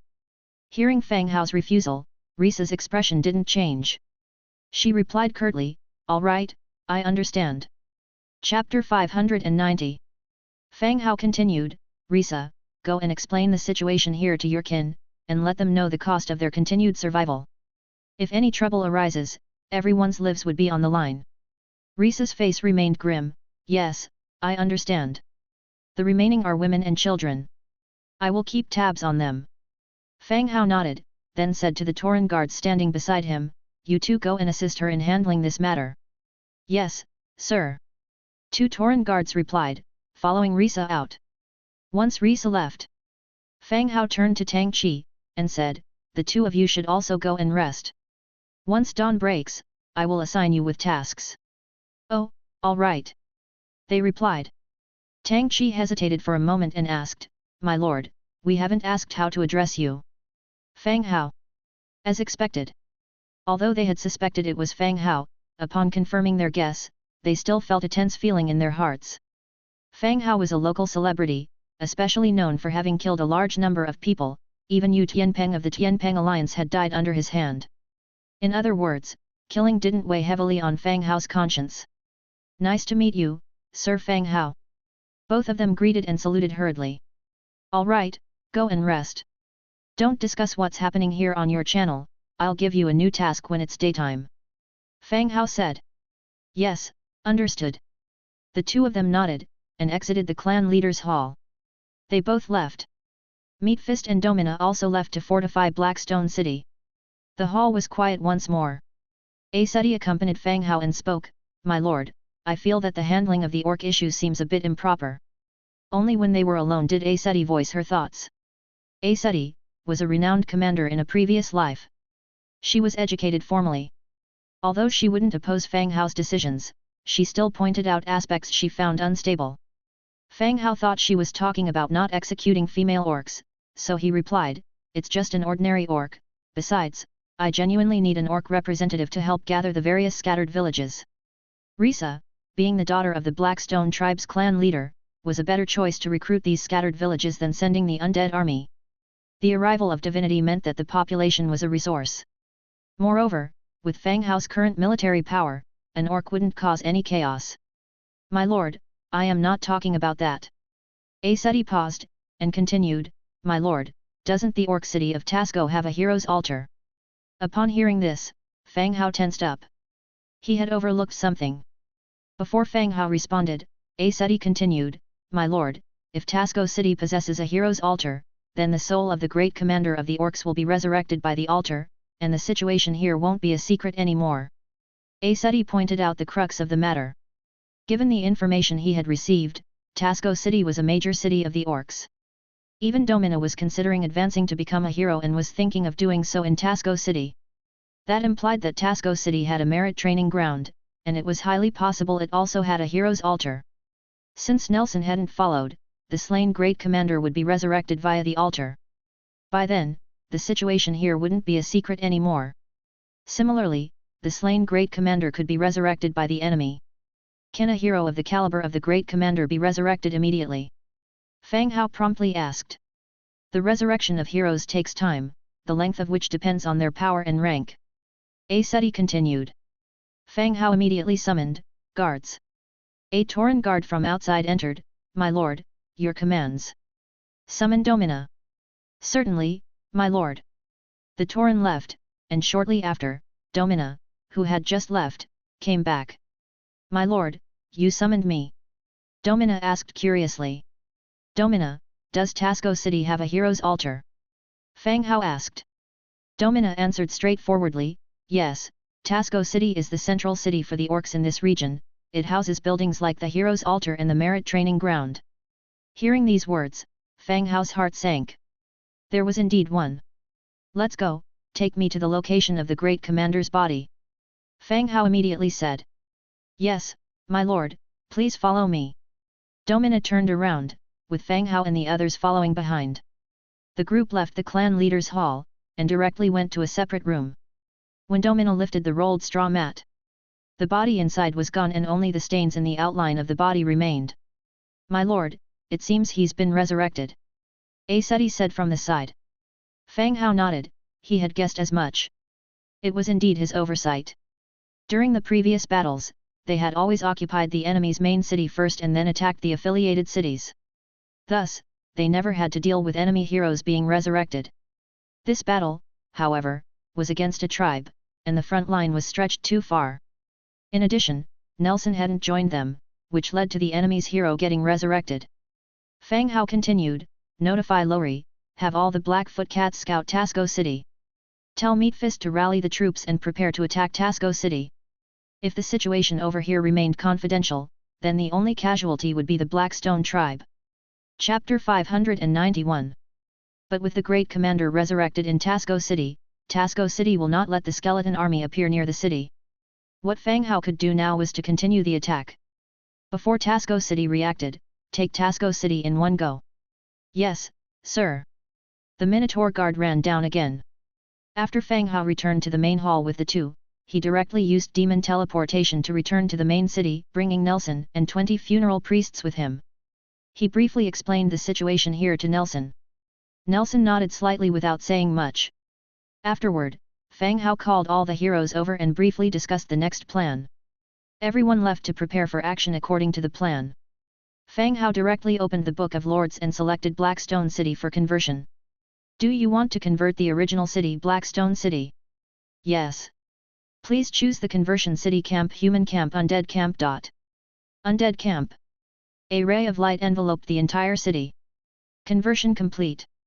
Blackstone City next conversion countdown 29 days 59 hours. This ability has a countdown, so within a month, this city is not allowed to be converted again. The light scattered. The attributes of Blackstone City have also changed from a level 9 orc affiliated city to a level 9 undead affiliated city. Fang Hao came outside and built various military buildings such as Skeleton Transformation Field, Burial Grounds, Target Ground, and Undead Mage Tower. The bodies of the fallen orcs no longer needed to be transported to the main city. They can directly enter into the Skeleton Transformation Field for conversion on the spot. Fang Hao continues to recruit troops to replenish the losses in the fighting. On the other side, Tasco City. Heavy rain washed over the city.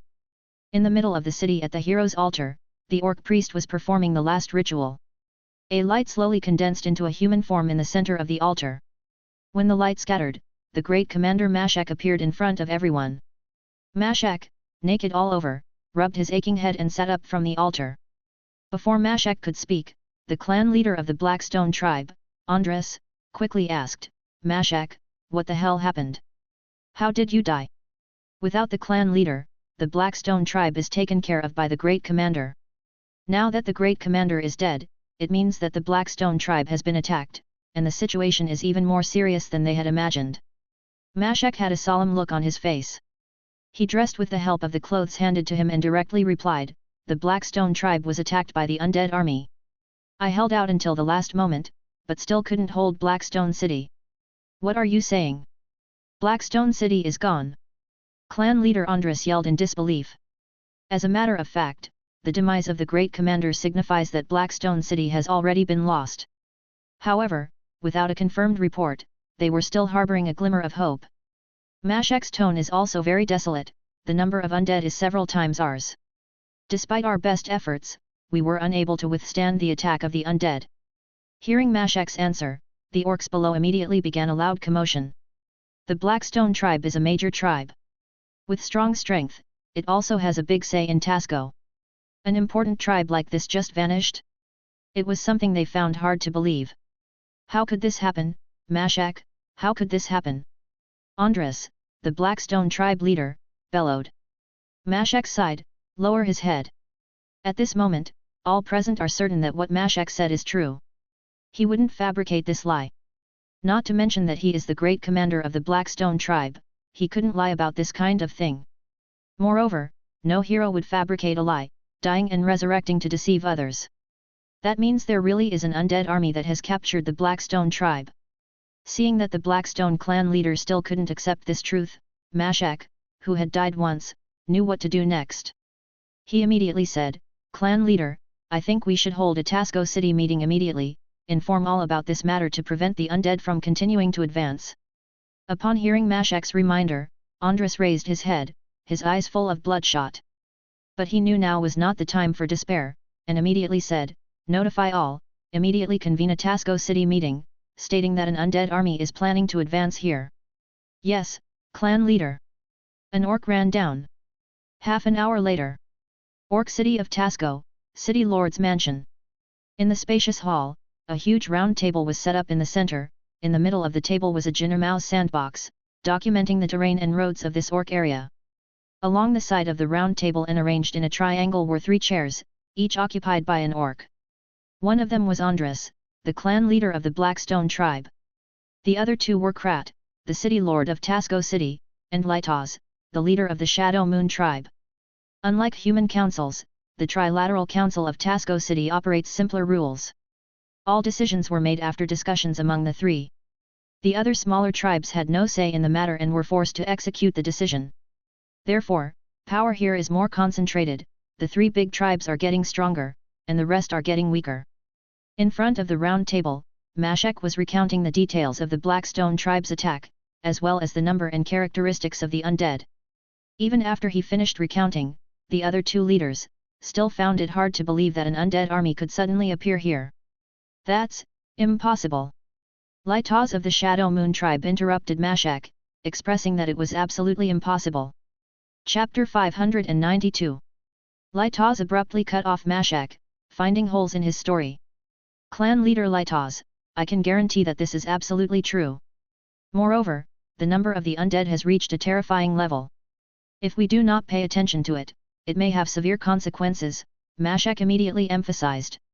Lightnovel continued, then explain. If you say that the number of the undead has reached hundreds of thousands, where did they come from? Did they grow from the earth and appear directly outside the Blackstone tribe? The tribes and cities were connected and communicated with each other. An army of the undead did not disturb any surrounding city, but suddenly appeared and conquered the Blackstone tribe. This did not make sense. No matter from which direction the undead came, there should be information transmitted, rather than suddenly launching an attack on the Blackstone tribe. Lightnovel, don't probe into these details. Mashak has been resurrected at the hero's altar and has brought back this important piece of information. We should focus on how to deal with the subsequent attack of the undead, not where they came from, Blackstone clan leader Andres seriously commented. Andres suppressed the anger in his heart. If the Blackstone tribe was not wiped out by the undead, he would essentially be a powerless field commander. He wished he could stand up and slap him to death. At this moment, City Lord Krat also spoke. Mashak, you said the undead were reinforcements brought by those spiders, so they came from the west. Mashak didn't understand why he asked this, but he replied, the undead first arrived in the spiders' forest, then they continued to the east to attack the Blackstone tribe. If the undead does not intend to stop, they will probably arrive at Tasco City tomorrow and continue their attack. After hearing this, Krat, the city lord, fell silent. As the ruler of Tasco City, he naturally knew more information. Combined with the information provided by Mashak, something suddenly came to his mind. He immediately ordered his subordinates, call Merchant Matva. The guard responded and quickly left. Shortly after, Matva, who was unaware of the reasons, was dragged here and stood nervously. City Lord, 2 clan leaders, Matva immediately saluted. Matva acted as a representative of Tasco City's merchants, visiting various cities to negotiate trade relations on behalf of the official merchants of Tasco City. Or, in some of the more prosperous cities, he would open official stores for Tasco City. All along, Matva had been rather capable, though without any major achievements. Until 2 months ago, when Matva secured cooperation between Tasco City and the Manam market. Both sides opened stores in each other's cities. Matva's performance surpassed everyone, bringing significant benefits to Tasco City. On this occasion, Krat suspected the west when he summoned Matva.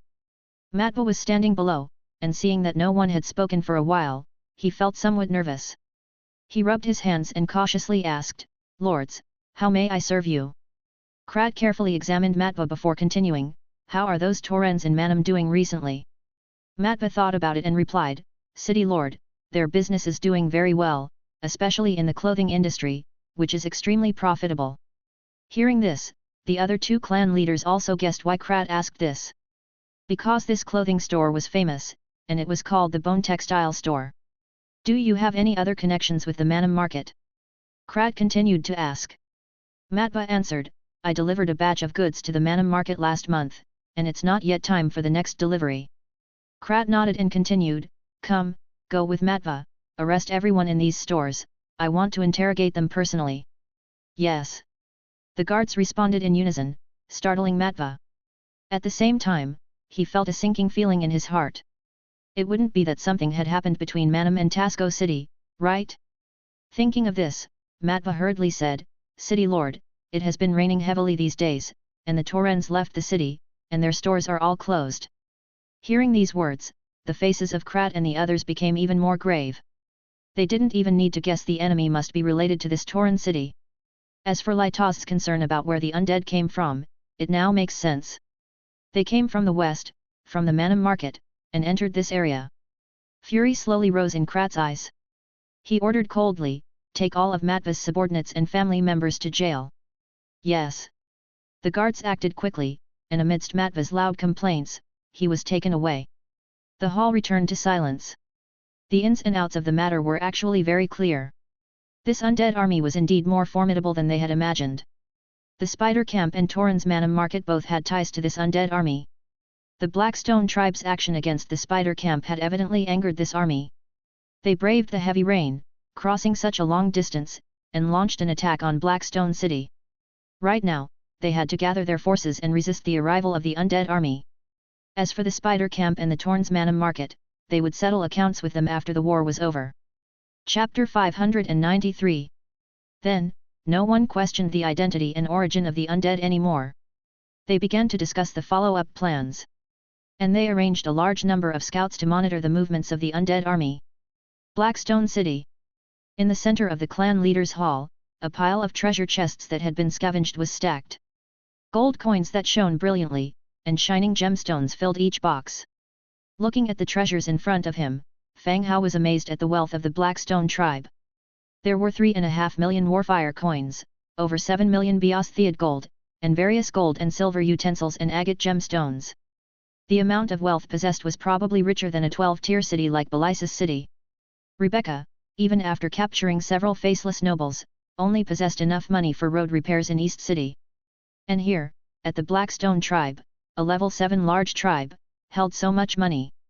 If Rebecca had this much money, she would probably be so happy that she wouldn't be able to sleep for days and nights. Next to the treasure chest filled with gold coins was a golden treasure chest. This kind of treasure chest is specifically a reward after the transmigrators clear the levels. Many spoils of war can be opened from it. However, this battle only yielded one golden treasure chest. The quality of the treasure chest was not high. Opened directly. A blinding light instantly appeared. Gain, Blackstone Martial Arts Field Building Blueprint, purple, Large Pasture Building Blueprint, blue, Mountain King Orc Sword Making Blueprint, blue, Wyvern Sky Armor Making Blueprint, blue, Beast Tooth 72, Warfire Coin 255. The light was dazzling, and Fang Hao instantly caught sight of the purple and blue light. For a gold chest to yield a purple building blueprint is not bad. In the past, the majority of golds yield blue blueprints. First, check the purple blueprint. Blackstone Martial Arts Field, purple. Type, Special Building. Effect, the experience gained by the Orc clan in the training ground is increased by an additional 20%. Description, the Orc clan must find victory in adversity, and seek hope for the future of the race.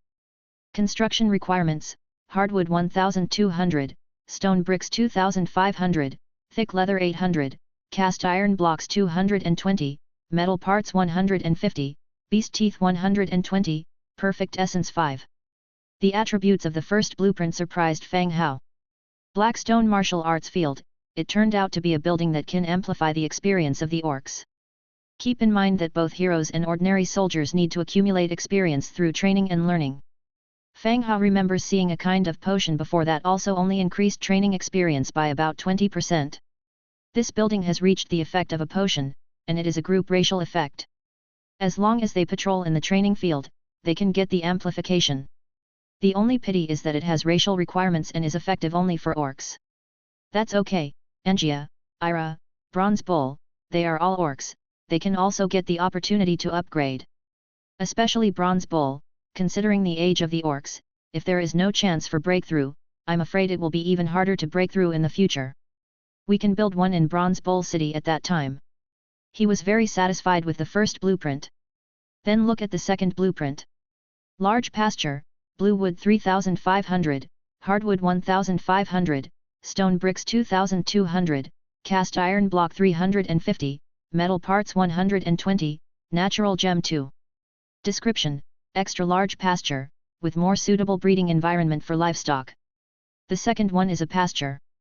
The blueprint is blue, slightly higher grade than a regular pasture. At that time, the scattered orc villages can be used for animal husbandry. The next two blueprints are equipment blueprints. Mountain King Orc Sword, blue hardwood 1, thick leather 1, cast iron block 12, metal parts 5.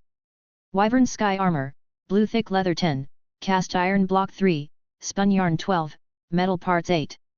The Mountain King Orc Sword is a type of sword weapon equipped by the Blackstone tribe's orc soldiers. The blade is wide and thick, and the edge is sharp. The hilt is wrapped in leather and feels quite heavy when held. The shape resembles the ancient ghost head sword, emphasizing the damage caused by hacking. Wyvern Sky Armor is not troop armor, but armor for the Bat Riders wyverns. Made of leather and metal, the armor can protect the body of the wyverns. Such armor is generally listed according to body size. Here, not only can it be used by the skeleton Bat Knights, but it can also be used by the skeleton Pseudo-Dragon Guard. The body sizes of the two are very similar. After making them, as long as the blacksmith makes some simple changes, they can be equipped for the Pseudo-Dragon Guard. The blueprints have been checked. The last two are beast teeth and warfire coins. Both are rewards that are given as long as you open the treasure chest. Having checked the rewards, Fang Hao had the blueprints placed in the gold coin box as well and ordered them to be sealed directly. Then immediately shipped to the webweaver camp. At that time, he can directly store these coins in his storage space. The Tauren lifted the box and left. When he walked out the door, he passed Lowry. Lowry strode in, wiped the mud off his face, and said directly, "Sir, Tasco City has begun to assemble the surrounding troops, and enemy scouts have been found around Blackstone City. The Blackfoot Cat is responsible for reconnaissance and continuously delivers news back. Enemy scouts have begun to probe into the range of Blackstone City. It is clear that they already know the situation here. And they have begun to make preparations for battle. Can you confirm the number of the enemy?" Fang Hao continued to ask. Lowry said, "Many scattered troops are gathering from the villages to Tasco City, the number is still uncertain, but it is definitely more than Blackstone City." Chapter 594. Well, next we need to mainly scout the number of enemy troops, and the movements of each army. Fang Hao continued. "Yes, my lord." Lowry replied, shaking the water droplets off his rain smock and left again. Fang Hao took a deep breath. He, too, stepped out of the clan leader hall. The sky outside was starting to brighten up. The rain fell gentler than it did last night. This rain had washed away most of the bloodstains in the city. Fang Hao left the clan leader hall. Outside the city, Meat Fist had already begun to gather the troops. "My lord, the troops are assembled. We need to replenish our arrow supply," Meat Fist opened up. "All right, I got it." "Oh, and, has Ni returned yet?" asked Fang Hao, while flipping open the Book of Lords. "Not yet," Meat Fist answered. "Last night, Ni rode the Bone Dragon, taking away most of the flight units from the territory to hunt down the Red Dragon. They had thought that it would be easy to catch up and kill the wounded Red Dragon. But even till now, they had not received any news." Got it," Fang Hao nodded his head. He found the production page for arrows and selected Make. Amplification by 100 times activated, received 1,010,000 arrows. Amplification by 100 times activated, received 101,000 detonators. Crackling! An immense amount of arrows and detonators appeared out of thin air. A minotaur standing nearby immediately instructed the skeleton soldiers to begin bundling and loading the carts. When everything was ready, Fang Hao issued an order, "Meat Fist, let's move." "To Tasco City." "Yes, my lord," responded Meat Fist. He turned around and gave the order to march. The army began to move, majestically advancing towards Tasco City. Among the troops, most were the undead, but there were still many orcs interspersed within, serving as scouts and messengers. After the battle last night, the orcs only rested for about 3 hours. Coupled with the heavy rain, the physical consumption was intense for these living soldiers. So, it was crucial to finish the upcoming battle against Tasco City as soon as possible, giving the living some time to rest. As the Grand Army moved forward, all the beasts along the road avoided them from afar. They hid from the sudden appearance of this skeleton army. Fang Hao was rather smart this time around. He did not ride a horse but instead lay back in a cart filled with heavy loads. He hoped it would stop his movements from standing out too much and thwart any assassination attempt against him. Although he was merely a DM doll, his body material came from the bones of an orange hero. Any damage would be a tremendous loss. Bang! Lowry leapt onto the cart with a leap of faith, suddenly appearing beside it. Fang Hao got a fright and nearly flung the Book of Lords from his hands. "My lord, we have detected a small orc squad up front, less than 1,000 in number. They seem to be converging on Tasco City, and we're likely to encounter them at the upcoming junction," Lowry exclaimed. For this mission, it was Blackfoot Cat's first time joining the army in action. Lowry was especially zealous, continuing his reconnaissance work through the night with unabated energy. Fortunately, Angia was left behind at the webweaver's camp to protect the real Fang Hao. Otherwise, these two, armed with treasure and a disregard for danger, might have run straight to Tasco City and attempted to assassinate their leader. Upon hearing Lowry's report, Fang Hao promptly said, "Aseti, this is your responsibility to disperse them." It appeared that this squad was a village team that was mobilizing towards Tasco City. When dawn broke, they led their team towards Tasco City. Chapter 595. As you order, my lord. Aseti led the undead cavalry away from the main army and advanced towards their target. As they drew closer to Tasco City, they started to encounter orc squads from the surrounding areas. Some, upon noticing the undead, immediately fled. Others were spotted first by Blackfoot cats. The cats alerted Fang Hao, who then arranged for these squads to be dispersed. The troops from these villages were like town guards, not particularly strong. Just a bit of shooing and they would scurry back to their homes in fear. Fang Hao lay comfortably in a carriage while Nelson sat upright beside him, not as laid back. That red dragon formed a massive whirlpool of flames and wiped out a large number of soldiers in the blink of an eye, narrated Fang Hao, recounting the previous night's events. Flipping through a book obtained from Blackstone City, Nelson casually remarked, "It's well known that dragons are the most powerful of all races. They possess a force that all others desire, so it's not surprising that they can wield such terrifying abilities." Being worldly, Nelson was not shocked in the slightest by this information, unlike Fang Hao. The dragon clan possessed immense physical strength, sturdy scales, inherent magical powers, and prolonged lives. Everything intelligent races could desire, the dragon clan had naturally. One might say they were the darlings of the world. What a pity it had fled last night. Otherwise, we could have gained a powerful hero, Fang Hao lamented. Nelson looked up, responding, "The dragon clan is small in numbers. Consequently, their protective instincts are extreme. If we were to kill one, we must first ensure that the news does not leak out, else we would face significant trouble." It was the second time Nelson had reminded Fang Hao of the potential strength of their enemies. The first was when he came across the heart of Rolina from the Blood Clan. Such a powerful heart made Fang Hao want to store it in the viscera jar. Nelson had then warned him to be careful because Rolina belonged to the royal family of the Eternal Night clan. Storing her organ would be tantamount to killing her and could result in retaliation from the clan.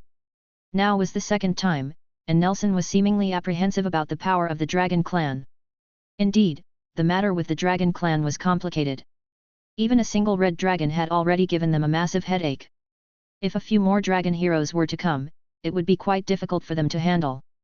But now that things had escalated to this point, who knew Nisai, who had been chasing them, might have been killed by the red dragon. Regret was no longer an option, and the situation at the time did not allow him to sit down with the red dragon and negotiate peace. They would just have to take it step by step. "We will have to keep matters discreet then," Fang Hao eventually stated. Meanwhile, he had already begun considering how they could battle dragons in the air. One could not rely solely on Nisbet to bring them down from the sky each time, it was too inefficient. In fact, the Dragon Clan is not invincible.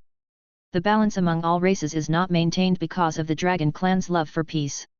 Each race has its own ways to counter airborne forces: dwarves with their machines, the undead with their modified troops, the human clan and elf clan with their flying units, continued Nelson. Indeed, upon reflection, every race was developing their airborne forces and machines. Many dragons, due to their inherent strength, had remained stagnant with no significant changes for many years. The moment a war started, each race could throw a large number of troops into combat. Even if they were to lose, they could easily repopulate within a few years. On the other hand, the Dragon Clan faced a problem with reproduction.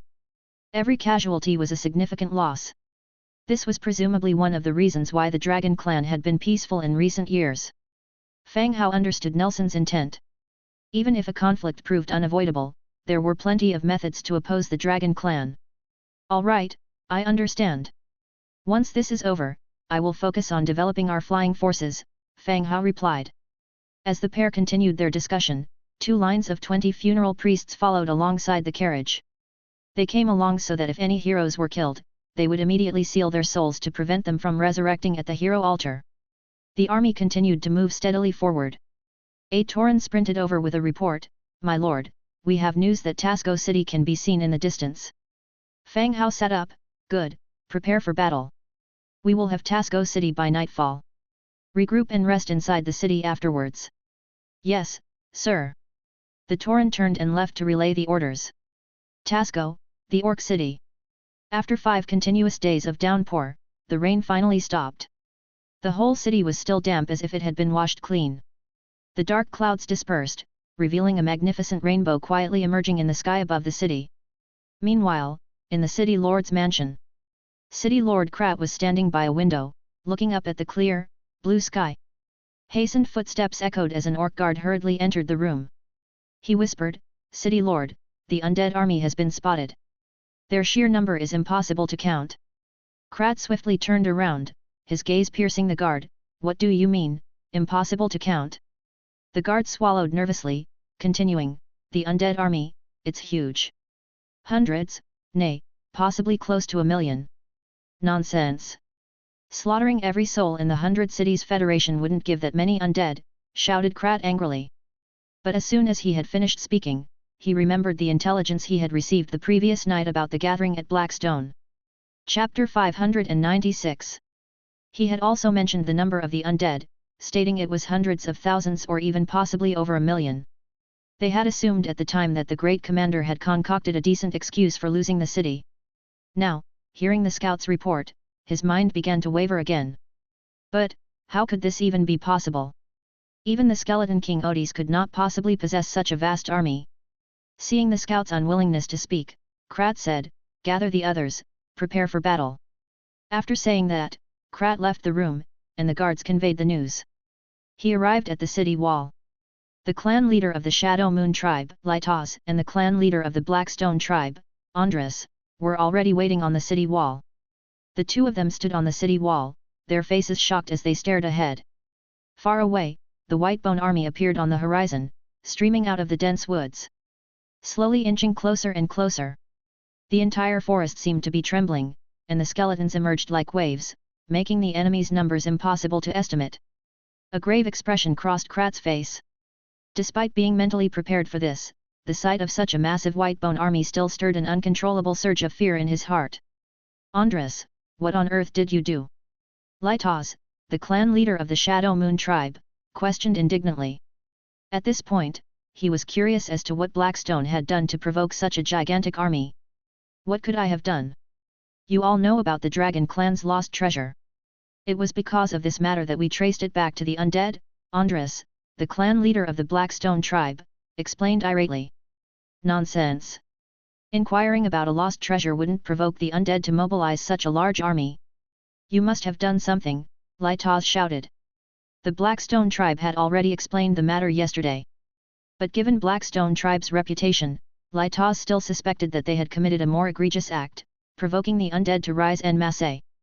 To start a war of such magnitude. Although the undead clan also needed gold and silver, in general, they led ascetic lives.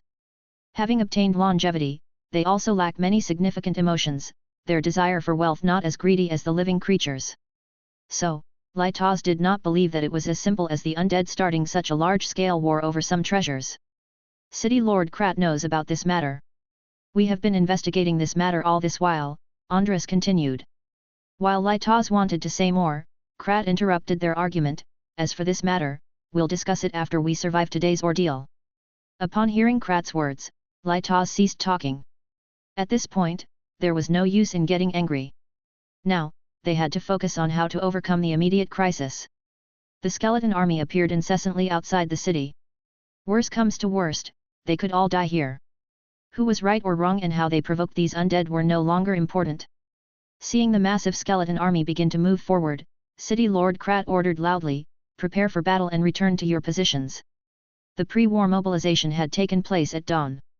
The time that followed would be entirely occupied by the looming large-scale war. Whether they could survive would depend on whether this skeleton army was as formidable as the great commander had claimed. Tasco City is a large city, unlike Blackstone City, which is just a tribe. At this time, the city gate was locked tight, and all the troops were within the city, preparing for the imminent battle. Most of the people here did not know who today's enemy was. They just followed Tasco City's summon and brought their troops here. They gathered and, while waiting for orders, chatted to pass the time. Then suddenly, everyone felt a subtle trembling from the ground. The place also started to get chaotic up on the walls, and occasionally one could hear words like undead and skeletons. Could there be some large creature approaching outside? Why else would the ground tremble? Did I just hear the runner mention something about skeleton army? It couldn't possibly be the undead. I just saw a guy coming down from the wall. He had wet his pants. People from other villages came to ours last night and said that the Blackstone tribe provoked the undead. Apparently, Blackstone City is no more. Is that true or false? How could the Blackstone tribe disappear when there were so many people there? Why do we have to clean up the mess that the Blackstone tribe caused?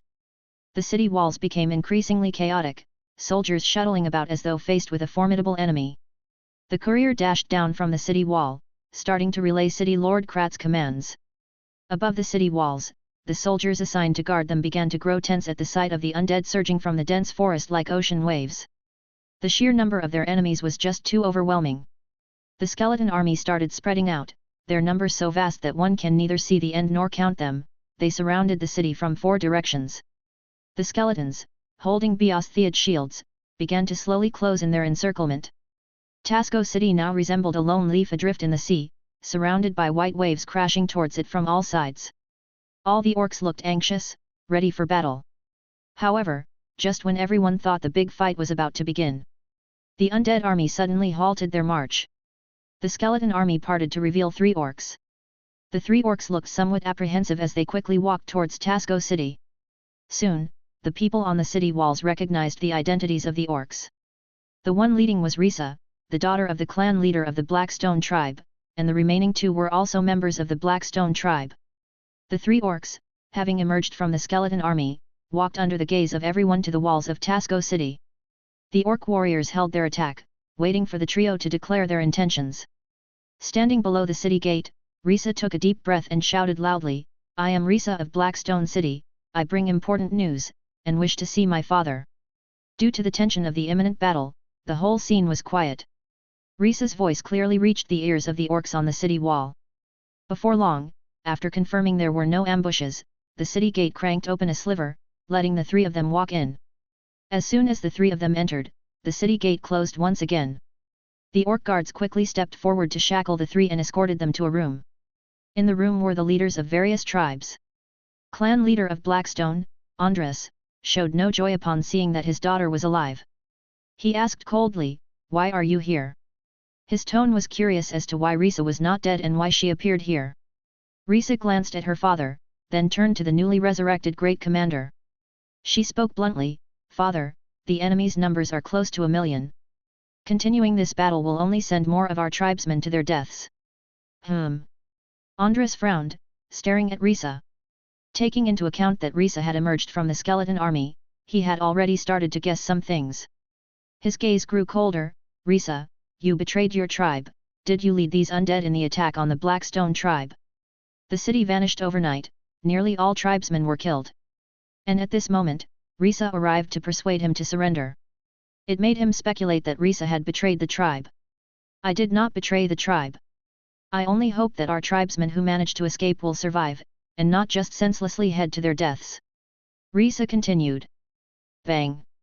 Before Risa's voice had fully faded, a goblet came flying over, hitting her in the head. The massive force knocked Risa onto the ground, making her head spin.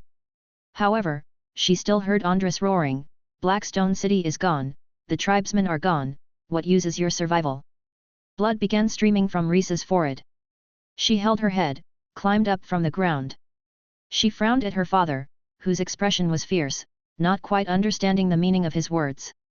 If the lives of the tribesmen were irrelevant, then what was the purpose of this city's existence? There was a stele in the center of Blackstone City with the inscription, "Seek hope for the future of our race."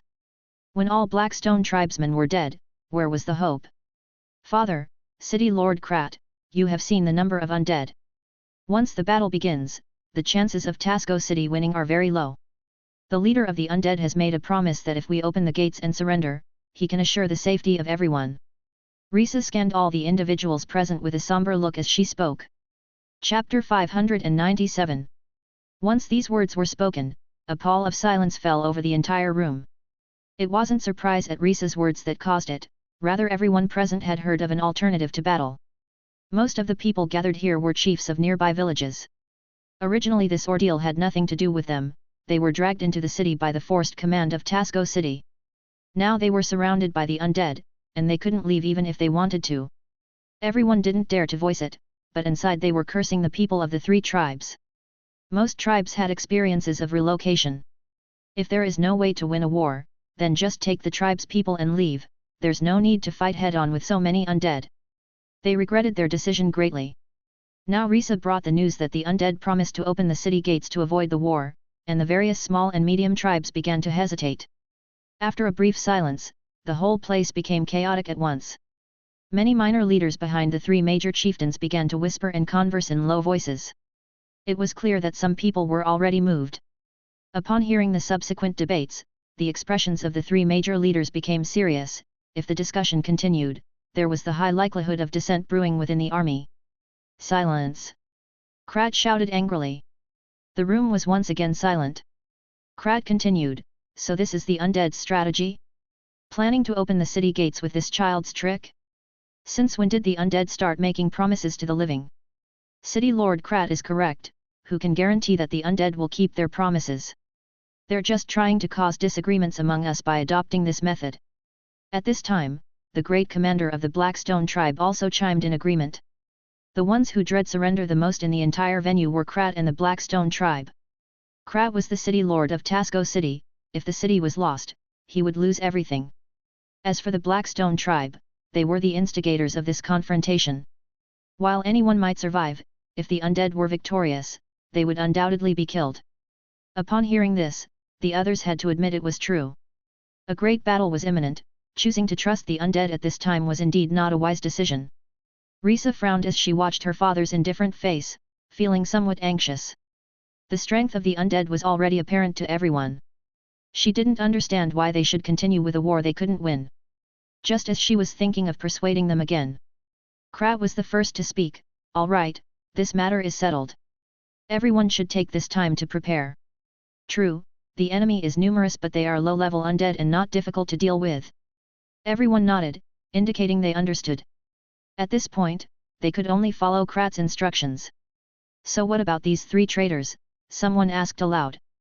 Krat looked at Blackstone clan leader Andres and asked, Andres, your daughter, what should we do? Humph! I have no such daughter, do as you please with her. Andres scoffed coldly, his stance unwavering.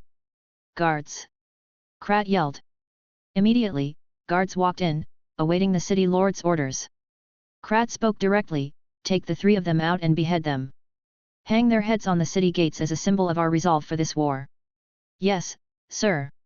The guards stepped forward, escorting the three outside. The other two wailed loudly for mercy, but Risa just stared wide-eyed at her father. She had done everything possible to protect her tribe and her children from the undead, begging Fang Hao to allow her to persuade her father. Why was she branded a traitor now? Her father, at this moment, did not even glance at her, just whispered with Krat about the plans for what was ahead. She didn't know what she had done wrong, why she was a traitor. Just for not having died in the city? Or was it because she should not have come here to persuade her own father to surrender? Just as the three of them were going to be dragged away, Shadow Moon Tribe's clan leader, Lightnovel, suddenly spoke up, hold on. Everyone looked at him. Lightnovel continued, give these three to me. I need a few people to test my poisons, just so happens I am short of hands. All right, then the three of them are yours. Krat didn't give it much thought and quickly agreed. Then he told everyone return to your posts, prepare for the enemy. All the leaders nodded collectively, exiting the room, returning to their respective teams. Lightnovel, leading the guards, took Risa and the others to their army's base. Upon entering the room, Lightnovel just sat there, lost in thought. After a while, Lightnovel asked, where's Spencer? Spencer was the red dragon who, according to the great commander's description the night before, had gone to ambush the undead leader during the fight but had not appeared since. It was highly likely that he had fled. Risa shook her head, I don't know, he might be dead. Lightnovel's brow furrowed in worry again. This undead really feared nothing at all. The Dragon Clan was known for their protectiveness. If the news got out, they might incur the Dragon Clan's vengeance. By then, without them lifting a finger, the Dragon Clan could annihilate the undead. But unfortunately, they could not wait that long. Why didn't the leader of the undead kill you? Lightnovel asked again. Risa looked at the towering orc leader in front of her and replied, my man knows the leader of the undead. Also, I promised them that I would convince the surrounding villages to become affiliated after the war. Oh? Your man is also an orc. Lightnovel gave Risa a once-over. Chapter 598. It's a human. This outcome was quite outside of Lightnovel's expectations. Amidst the battle between orcs and the undead, a human man appears. This confuses Lightnovel, he cannot grasp the connection. But Risa wouldn't make up a human as an excuse at this moment. The sound of gathering armies comes from outside the door, leaving him no time to consider these questions. Looking directly at Risa and the others, he said sternly, "Little girl, how about we make a trade? Maybe you won't have to die. Let's hear it. I won't kill you. You three just hide in my room, and if the undead win, you have to protect me and my people. I won't bother about the others."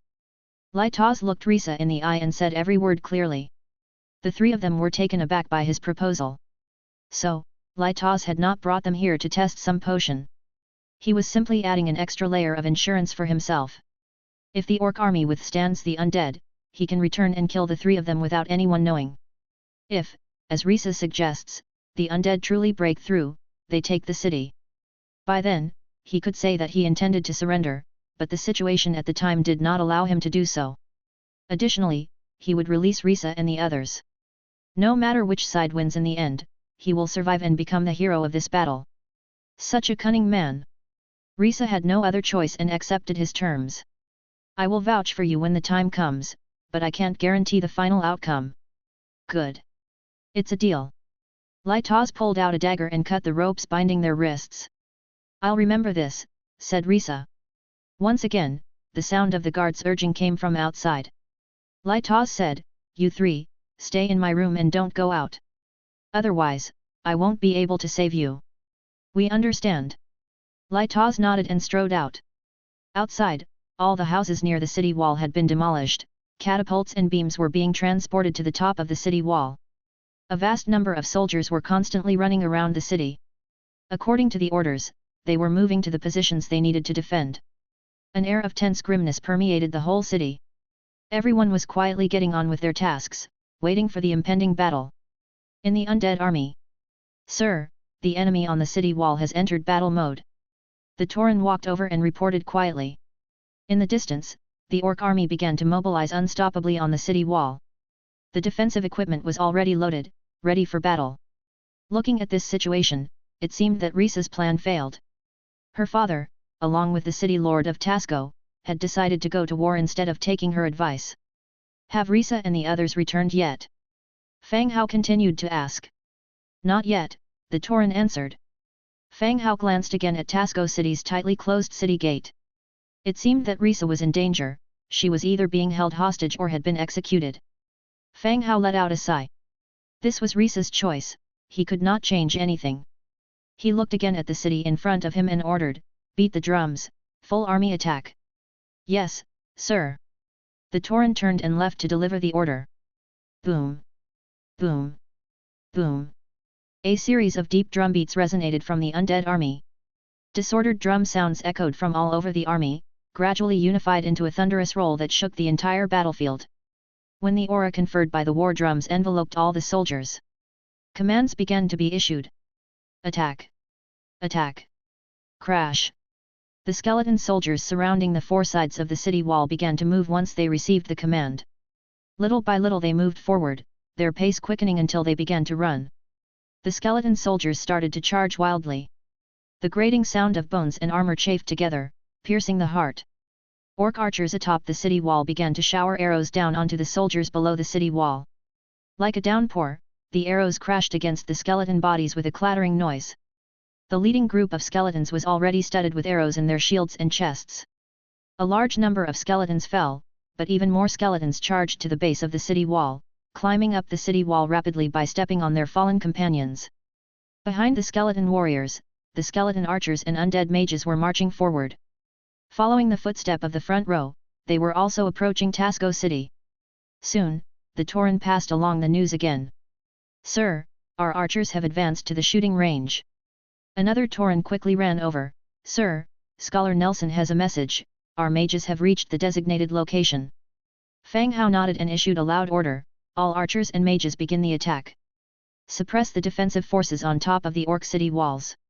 All troop types should be led by their respective commanders. Notify the Bat Knights to take off, carrying thunder tubes to bomb the city." "Yes, sir."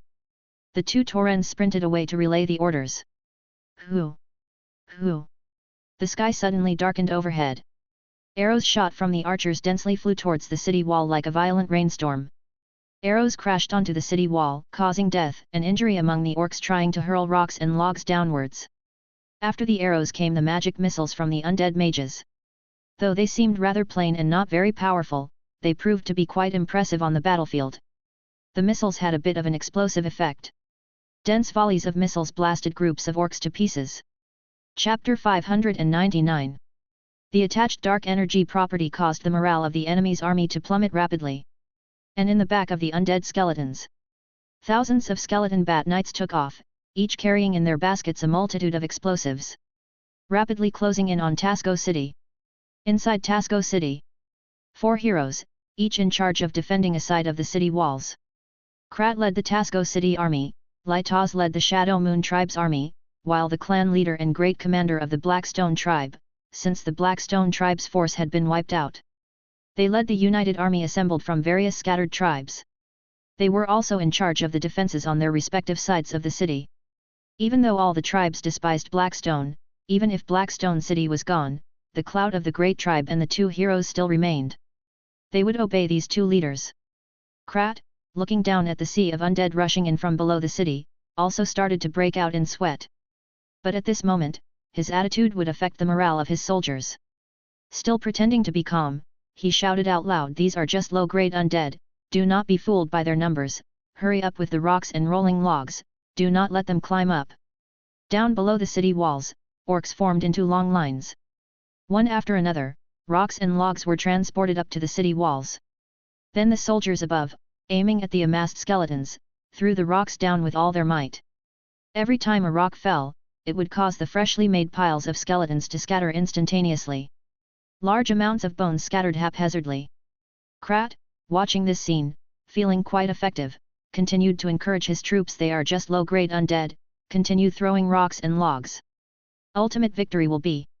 Before he could finish his sentence, the sky above suddenly darkened, followed by the sound of a strong wind. Krat looked up, and his words of encouragement for the soldiers got stuck in his throat. "Take cover from the arrows!" Krat yelled out loud, quickly snatching a shield from a nearby soldier, guarding his own head. The next second, a dense rain of swords landed on the city walls. The painful howl of the orcs rang by his ears. Large groups of orcs were covered in arrows, their bodies lined the city wall, turned into a blanket of corpses. "Damn it! Don't stop, fill the gaps, throw the bodies down, continue to defend," Krat cursed as he turned back to instruct the orcs below to fill the gaps in the lines. But before he could finish his speech, boom boom boom! A series of magic missiles exploded on the city walls. The orcs who'd just sprinted up the walls to replace the fallen soldiers, were blasted off by the shock wave. They fell from the walls into the city. The bodies of the orcs were robust, many of them survived the fall, landing on the ground and screaming in pain. In an instant, the previously high-spirited orcs fell silent, staring at the empty city walls, not knowing what to do. "Continue to fill the gaps, watch out for enemy long-range attacks. If the undead break through, we'll all die." Krat continues to shout at the top of his lungs. The orc soldiers quickly climbed the walls and filled the gaps. But during this brief replacement period, the outside of the city walls were already full of skeletons. Some of the faster ones had already climbed onto the city walls. Holding their weapons, they rushed at the orcs. The undead moved incredibly quickly, without any climbing equipment, they could step on their companions' corpses and climb up the city wall. Krat drew his sword from his waist, leading the orcs to kill the skeletons that had climbed up. "Sir, there are enemies approaching from the sky!" An orc shouted loudly. Krat looked up, only to see a large group of skeleton bat knights approaching from the sky. Seeing the aerial units, he remembered the explosion mentioned by the great commander. It was this kind of flying unit, throwing explosives, that instantly broke Blackstone City's defense. At that time, he thought that such explosives would be scarce, and after a carpet bombing of Blackstone City, there wouldn't be any left. But now, seeing the bat knights closing in quickly, he realized that he may have underestimated the number of explosives. "All aerial units attack their aerial forces!" Krat shouted loudly. Whoosh! Nearly 1,000 orc bat knights flew into the sky. They quickly formed a formation and flew towards the skeleton bat knights. However, when they got close, from behind the skeleton bat knights, a large group of skeleton giant bats emerged. The numerous swarms of them instantly engulfed all the orc aerial units. Underneath, with Krat and the other orcs watching, all the orc aerial units were gnawed to white bones in an instant. Falling from the sky. Those skeleton bat knights carrying explosives continued to move forward. Seeing this, Krat yelled out, "Quick! Archers, aim at the sky, prevent them from getting close." The orc archers began shooting at the sky, but the bat knight's flying altitude was very well maintained. They only quickly glided over the city without intending to get close or lower their altitude. Clang! Clang! Clang! One after another, cylindrical objects fell from the sky, covering a large area of the city in no time. Krat's face turned pale instantly. He wanted to order people to throw the cylindrical objects away, but there were too many of them, and in such chaos, it obviously was not feasible. In this emergency, he could only shout, "Run away from these things!" But, in an army, orders are not issued by shouting. The next second. Boom! A series of explosions echoed in the city. Chapter 600. The earth-shaking explosion echoed throughout the city. Stone and flesh were mixed together, scattered everywhere. The Orcish army suffered heavy casualties, even the skeletons climbing up the city wall fell due to the shaking of the city caused by the explosion. Krat stood on the city wall, dizzy and ringing in his ears. Leaning against a nearby wall, he barely managed to stand upright. As the city's dust gradually dissipated, Krat looked at the scene within the city, frozen in place. At this point, Tasco City was like a human purgatory, with bodies and pieces of flesh everywhere, and the pain-filled wails of orcs. Smelling the pungent scent of gunpowder in the air, Krat finally understood what these cylindrical objects were. Dwarven gunpowder. The dwarves used gunpowder to develop many strange explosives and devices, which they found convenient for mining. But why were they in the hands of the undead? The sound of skeletons climbing once again arose from below the city wall. Krat quickly gathered his spirits and shouted loudly, "Regroup and continue to defend the city wall." But he couldn't bring himself to say any words of encouragement like "We can win, these are just lower undead." The uninjured orcs quickly climbed up the city wall, preparing for defense. Crack, crack, crack. Several more skeletons climbed up the city wall, and the orcs prepared to counterattack. Rain of arrows from the skeletons forced the orcs into a defense stance once again. Arrows and magic missiles were continuously fired upwards, clearing the orcs who had just climbed up. The orcs behind continued to fill in and defend. "City Lord, there are too many enemies, we cannot resist," a soldier loudly reported. The undead were already starting to climb the city wall, engaging in fierce fighting with the orcs. Below the city, the number of skeletons was like a mass of ants, continuously spreading upwards. With their current defensive methods and abilities, they simply cannot stop this undead offensive.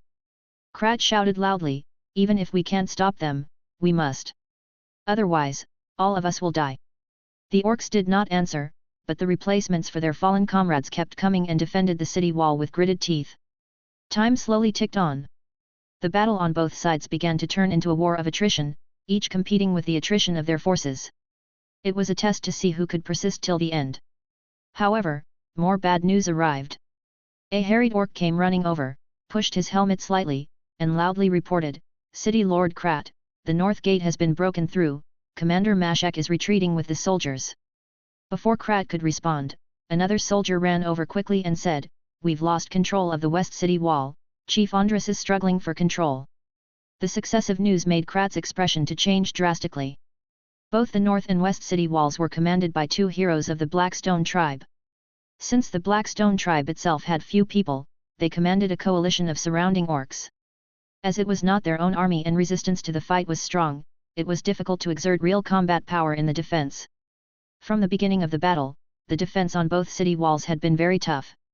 After a round of bombing, both city walls had completely fallen and the Whitebone army was continuously pouring in. The defending orc soldiers were forced to retreat under the fearless undead's attack.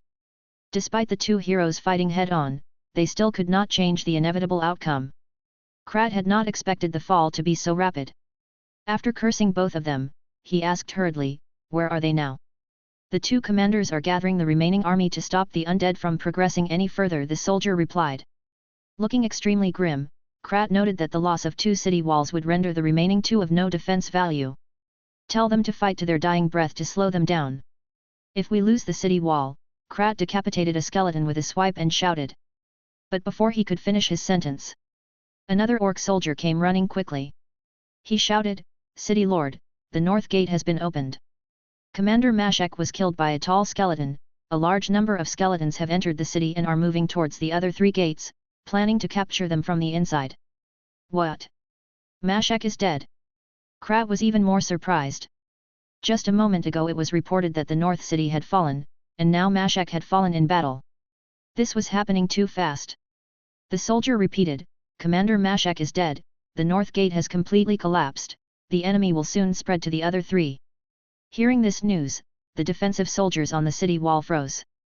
Once one city wall was breached, even if the other 3 persisted, the city's overall defense was compromised. Not to mention, the defense here at the city wall was already struggling. Endless skeletons were climbing onto the city wall, fighting with the orcs. If the skeletons coming from the north gate were to attack from behind, they would be caught in the middle and the situation would be even more adverse for them.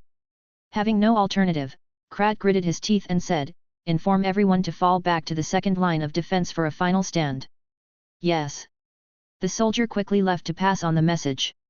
Meanwhile, the defensive force on the city wall began slowly retreating while fighting, gradually giving up their defensive position.